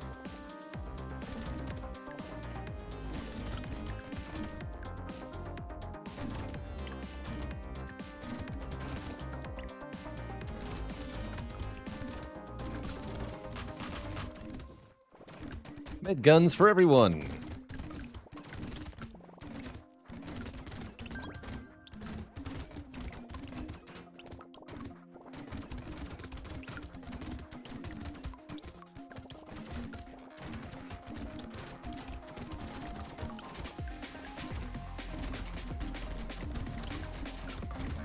Dodging for everyone.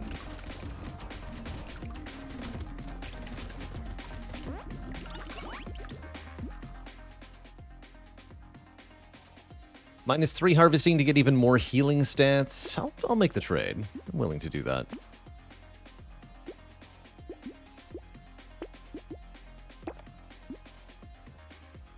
Early free rerolls also probably worth it. Reinforced steel. 2 range damage, 3 engineering. That's kind of cool. I haven't seen that one yet. IL87, thanks for the Prime sub in 4 months.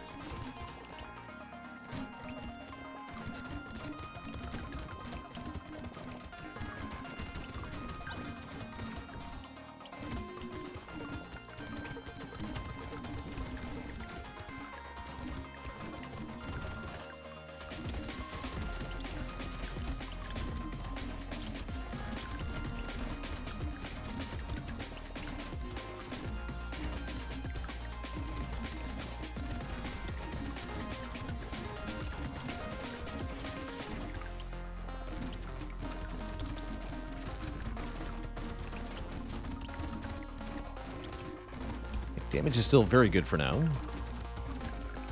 I think even wave 9 won't be a problem. Wow, 12 dodge? I mean, sure.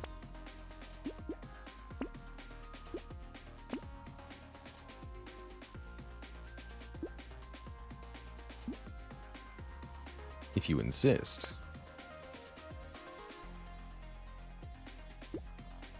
Take candle for less enemies. That's one fun option. Maybe not fun. One option. What if I just take more medical guns? Oh yeah, and snake. That's what I wanted. Since we have burning, let's make the burning spread.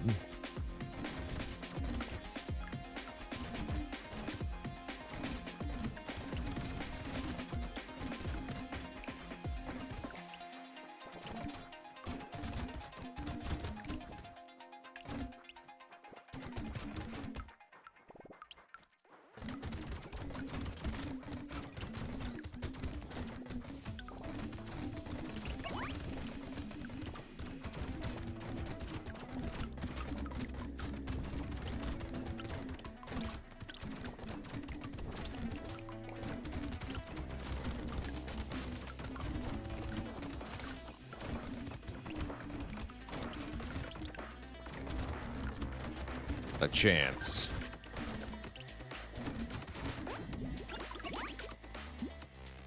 "10 speed, you betcha.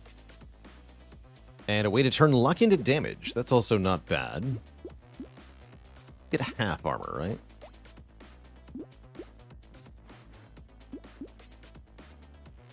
I'll roll this one.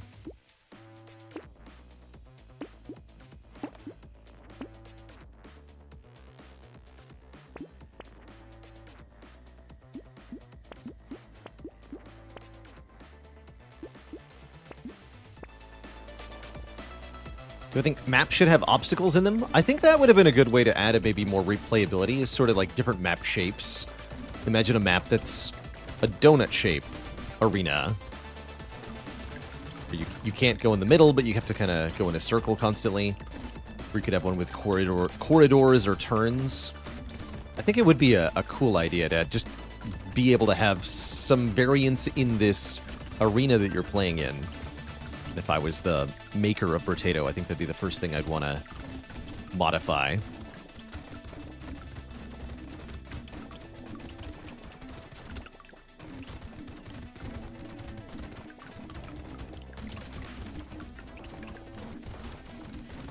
Random impassable rocks could be kind of cool. Maybe.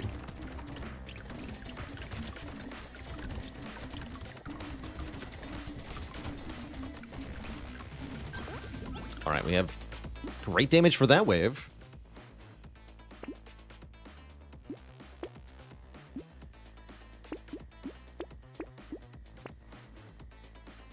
Ball and chain. Weapons have a minimum cooldown. No way. Whoa, that's a penalty.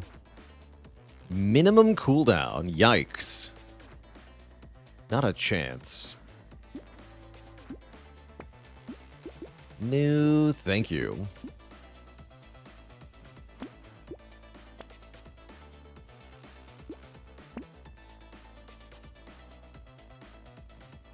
Was half a sec, now they nerfed it? Okay. Good for them, I guess. Get nerfed.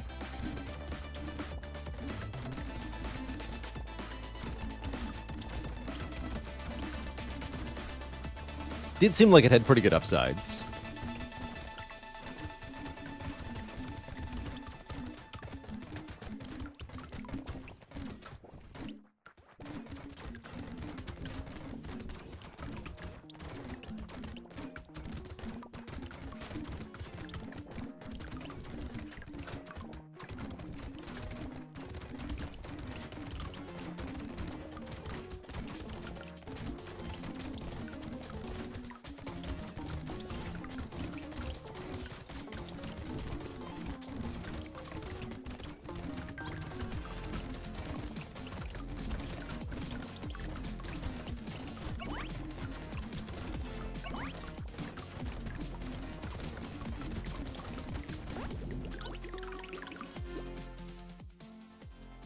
Sure.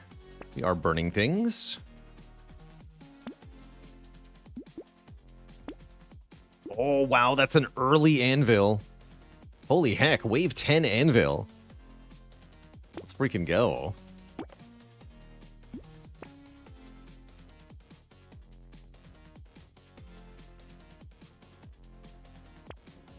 Seems good. And an early vigilante ring, too.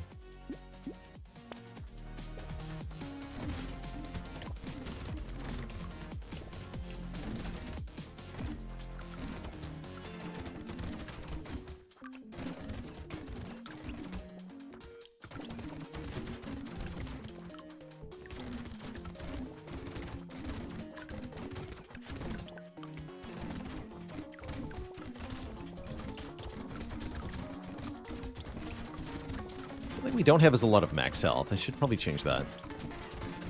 We're almost in territory of getting one-shotted by certain things. Despite the huge healing. Gotta be careful about that.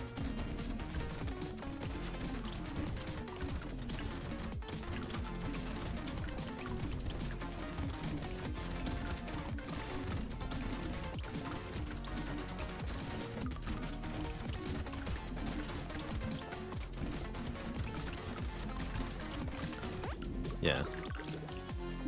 The orbs. There's max health.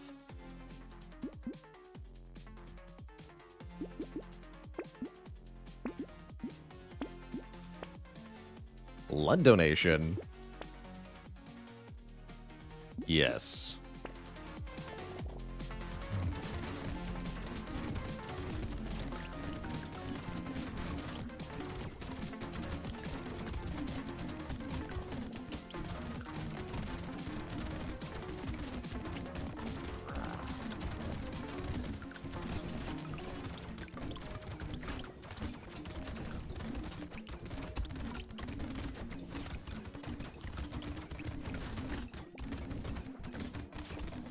Run into every shot. Good work.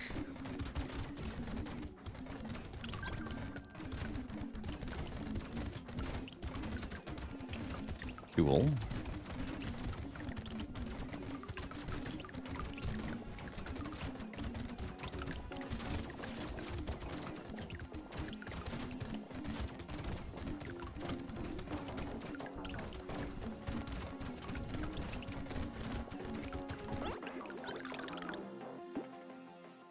Ten elemental damage and 20 luck. Sure. Why not? Make the burning spread even more.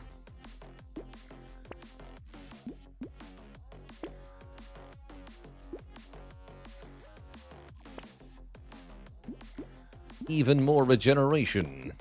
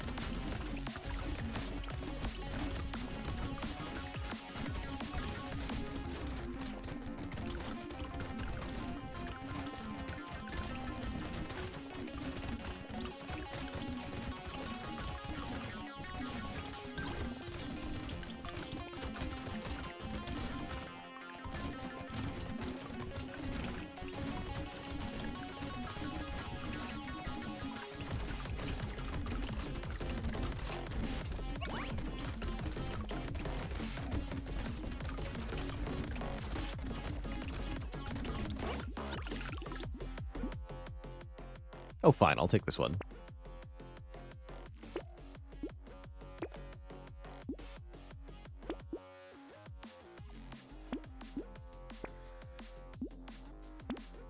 Sharp bullet. With medical guns? Yeah.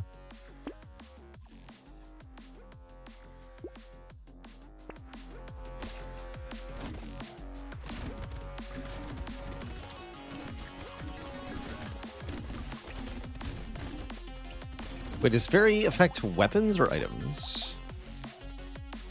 It's just item. Weapons are not items.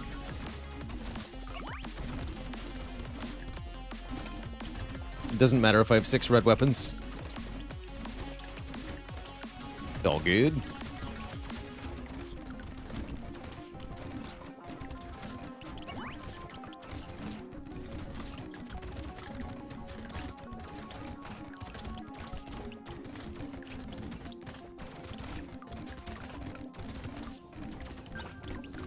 Get blippity blappity.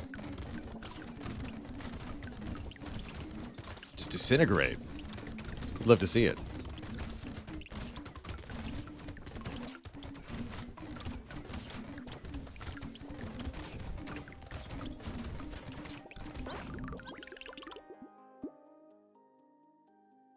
Sure.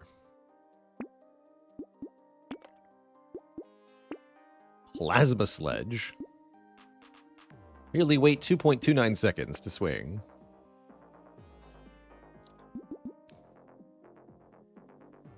Rosenheart is free weapon damage and free crit. I'm going to take it. Now the red medical guns do 59 damage. Pretty good. Actually, Benden is bad with the sharp bullet. Immunity support is good, though.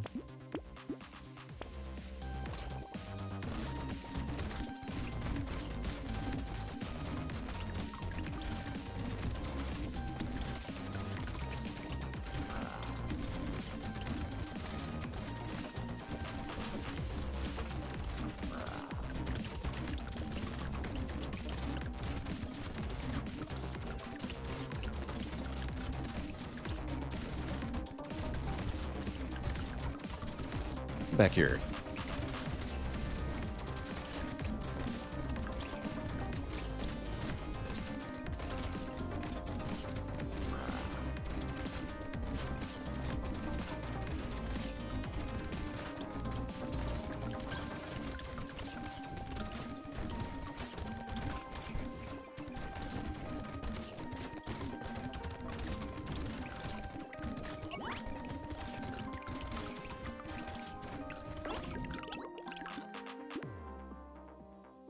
Burning deals an additional 10% of current enemy health as damage. Does lower our regen, but who cares?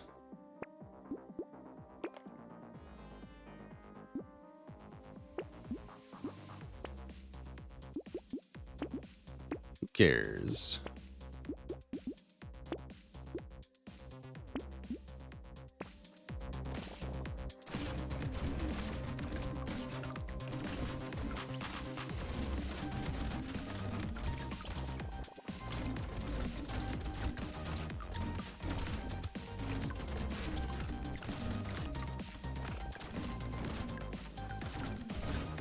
Did I deliberately skip the purple med gun? Yes.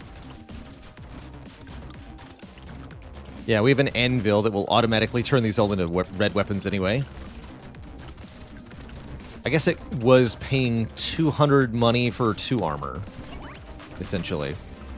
Not really worth it.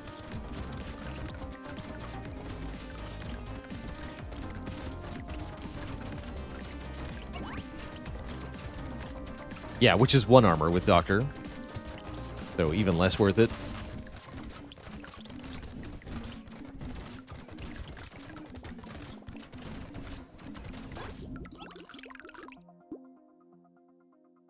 Bean. Hey, more piercing damage, sure.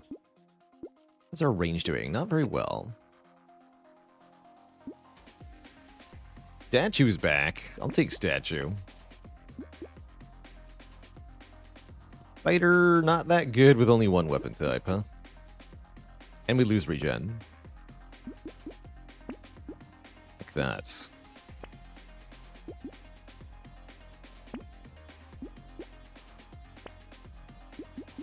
SMG, who needs it?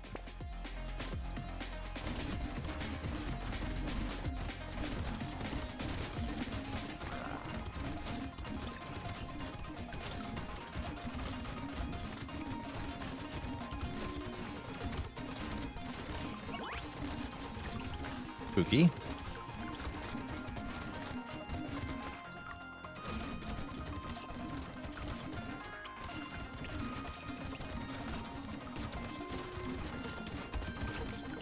We're good, though.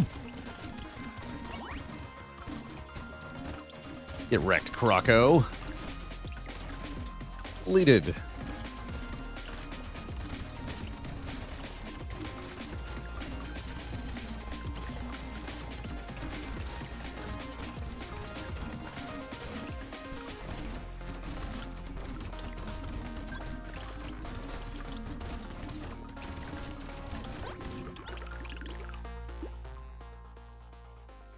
Minus 80 range, but 36% attack speed. Puts us exactly 0 range. You know what? I'll do it. How's the fairy looking? I think fairy might be a net loss now. Nope, still plus 8. Easy.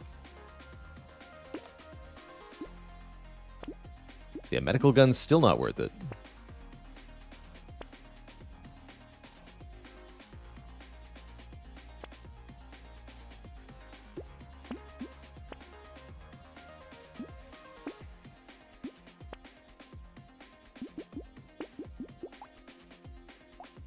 This thing's only minus 40 now.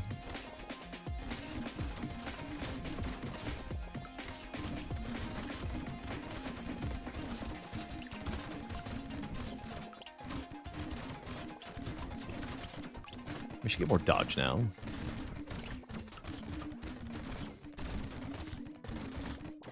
This is absurd. Why is the damage so good, though?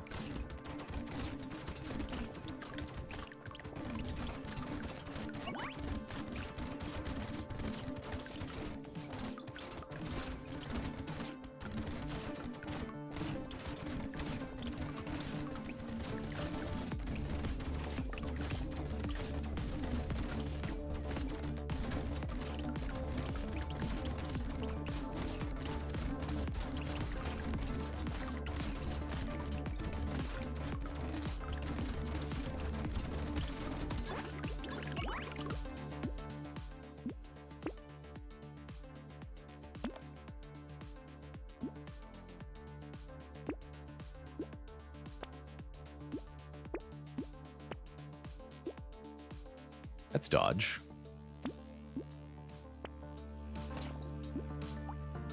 .141 second cooldown on the medical guns.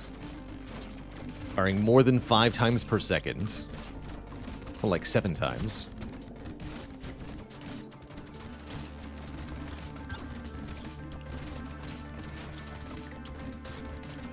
How's it going? N64 is welcome. Always a pleasure to hear that people like the Spire content. A huge fan. Medical SMGs. Yeah, doesn't the SMG by default fire slower than this? I think so. SMGs certainly don't do 68 damage either.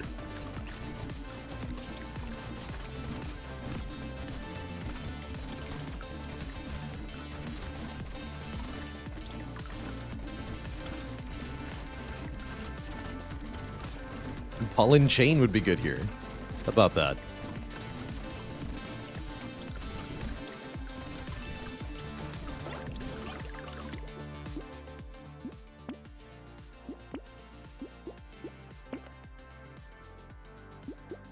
Bonus damage to bosses and elites? I mean, perfect timing, right?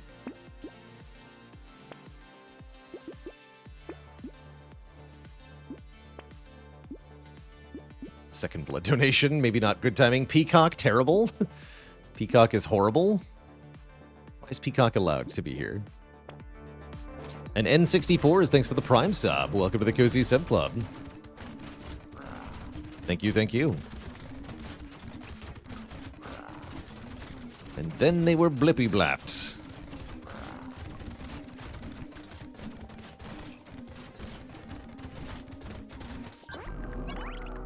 GG.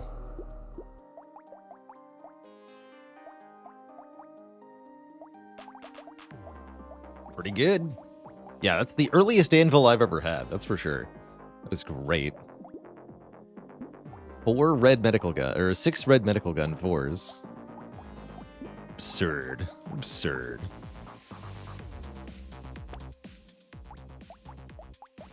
One more before my break here. Bull. Haven't done a bull run in a while. I guess bull's kind of fun. Bull has no weapon. Instead, Bull explodes when Bull takes damage, kind of ramming himself into foes to kill them.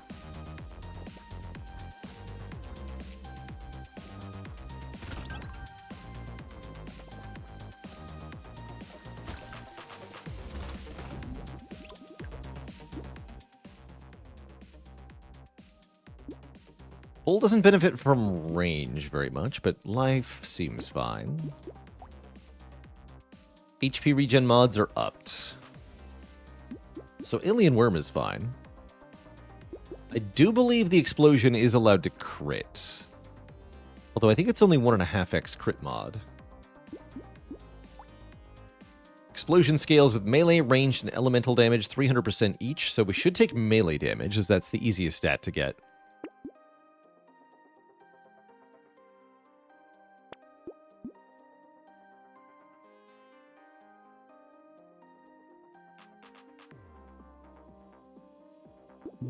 Hedgehog is a little iffy. I don't like the minus regen. I guess Claw Tree is okay. That was Mutation, actually. Care about Knockback. That adds 6 to my base explosion damage.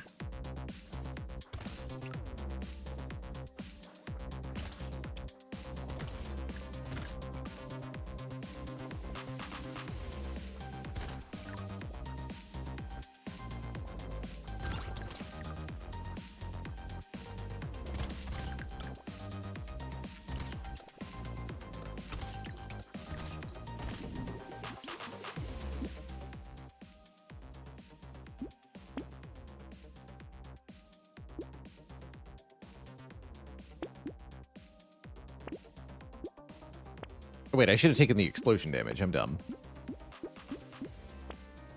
Yeah, explosion damage is very good for Bull, of course, as his only attack is an explosion.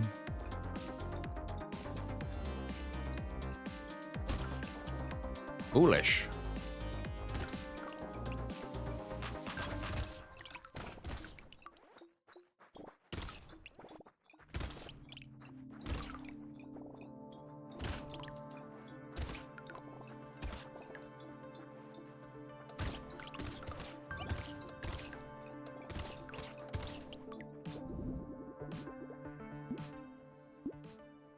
More regeneration. More armor.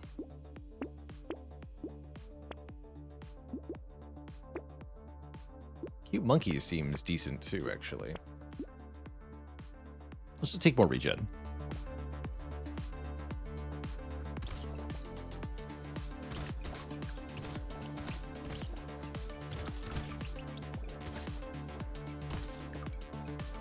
Fruit is now worthless. Good.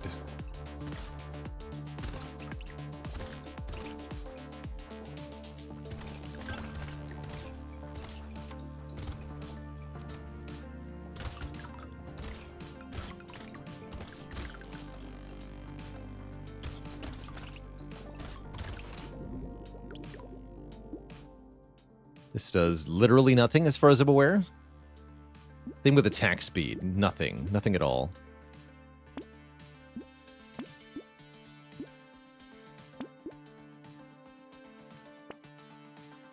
Any tips for the 3,000 resource character unlock? That one doesn't unlock Savor, right? You should use Savor to get that unlock. I think Savor is the easiest way.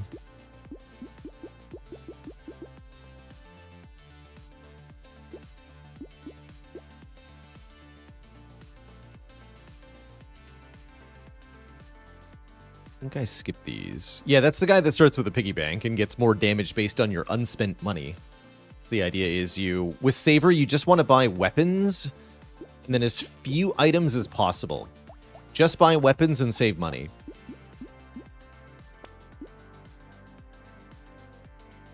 Savor's one of my favorite characters, actually, in this game. Regen. How does negative lifesteal work? There is no penalty for negative lifesteal. Same with negative dodge, negative HP regen. There is a penalty for negative armor, however. Top favorite character is Lucky. Really enjoy Lucky.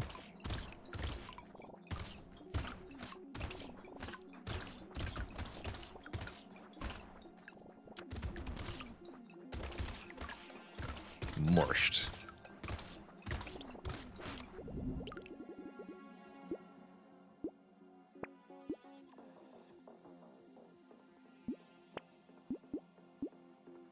The speed, I guess. Level ups were garbage.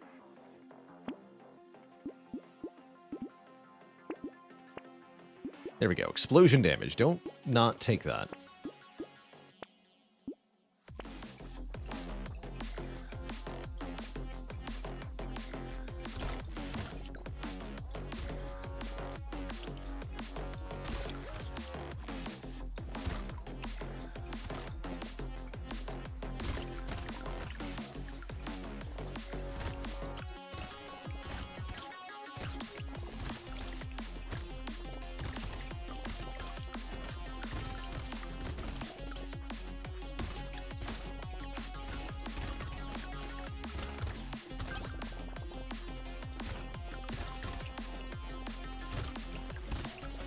Kill them.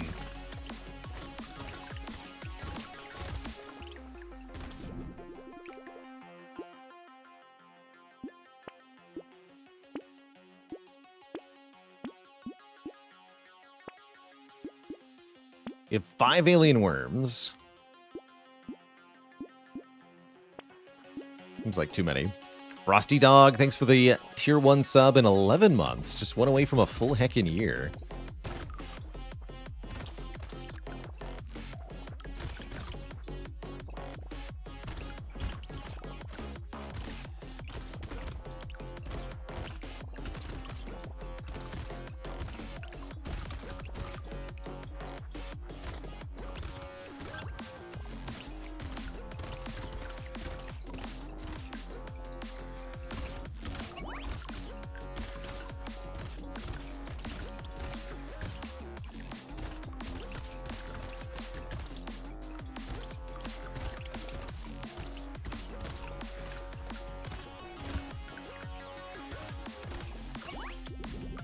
Thank you.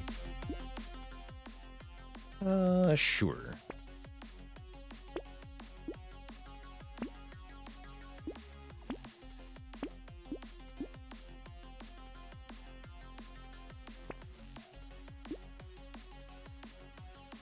More enemy health during Wave 8. Let's lock this for the next wave, Wave 9. I don't think bonus enemy health during Wave 9 is going to matter.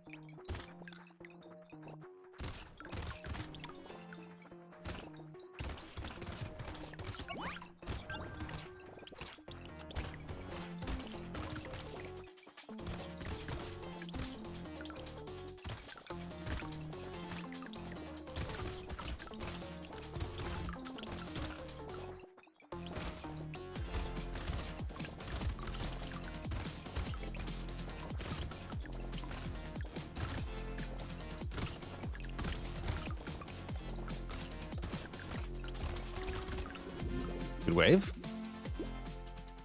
30 luck? Sure. It does decrease our explosion damage a fair bit, but I don't care. I think a metal detector too. Explosion size. We definitely like that. I don't think I actually want ritual.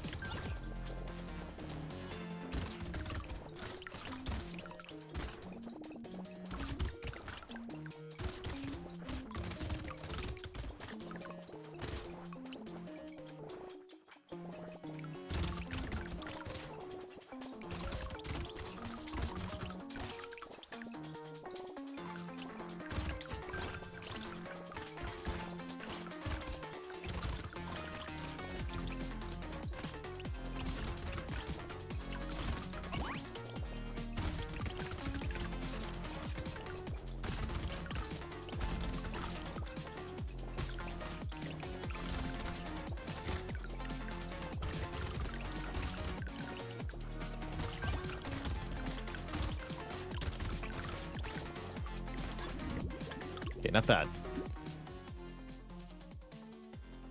Lower our lifesteal to get more experience is great. Lower our range has no effect.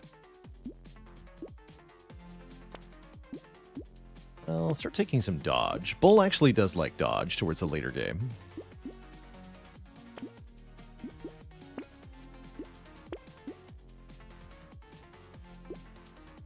Especially if I have riposte.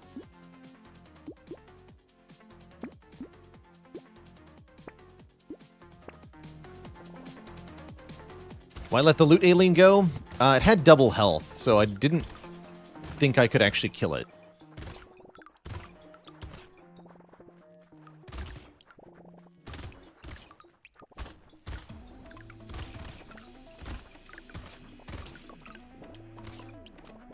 Yeah, I figured trying to chase it down would be a fruitless endeavor.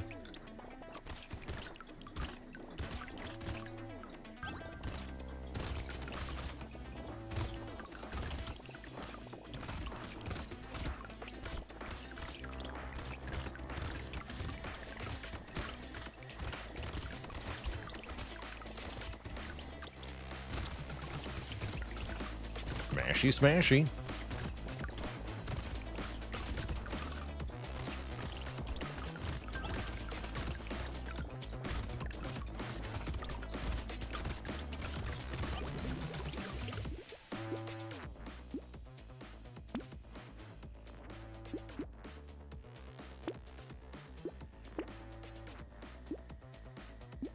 Mastery is a little bit of bonus damage.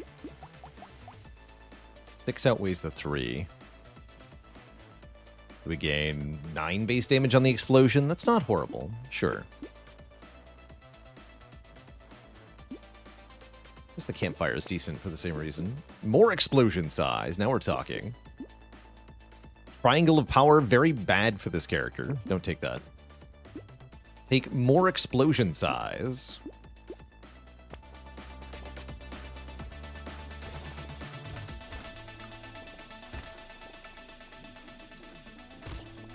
Worst triangle character? I mean, Sick is pretty bad too, right?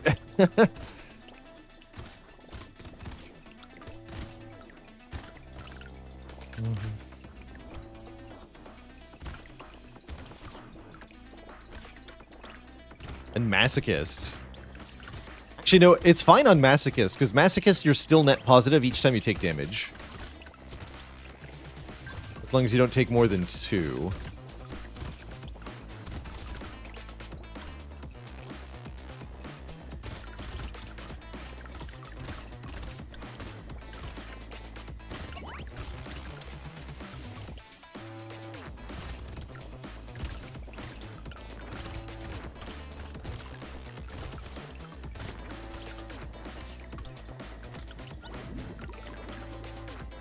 Oh, the new potatoes, they're good.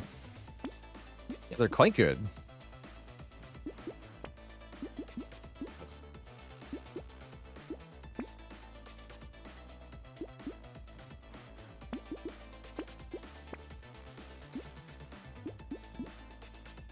Glass cannon, huh? I don't think so.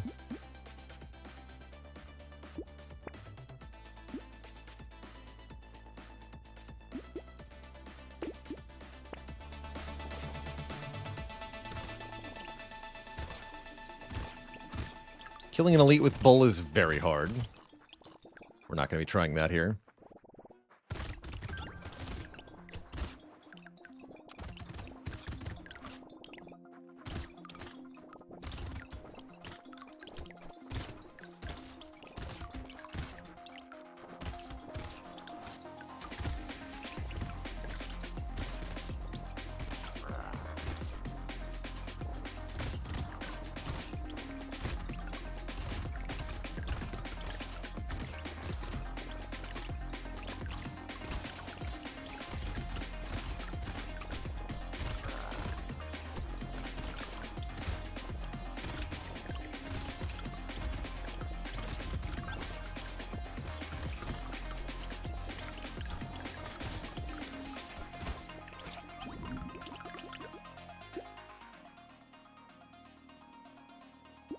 Alright, fine. I'll start building crit, if you insist. Stone Skin is 20 max health. That sounds good.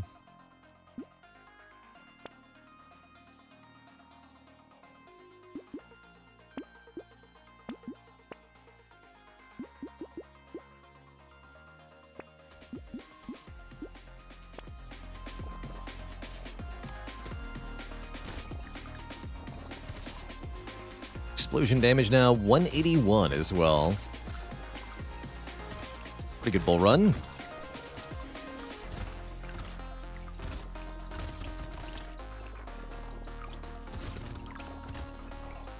Healing is starting to fall behind though.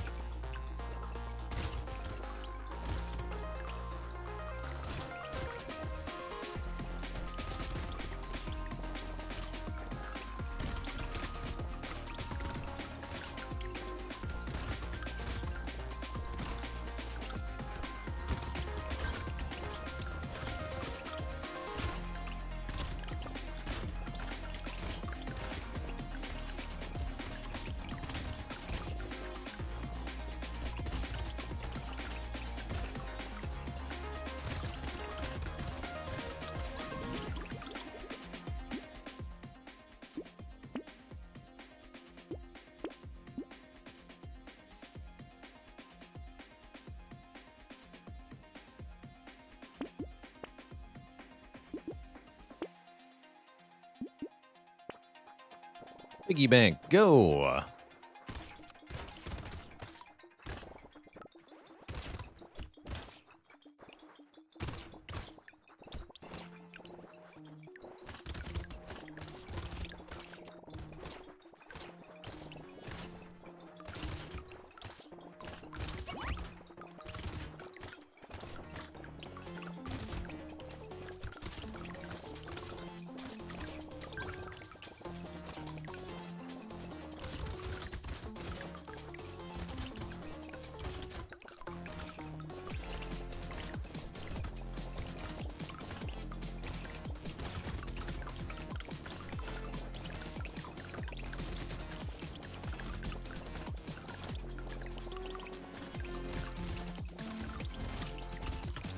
Explosion power.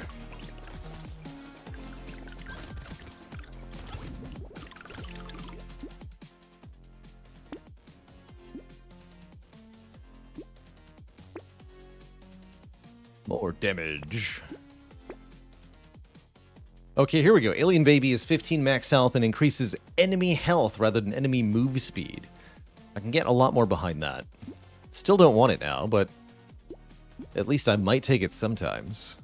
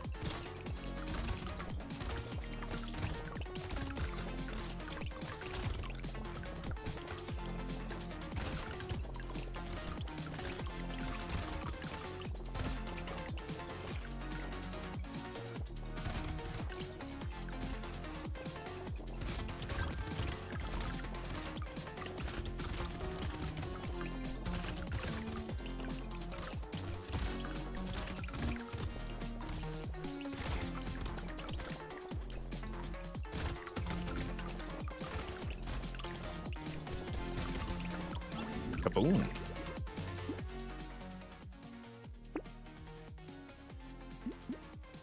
The robot arm now gives you melee damage and engineering at the end of each wave, but minus max health. Interesting.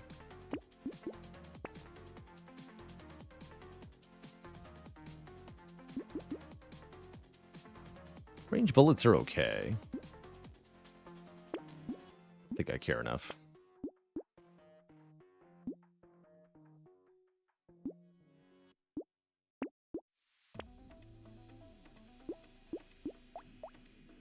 Yeah, any reason we're holding on to money? It's because of Piggy Bank here. We get 20% of unspent funds each wave. So I can buy more total things this way.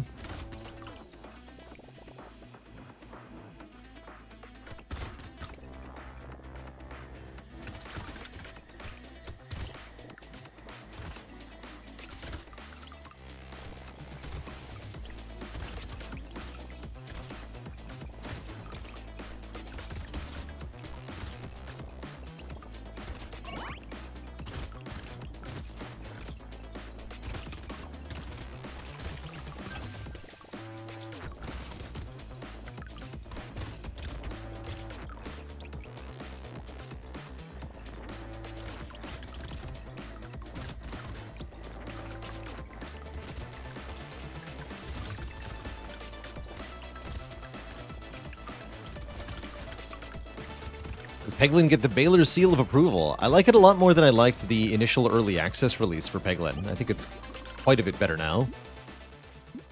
It's fun.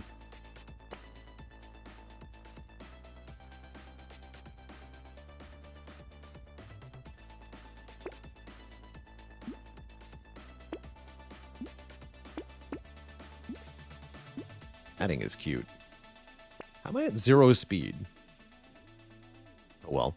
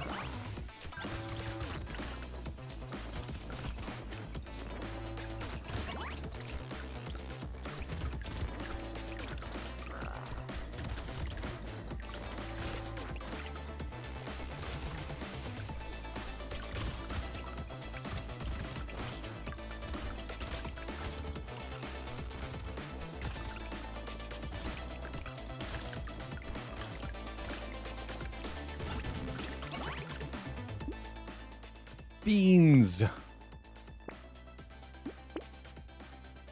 We love beans.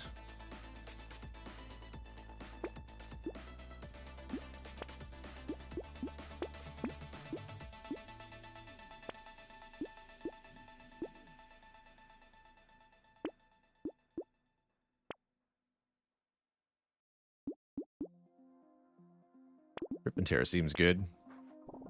Are the waves set or random? They are set. Each of the 20 waves is the same each time.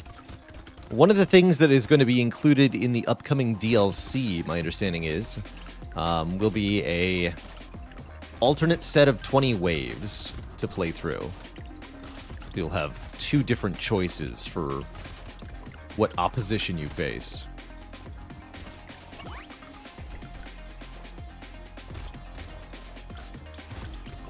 It also gives you necessarily a second thing to beat with each character. Although I don't know if it'll be tied to an unlock. The elites do have some variations. Yeah, the elites that you face are random. It's true. But the base enemies on each wave are always the same.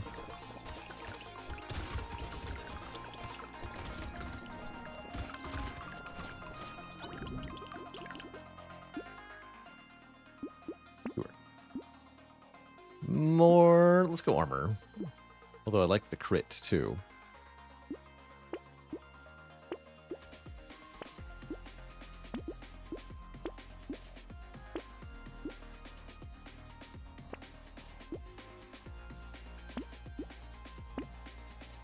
We're at 80% explosion damage, 85% explosion size. That's pretty sweet. 377 is the explosion damage.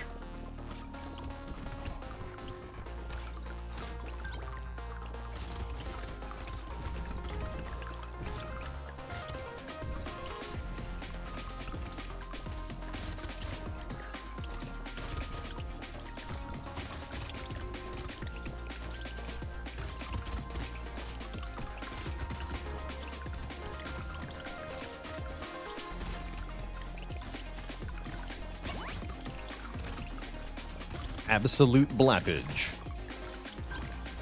Glorious.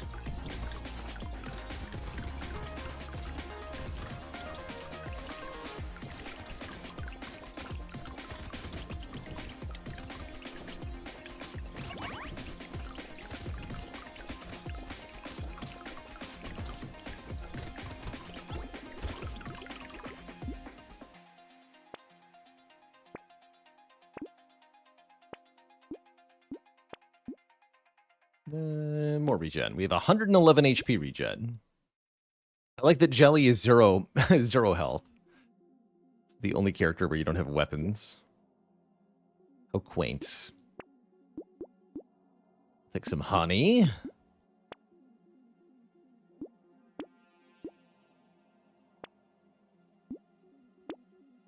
Armor is all good. Minus harvesting doesn't matter anymore. Blood donation is great. Actually, take 1 damage per second. Plus 1% damage for every knockback you have. The coil. That's cute.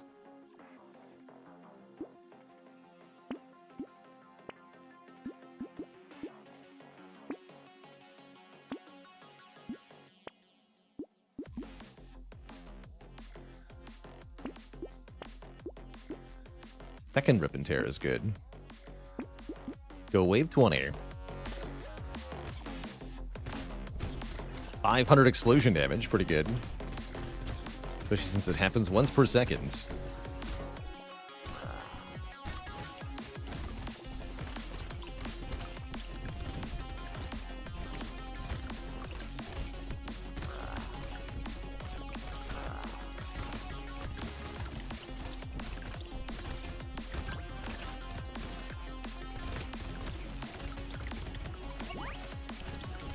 Kaboom.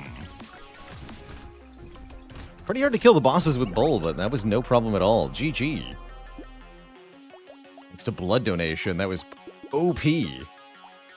Absolutely OP. GG. Dang. All right. We'll be doing another one in a moment. However, Twitch chat, we are about 5 hours into the broadcast. I need a break here. So I'm going to refill the legs, stretch the water, all that jazz. Back in a few minutes to play some more Brotato. Don't go nowhere. I'll be right back.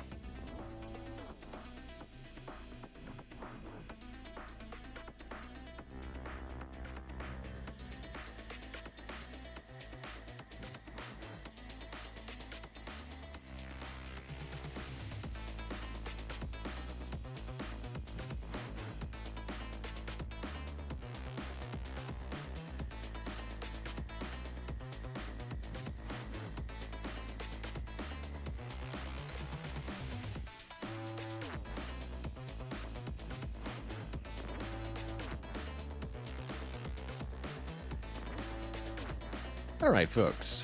Let's get back into it, eh? Somebody was saying they wanted to see Streamer.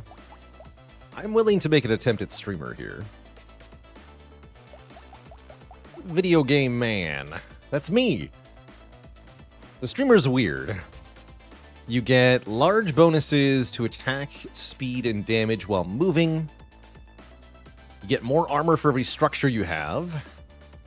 And you gain money while standing still. Passive income, they call it. But the more money you have, the slower and less damaging you get. You also get half money, which is pretty tough to work with. Some good starting weapons for Streamer include, I think, the Pruner, the SMG, the Shotgun. Some of the others are pretty tough. I'm going to go random here, which could be quite a challenge. Claw. Does more damage based on our attack speed. That could work, actually. Huge fan of Slingshot start, I bet. But Claw is law.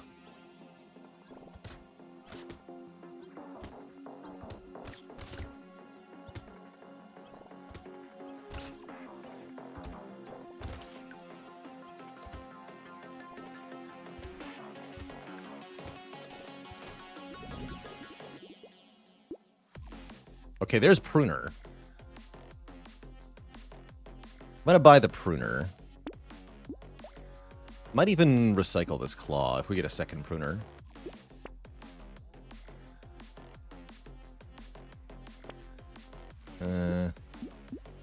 Let's go wave 2.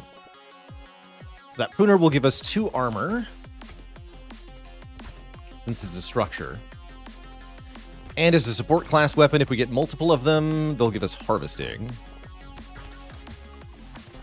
We also get healing from them.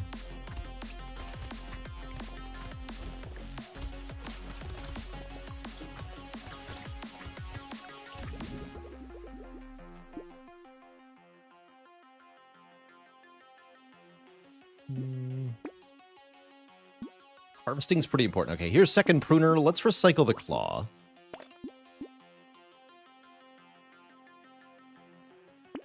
Take 1 fertilizer as well. Here we go.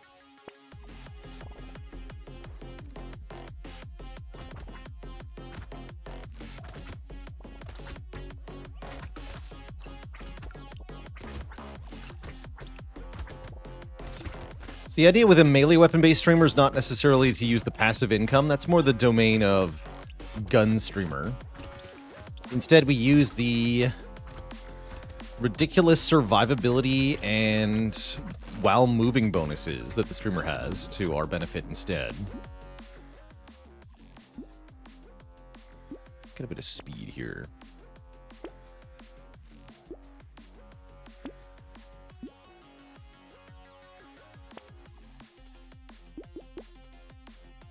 We do want to max out on Pruners pretty fast, again, because they give us 2 armor and 5 harvesting per. Starting with Wrench is also an option. You can go for sort of a more of an engineer build.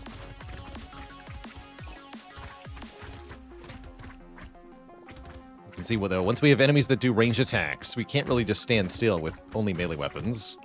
Doesn't really work.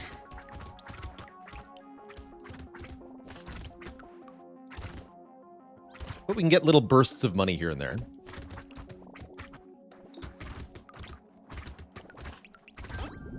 And we still make good money from the harvesting directly. There we go. There's our last Pruner. Now we're at 46 harvesting. From here, I guess we do want to upgrade them further. We would benefit from just making some money at this point. So floating some materials from last wave so that I can benefit more from the passive here.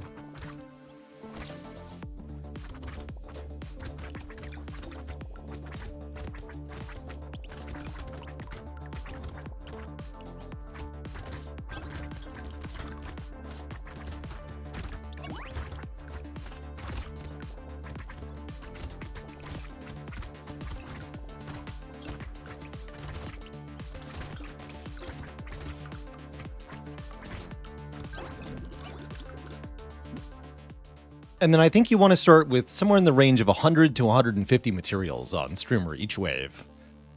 That'll let you gain more than one material per second while standing still, but it won't cripple you with the penalties. Percent damage is tempting. I'm going to grab more max health for now. More harvesting.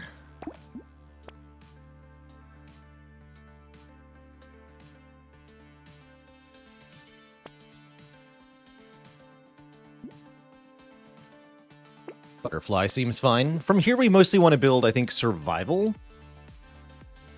It seems to me that killing stuff is rather secondary. We want to be able to kill enough stuff to make money, but beyond that, it's really not that important. We can even use just the passive income gain for money. Although, only if I'm allowed to stand still, which is, again, easier said than done here.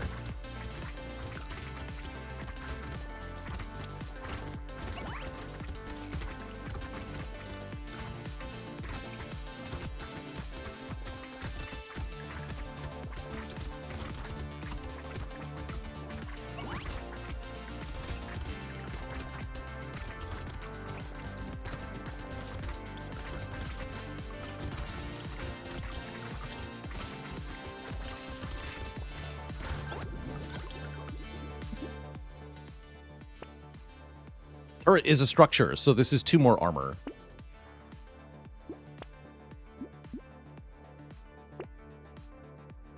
Taser 3 is weird. Spiky shield scales with our armor. Actually, wait. Is that a good weapon? I'm going to pick that up.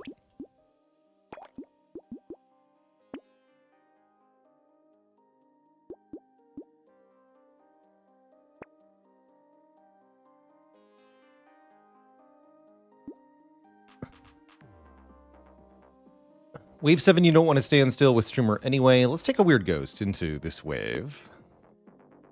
How about Ritual? Tour.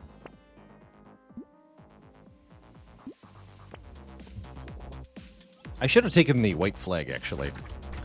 Less enemies would be a boon here. What does combining weapons do? If you combine 2 weapons of the same tier, they'll turn into that weapon of a higher tier. So white goes to blue, goes to purple, goes to red. With each tier having better stats. Usually higher base damage and better cooldown, oftentimes also more crit chance or other beneficial secondary effect is improved. Depends on the weapon. Scaling often improves with higher tier as well. For most weapons, a higher tier weapon can be better than twice as good as a lower tier weapon, or at least that's certainly true for tier 1 into tier 2.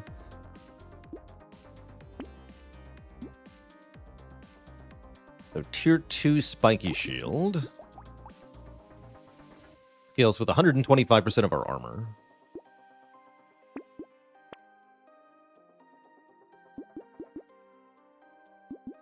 So comparatively here, White Pruner has 10 base damage, 1.17 second cooldown.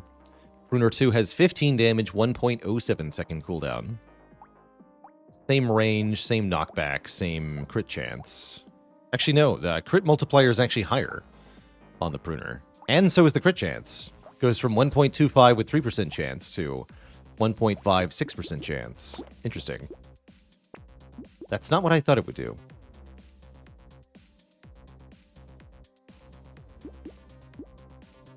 And yes, the cooldown goes down. That's right.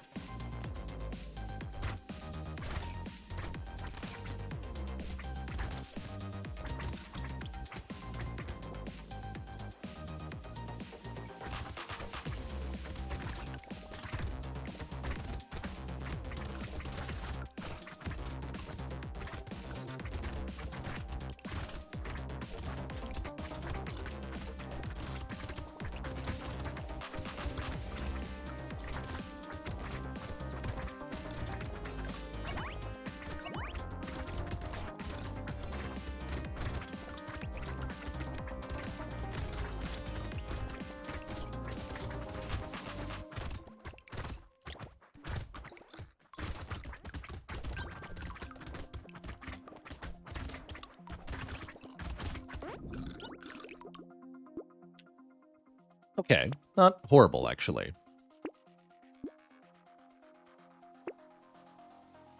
As we get further and further into the waves, our goal is less to kill everything and more just to survive.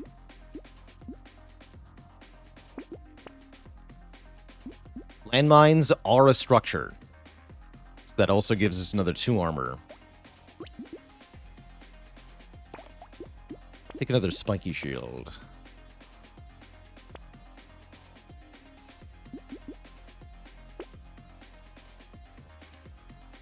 A lot more max health to work with now, too.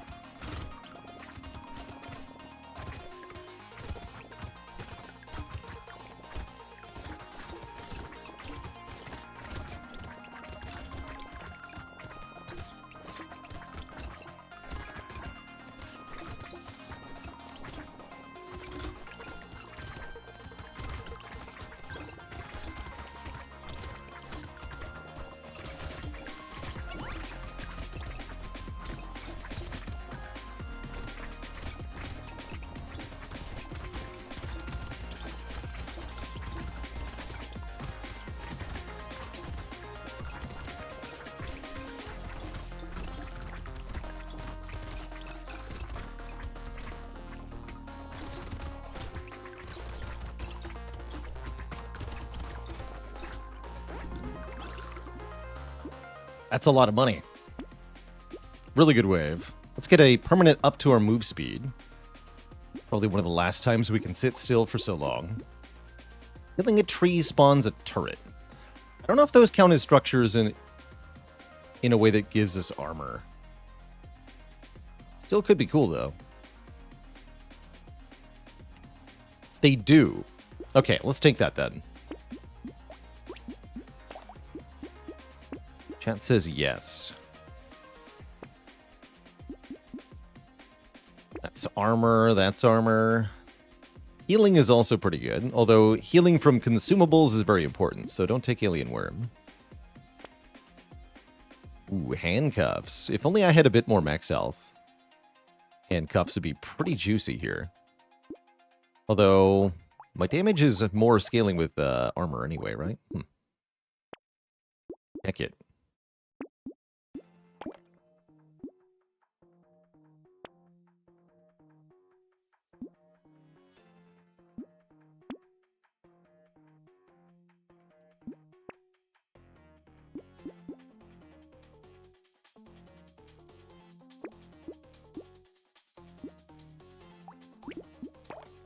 Okay.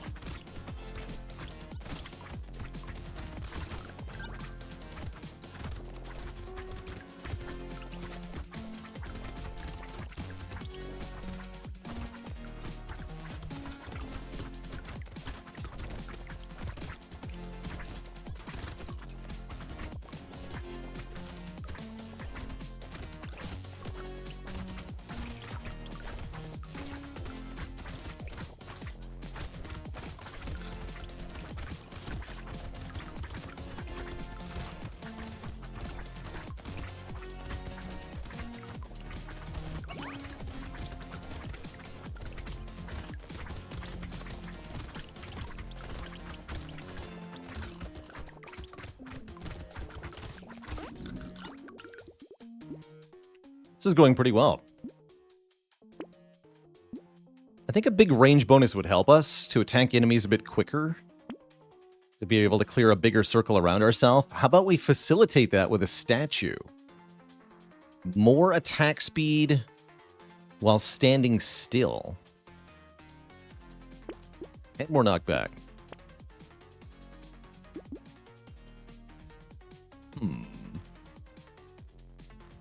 Peacock. Kind of spooky. Take it, though. Do we care about engineering? I'm not sure I do.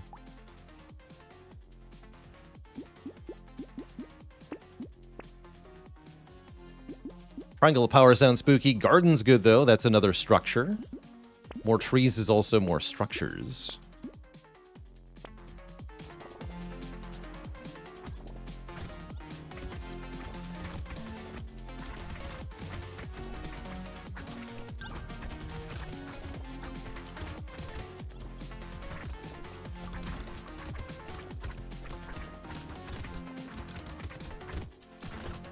This is great, actually.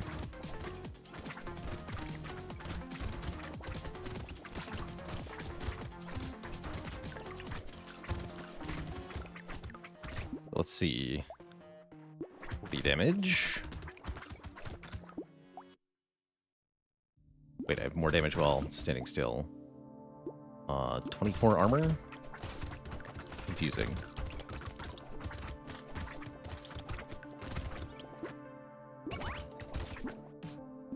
No, I do not seem to gain actual armor from those. The Pocket Factory, that is.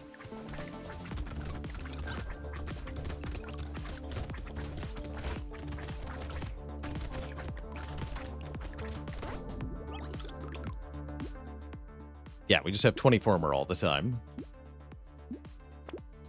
Oh well. Not the biggest loss, truly.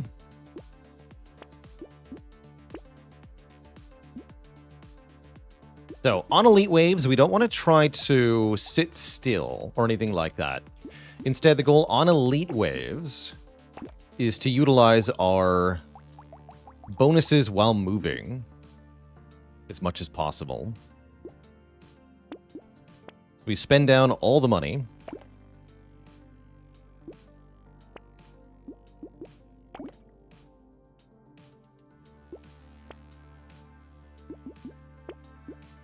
More trees. Take riposte, I guess. I do have a dodge chance. Okay, so yeah, spend basically all the money, and then use our full strength on the elite.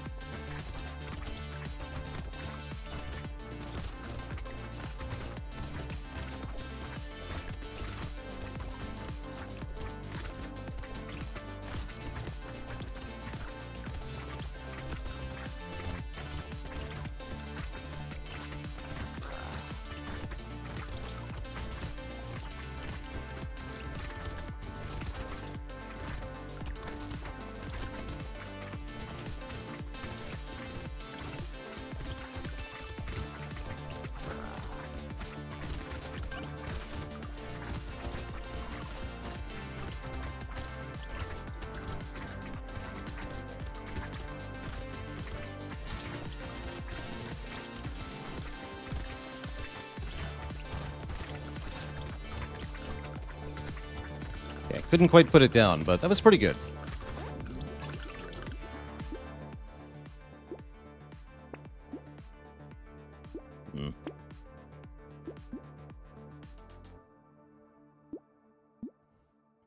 And now we should be able to regenerate our money on this wave.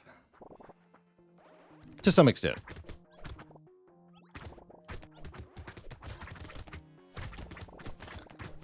Although ranged attackers do make it hard.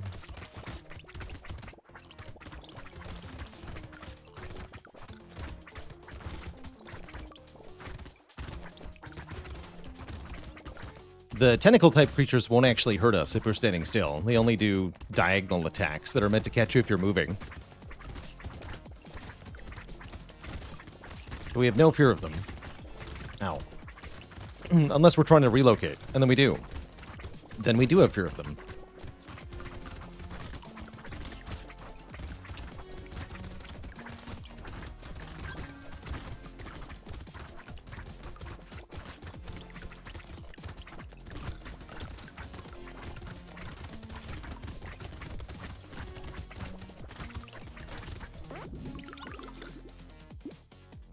And again, at this point, damage is no longer really a concern. We just want to build as much tankability as possible.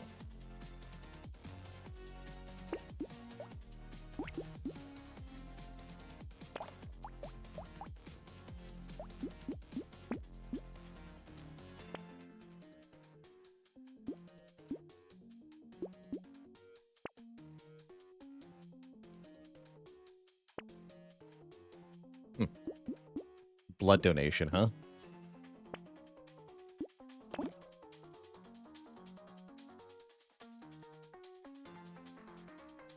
The celery tea is not that expensive.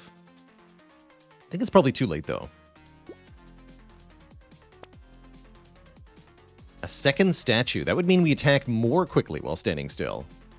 And I have very low move speed. You know what? I'll play. I'll play.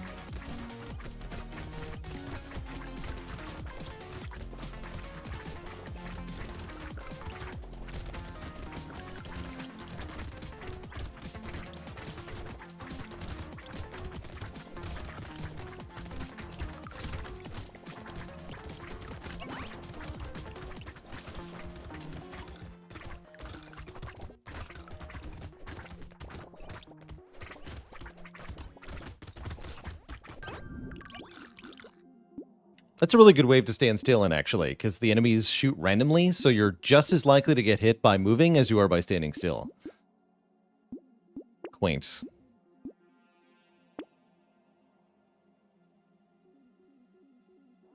Okay, Horde Wave. We probably don't want to start too high on materials, but some would be good.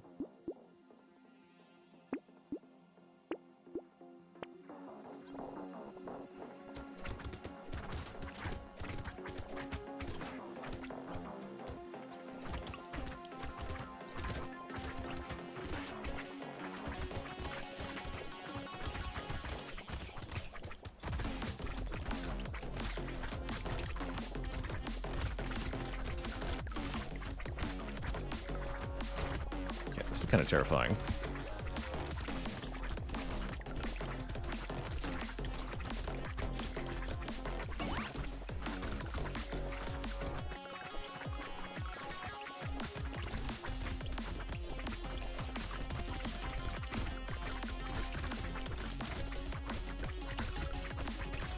Murder.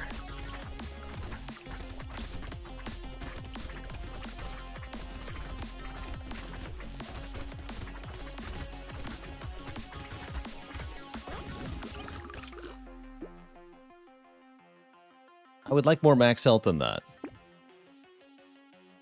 Good try, though. Again, we want more survivability. Damage is fine, but not that important. Especially now that we're on wave 16. Just surviving is enough.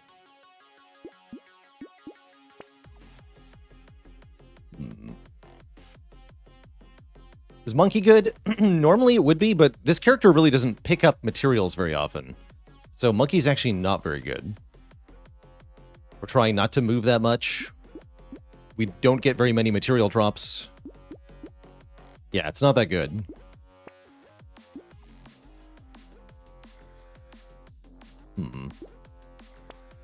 There we go. Armor is good. This is also armor.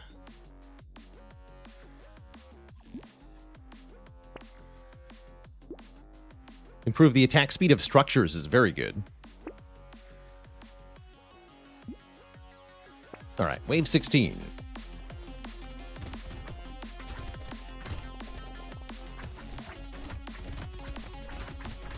Wait, does that mean my structures get more attack speed while standing still? Hold on. Is there any item that's good on every character?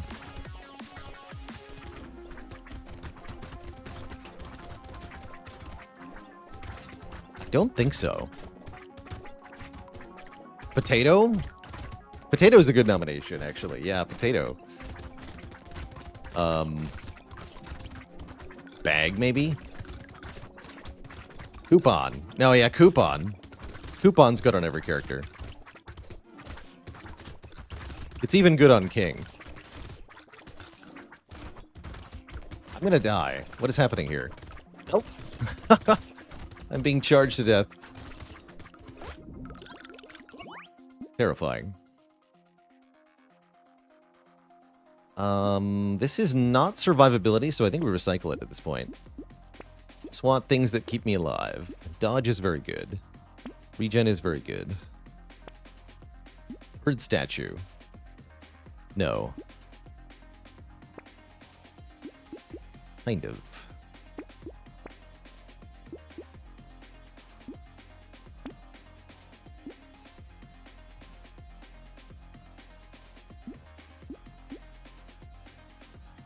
I don't think the pruners are particularly worth another upgrade.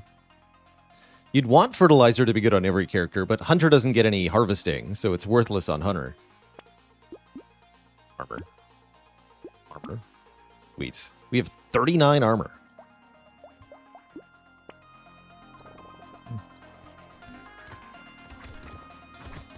Yeah, Gladiator also doesn't... I think Gladiator gets less, but not no harvesting. But yeah, it's completely useless on Hunter.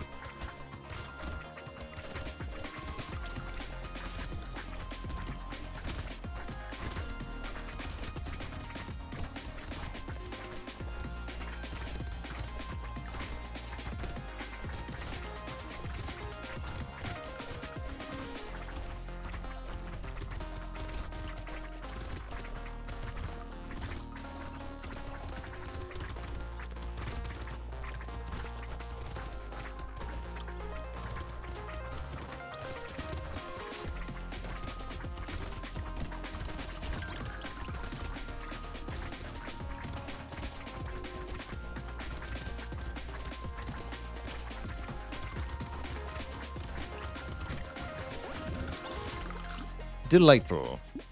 9 more dodge. Perfect. We're only at 24. I want to be at 60.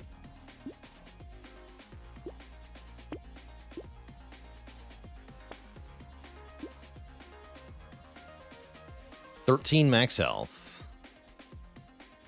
Sure. Speed is capped at minus 28, but I get 8 regen and 80 range. Deal.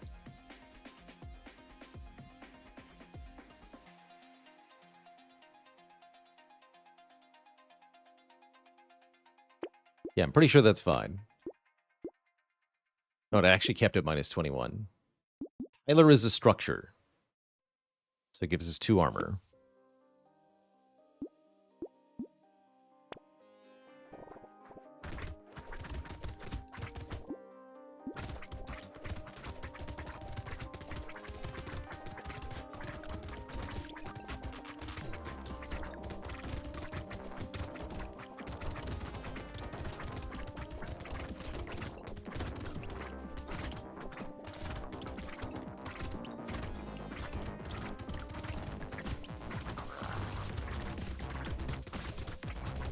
Killing you, not gonna work.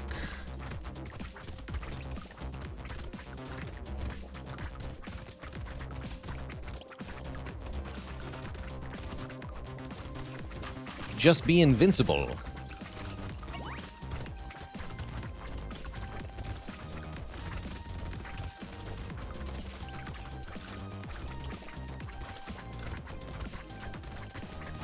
Easy.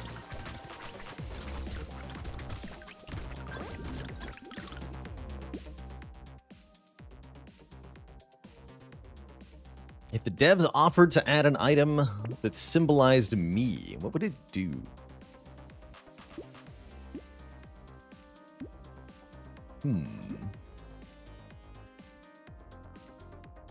I like these stat conversion items where you get one stat based on having another kind of unrelated stat. The chair. I feel like it'd be related to engineering in this game somehow. Sitting back and letting my minions do all the work.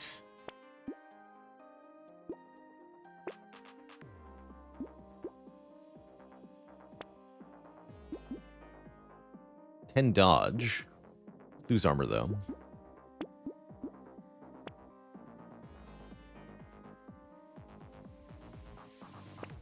For every chair, get 1 dad joke. No refunds though.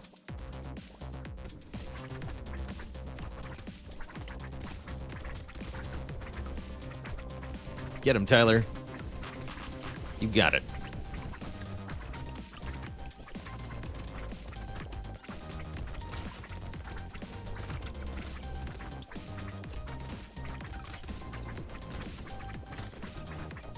The chair cannot be sold. It can only be gifted to another. Or something.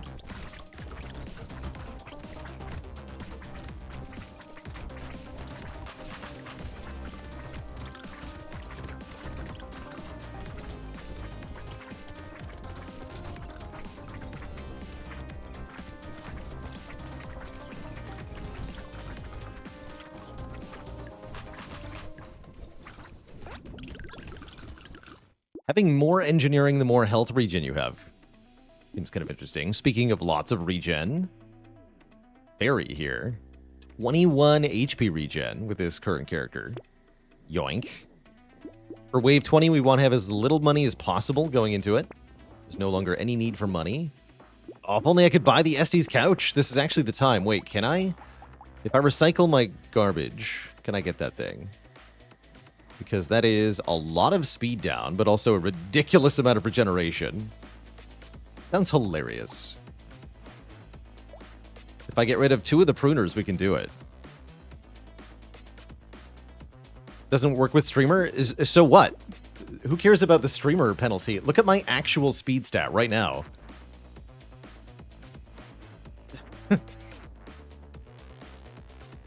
That is my permanent speed stat that you're looking at.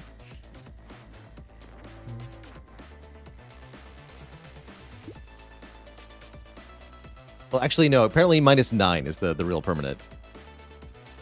See, it says plus 18, and then it applies another minus 15. So this should be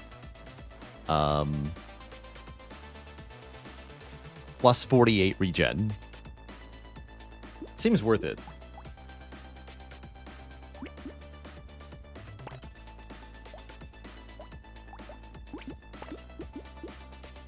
Yeah, 93. Not quite plus 48. But lots. Yeah, right. 93 regen.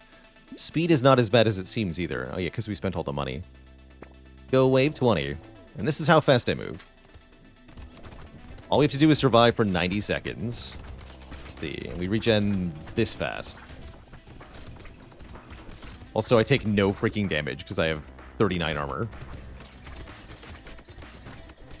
Definitely don't want to stand still under them, though. That seems bad.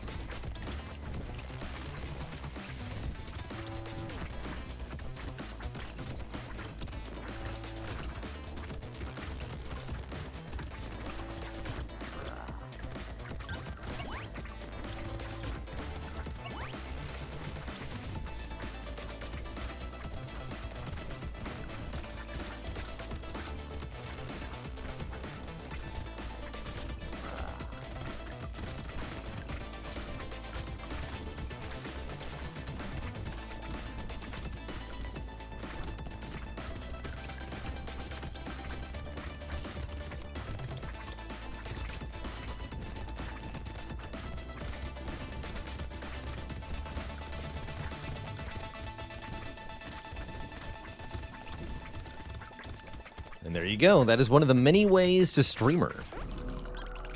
GG. Only had 4 weapons for the final wave, even. That's especially silly. GG. GG.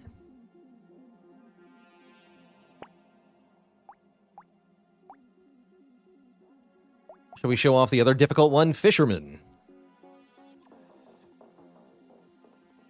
5 max HP, 20 harvesting. Shops always sell a bait. Baits cost 1 gold, plus 2 harvesting for every bait you have. Random weapon says we're going to try this with a knife. Oh, I love knife fishing. Let's go. Hey, Shubinator. What's wrong with Sword Boomerang? It's all about the random targeting. The main issue with Sword Boomerang is that when you're facing down 3 slavers, it's not going to hit the guy in the back, and you really need it to hit the guy in the back. That's the core problem with it. In single enemy fights, it's great. For boss fights, for book of stabbing, very nice.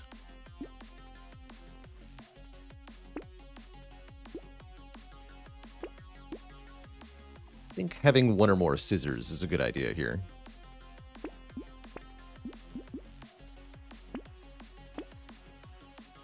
We can do 3 baits on the first wave. I feel like we want more bait than normal with a melee build. Let's go 3. On the first wave, these creatures don't do that much damage. So even if you get hit a bunch like this, you're mostly fine. Yeah, we could have even done one more, probably. Easy. And so each of these baits will give us more damage to dispatch the normal foes, as well as more harvesting, but they will also cause these special enemies to spawn throughout the waves. Or fishermen.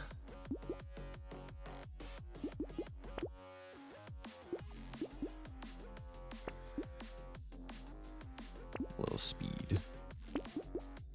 Past wave 1, I think we want to limit ourselves probably to 2 copies of bait per wave, at best.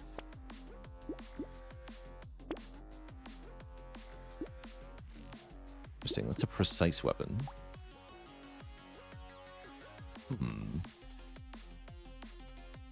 I don't think I want to add icicles.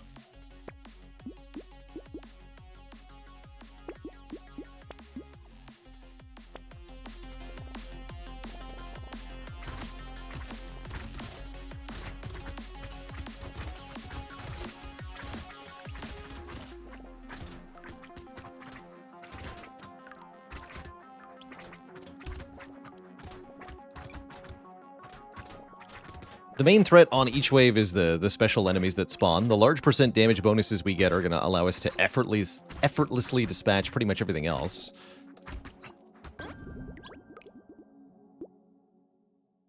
And we want to build crit, although adding more harvesting is a good idea. Take the 5 harvesting first.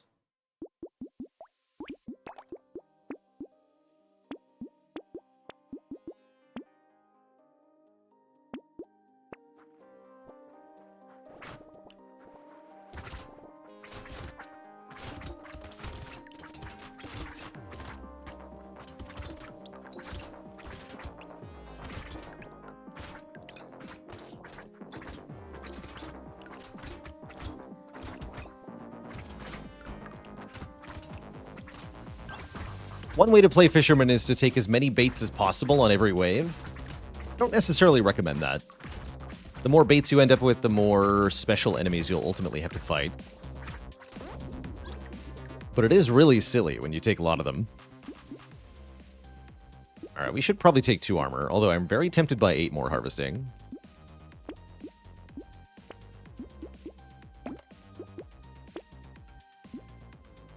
Do I want a garden?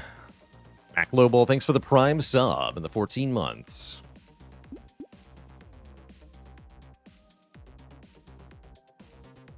We're good. You actually don't need very many bait to win as fishermen. I think it's even possible to do without taking any.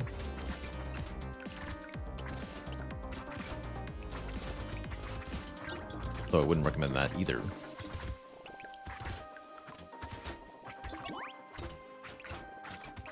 Pretty sure if I'd taken a 3rd bait, we would have died there at the start. The difficulty of the special enemies does increase each wave. So if you face a lot of them, it can be quite a power spike. Explosion damage. I'll take it, although I don't know what I'm going to use it for.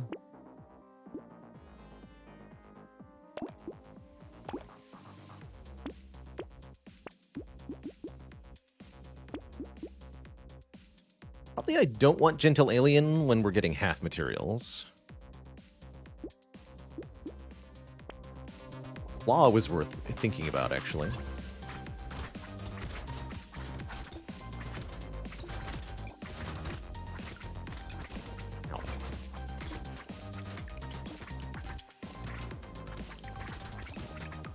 Yeah, more armor.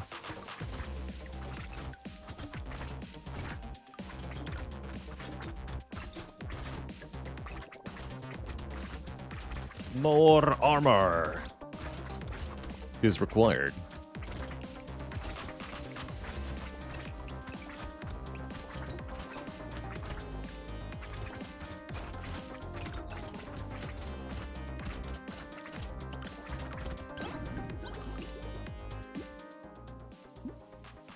Attack speed's good. Move speed's even better. Chance to gain materials when killing an enemy with a critical hit. That's freaking spectacular because we have a precise build. B, it's double spectacular because this character has gimped econ.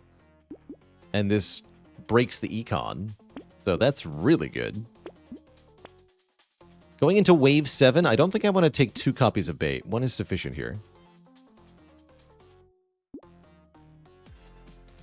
Do I care at all about a turret? No? Good talk. Tractor seems good, though. 40 harvesting for basically no penalty.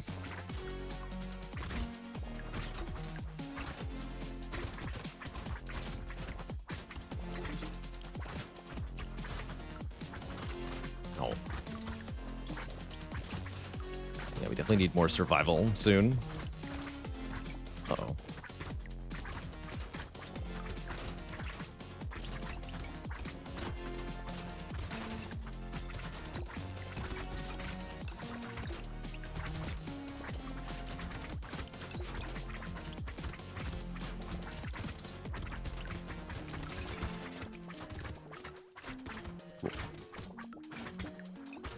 Everything is under control.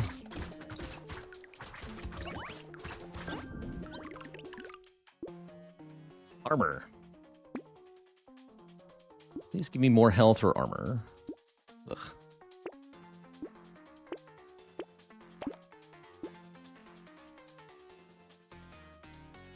I have not had a chance to try Vampire with Sharp Teeth, no. Can't say that that has been a thing.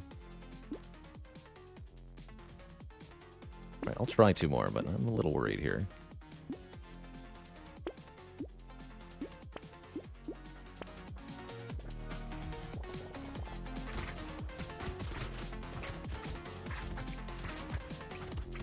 Couldn't be. Just get good. Alright, sweet.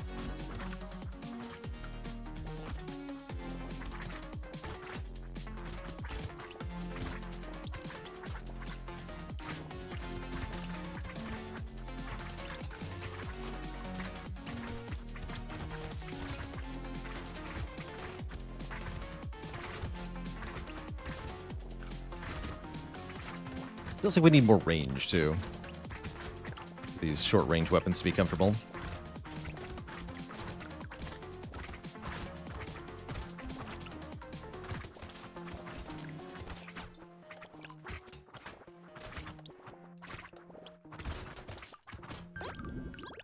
Cool, not too bad. There's 9 max health. Give me that.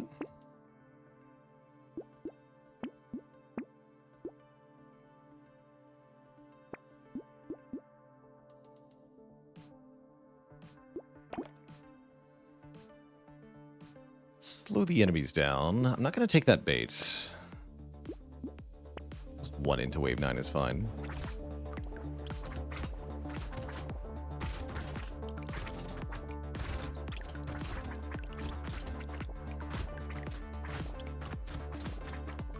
Should make quite a bit of money from the trophy on this wave.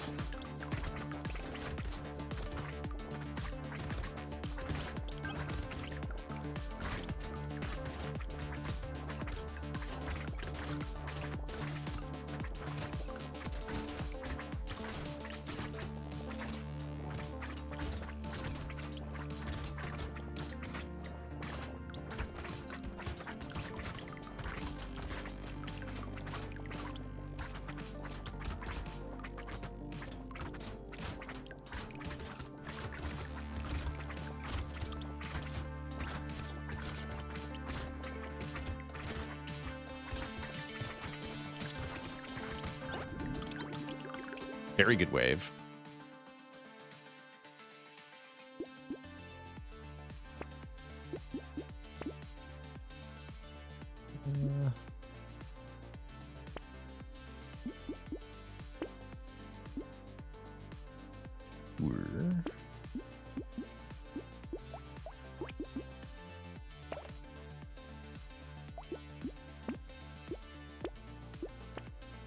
Yeah, let's take white flag. Less enemies, more harvesting. Seems good. Surprised I didn't take the lightning shiv. I did consider it. Seemed okay.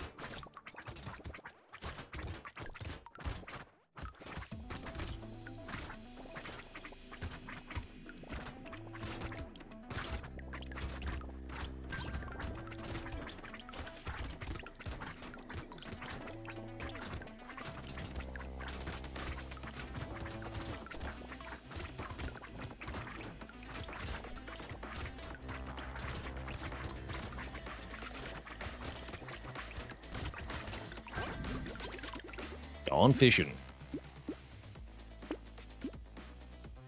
12% damage is actually not very good, because we already have 126% damage up. Let's reroll that. Get some dodge. Crit chance, that's what I want.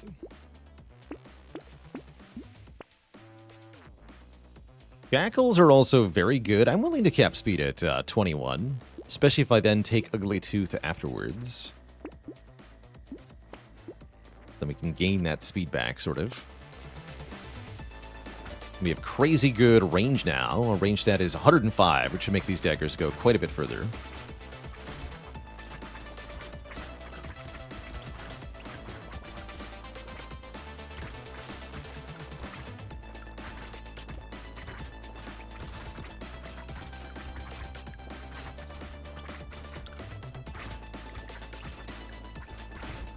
How many baits are we at? We are at 18. It's realistically all I need. Whoa.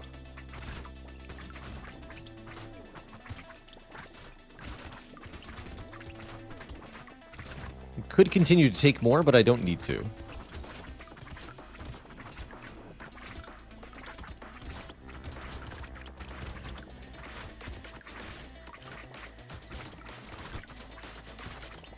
Have you ever tried 182% Brotato? I've seen Holoshidime playing that. Seems like self-inflicted nightmare. For those unfamiliar, that means going into the accessibility options for like game stats. You can modify the enemy health, movement speed, and damage. Downward for accessibility reasons, or upward if you want to hurt yourself. And 182% Brotato is playing with the accessibility settings effectively inversed to make the game even harder than normal by quite a lot. It's quite a idea. I find the base game already pretty dang challenging, so I have not tried 182%, but it does remain an option, I suppose.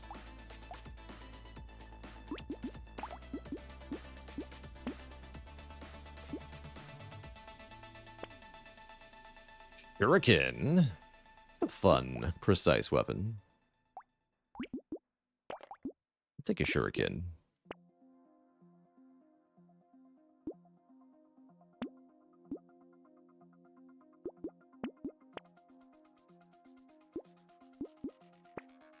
Cool.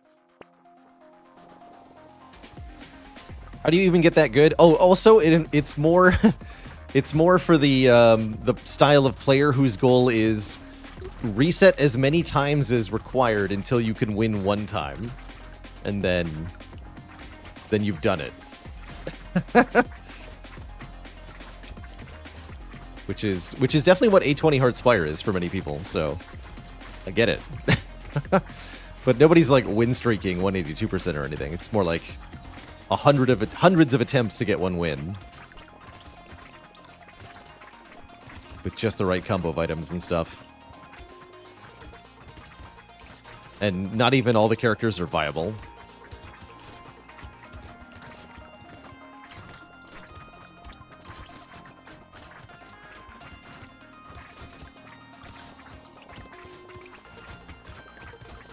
shredded that horde.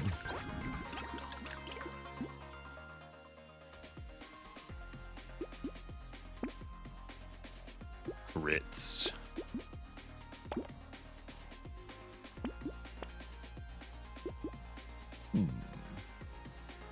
Coil sounds cute, actually. What about Power Fist? It's like a lot of damage. I'm gonna lock that.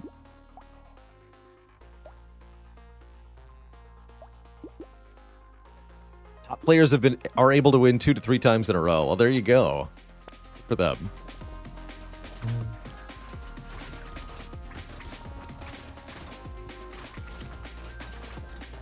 But yeah, it's definitely self-inflicted hell.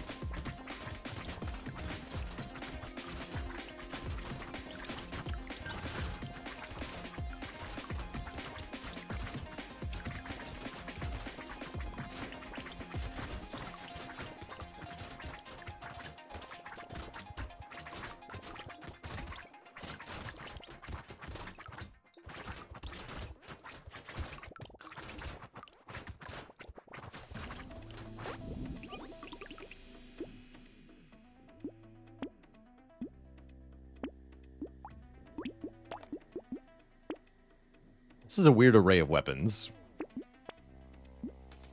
Not sorry.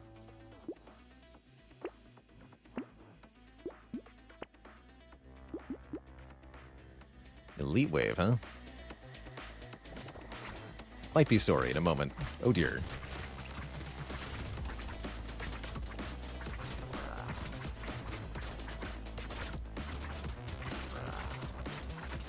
We good, we good. Easy. Now kill everything else.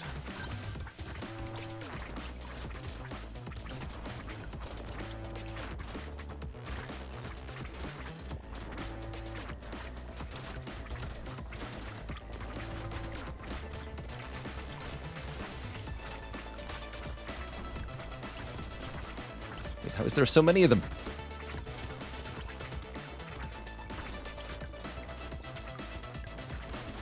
In the corner where it's safe.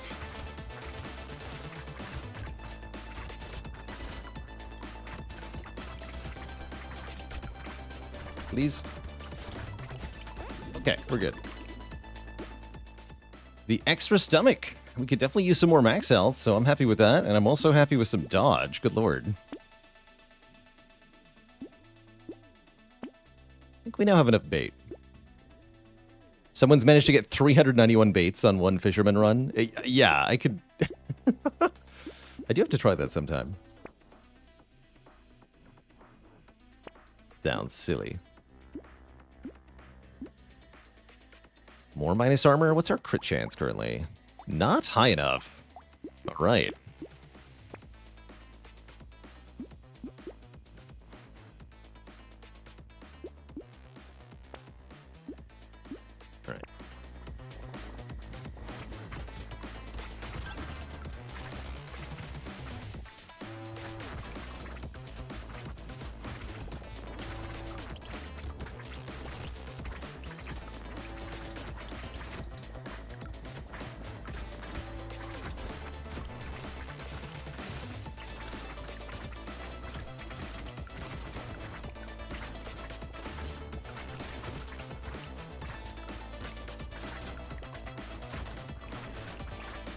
Thief Dagger is really good on this character too, actually.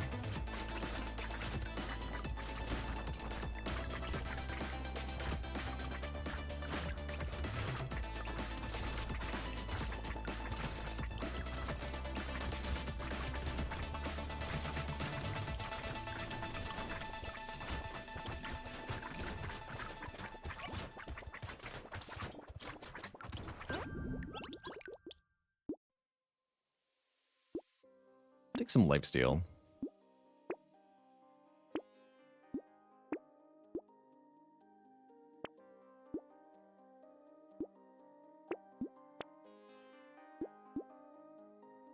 speed back.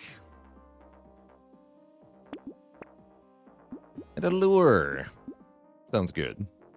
The revolver's kind of strong, too.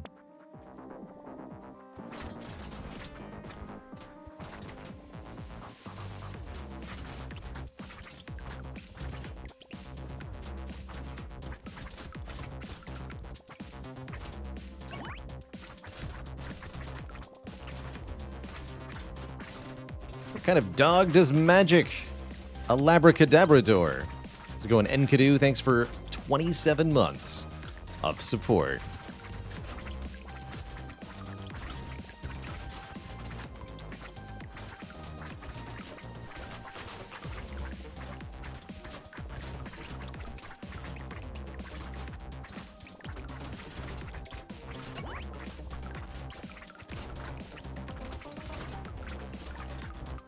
Get chonkified.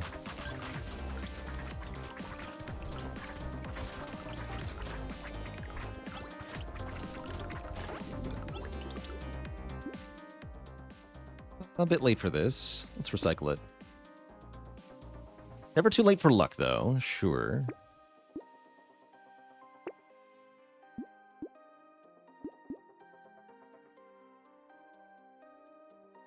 Garden can stockpile some healing for us. Why not? Speed and lifesteal. Well, I guess we don't get the speed, huh? Just the lifesteal? Nah. Shuriken 3. Seems good.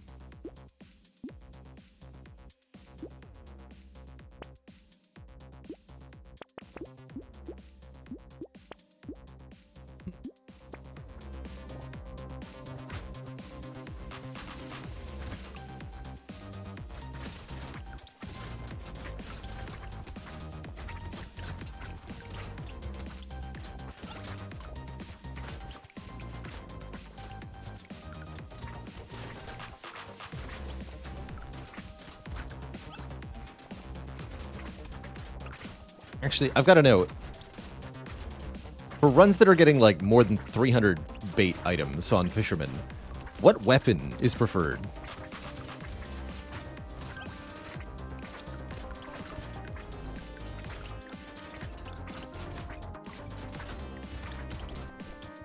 Dicks. Give him the stick. Don't give him the stick.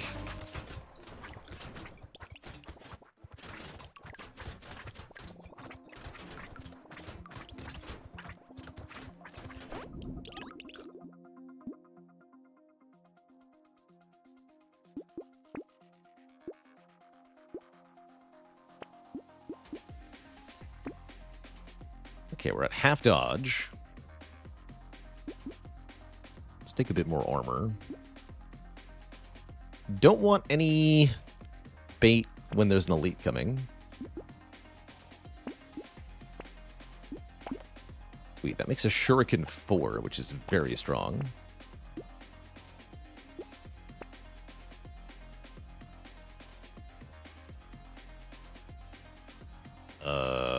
Statue? Naked Mancer, thanks for the 47 months. What do you call a fish wearing a bow tie? Sophisticated. Thank you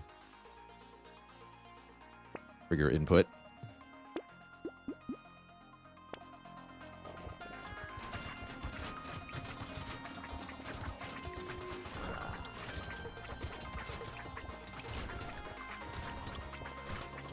I have an explosive fist. You stand no chance, Mom. GG.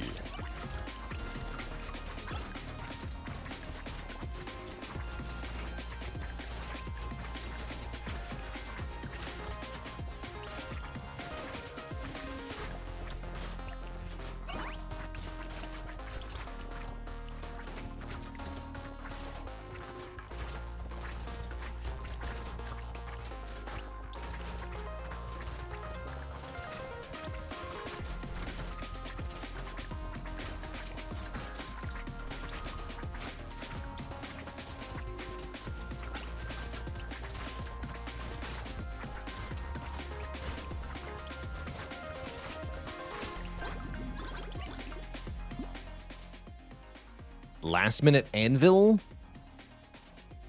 I guess this will upgrade one weapon. It's fine. Take some armor and some more lifesteal.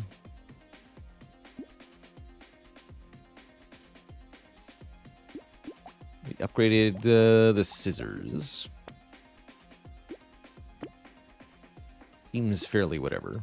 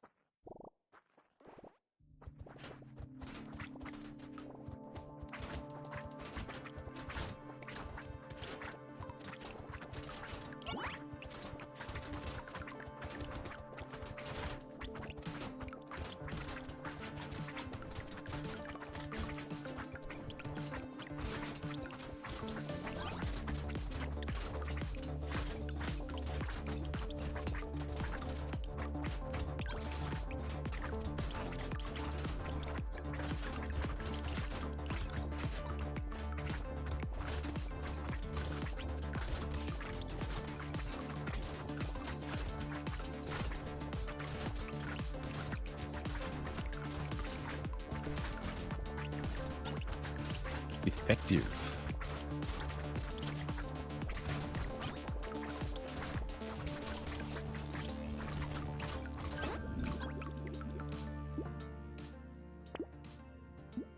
Managed to make it to level 25. Nice.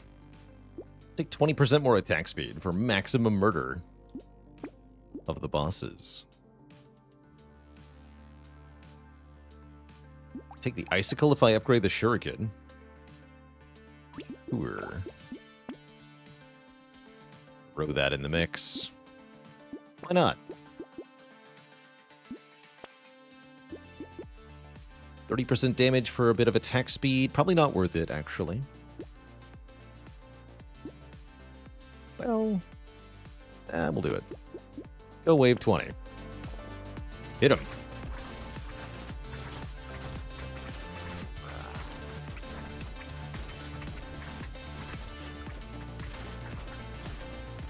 The icicle goes pretty far, huh? Neat. Definitely have to try an icicle run at some point. Got frost focus. We did. Just get frost focus. That's all you need. Glorious. GG. There's Fisherman done with a knife. I want to do one more, though. All the talk about getting tons of bait with Fisherman using sticks makes me want to play a baby with a stick run. So that's what we're going to do. Who gave the baby a stick?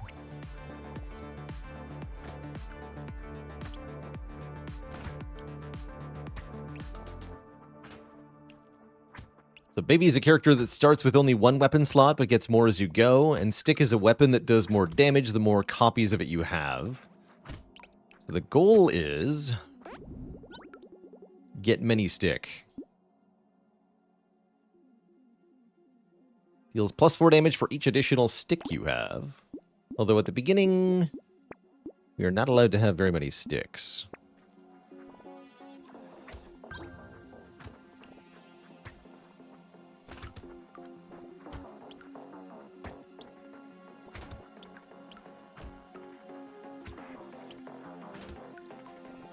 Yeah, the higher tier sticks have more damage per stick, in addition to most of the other benefits for being a higher tier weapon.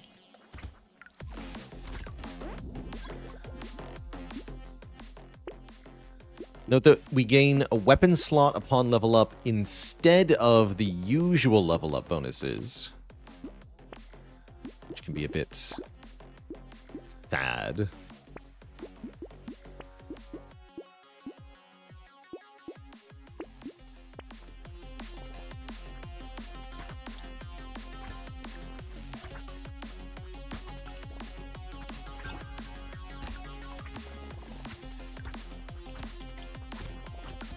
Well, you still get the 1 health, the 1 max health from leveling up, but you don't get to choose a stat. Like other characters.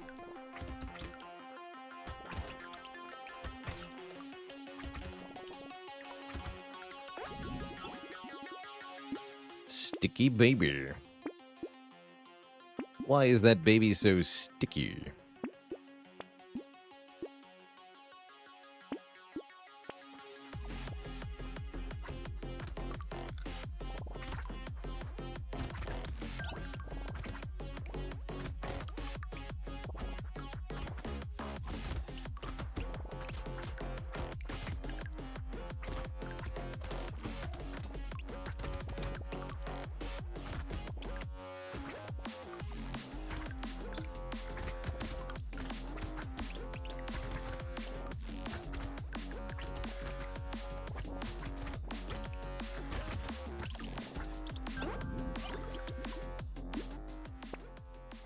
We have 2 more weapon slots for sticks.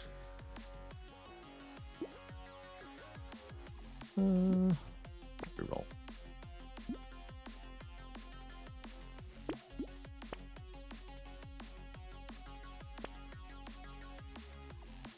Yeah, here's where it starts to get harder to find the stick, though.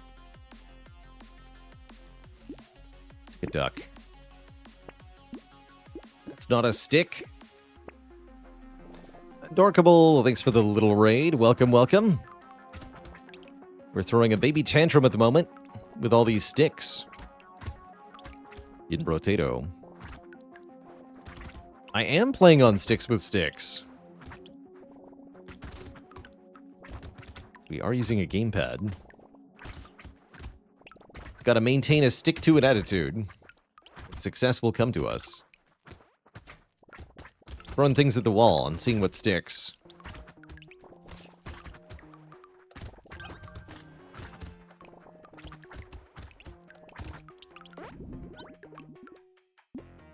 The Absolute Zero, thanks for the Prime sub in the 9 months.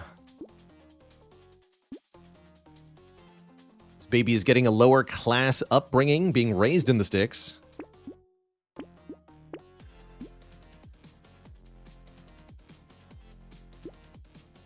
Take the harvesting up.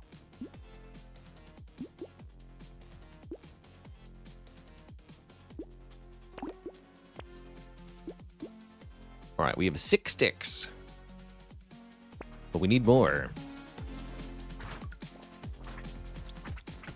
Attack speed. And sticks.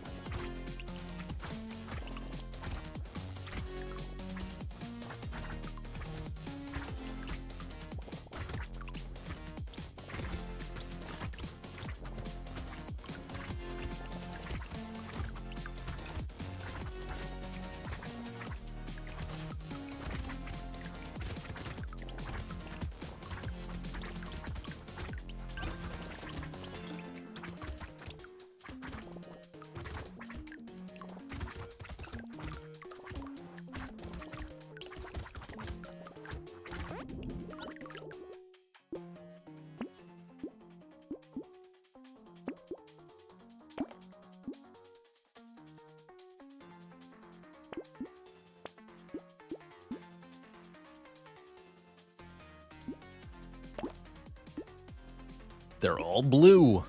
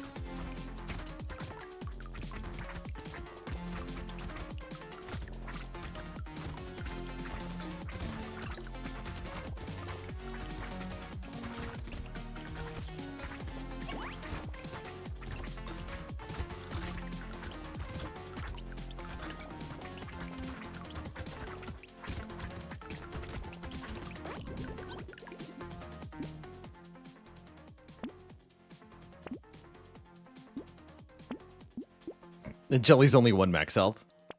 Kinda sad.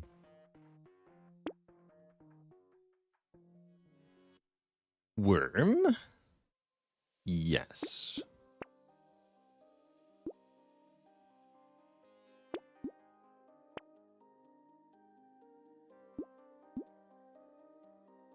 I'd really like more attack speed.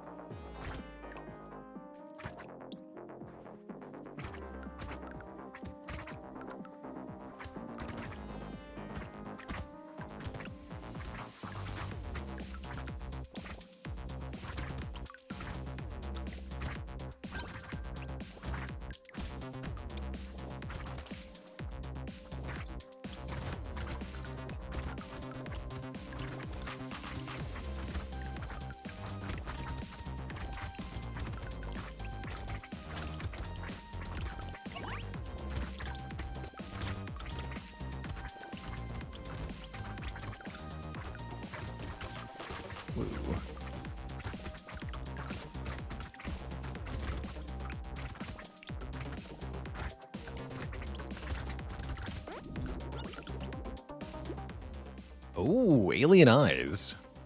It'll give us passive damage based on our max health.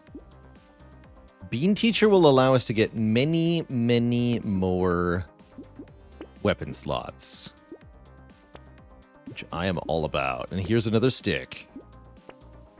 And here's another stick.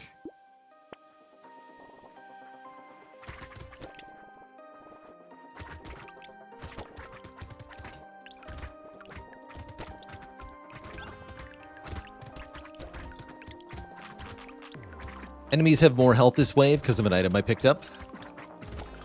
Gonna give us a lot of experience this wave, though. We'll have even more stick slots.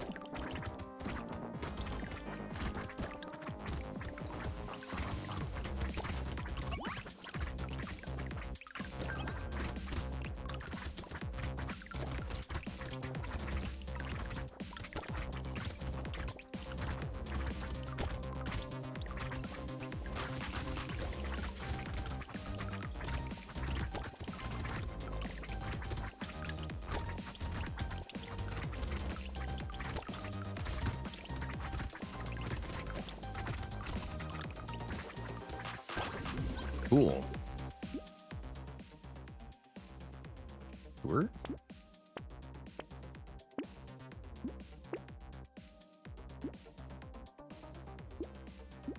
Cute monkey seems like free healing. Take that.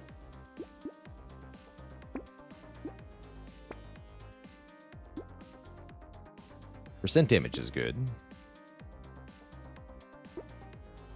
Let's take a wheelbarrow. Sure. Stick. Stick. So my stick 2s do 95 damage. Stick 1 does 67. Stick 3 does 123.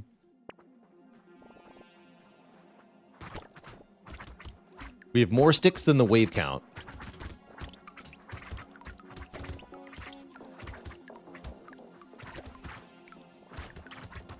Is there a max weapon count? For this character, it's 24. Which we have after level 25. Dick, baby.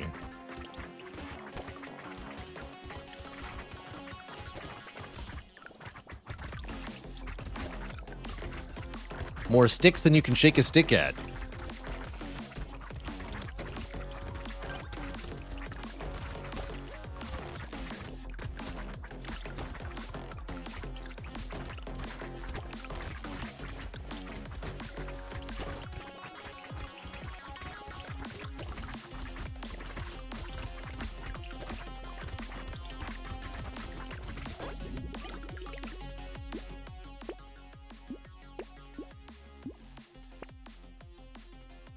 Power Fist. Who needs it? I got sticks. I guess dodge and harvesting are fine. Who cares if they have -1 melee damage? Not me.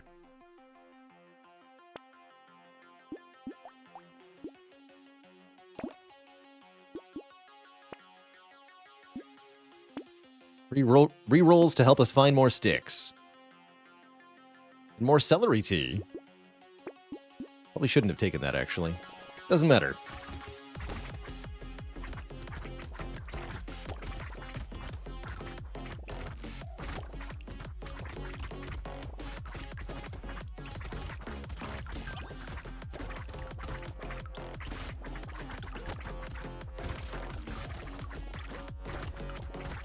Ow. Just disintegrate.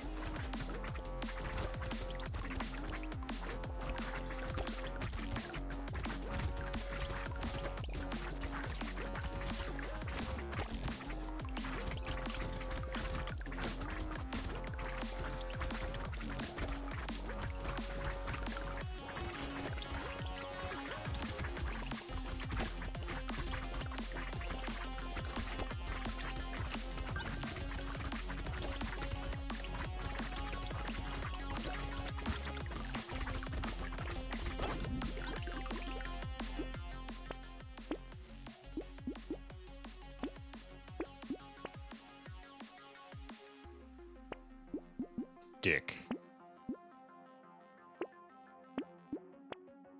More sticks. Blue sticks now deal 128 damage. Love it.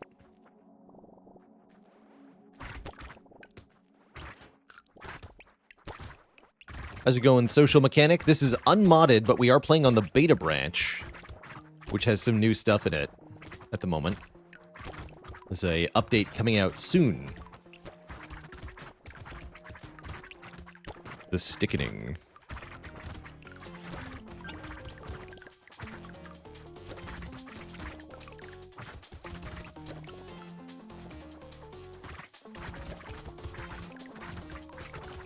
Did Duck need a nerf? Somebody correct me if I'm wrong. It seems like the price of the Duck may also have changed. I think the Duck got cheaper.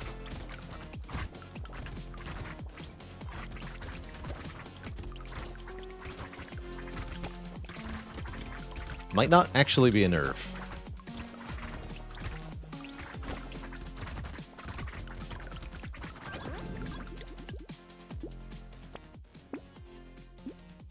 Dick.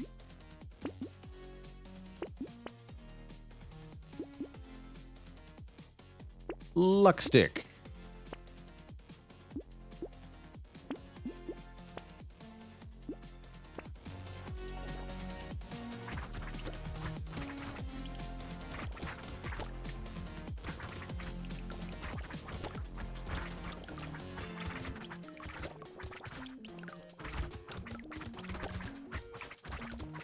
Almost makes you feel bad for the enemies.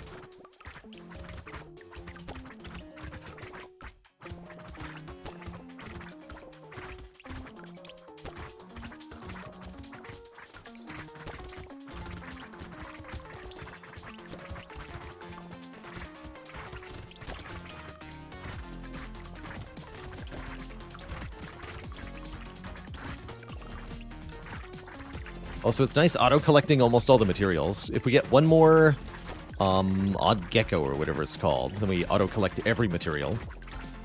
Currently, we get 75% of them by default.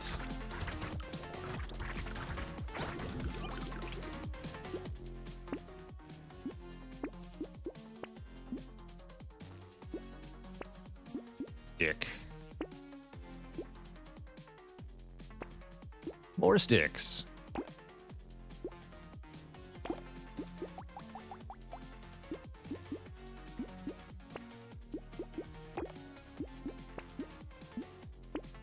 Bring it on. Good lord. Alright, he's gone.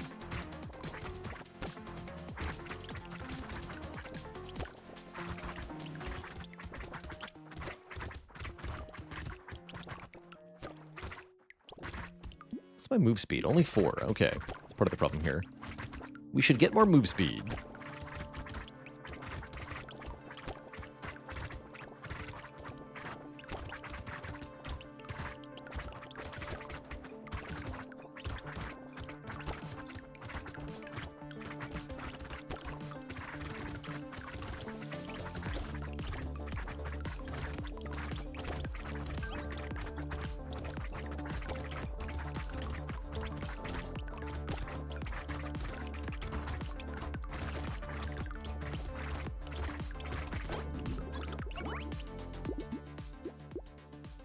Melee damage. Yeah, why not? I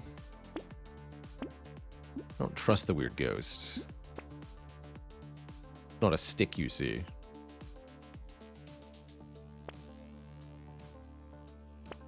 There's a stick. We have 19 sticks. Meaning blue sticks are at plus 108 damage.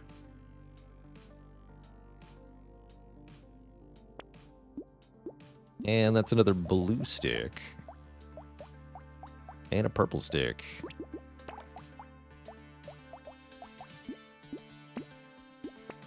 Cool.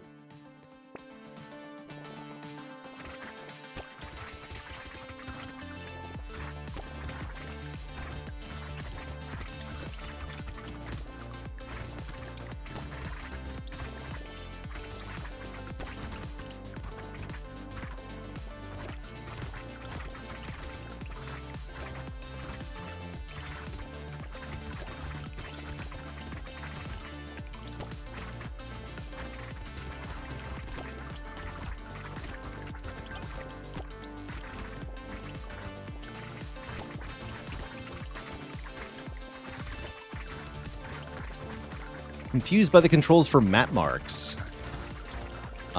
Most of the inputs, I believe, require right-clicking. And then there's different functions based on whether you do this normally or control-click or shift-click or alt-click, I think. I remember there being a tooltip somewhere that did actually explain it. You might have found that tooltip. But yeah, there's a tooltip in the mod somewhere.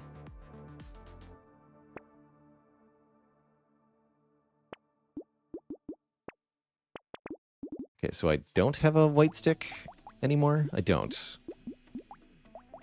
Well, I'm not about to start now. Wait, yes I am.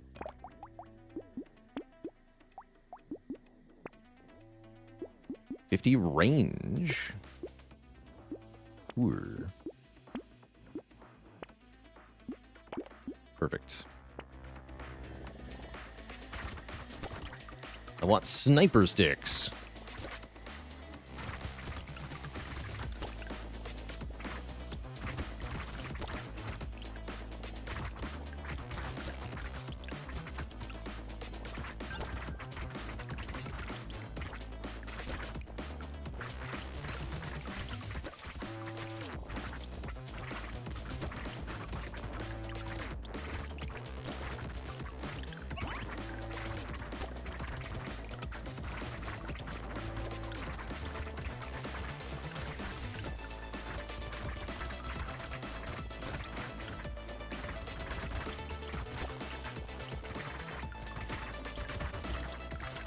Where there's a stick, there's a way.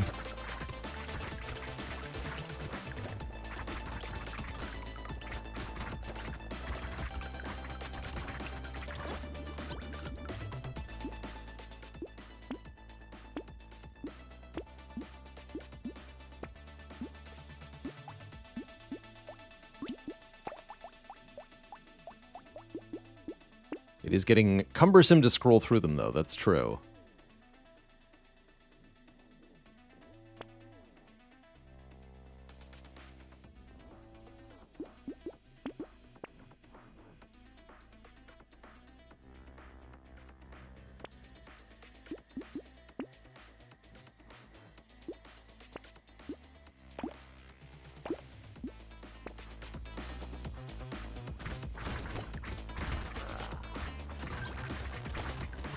Whoops.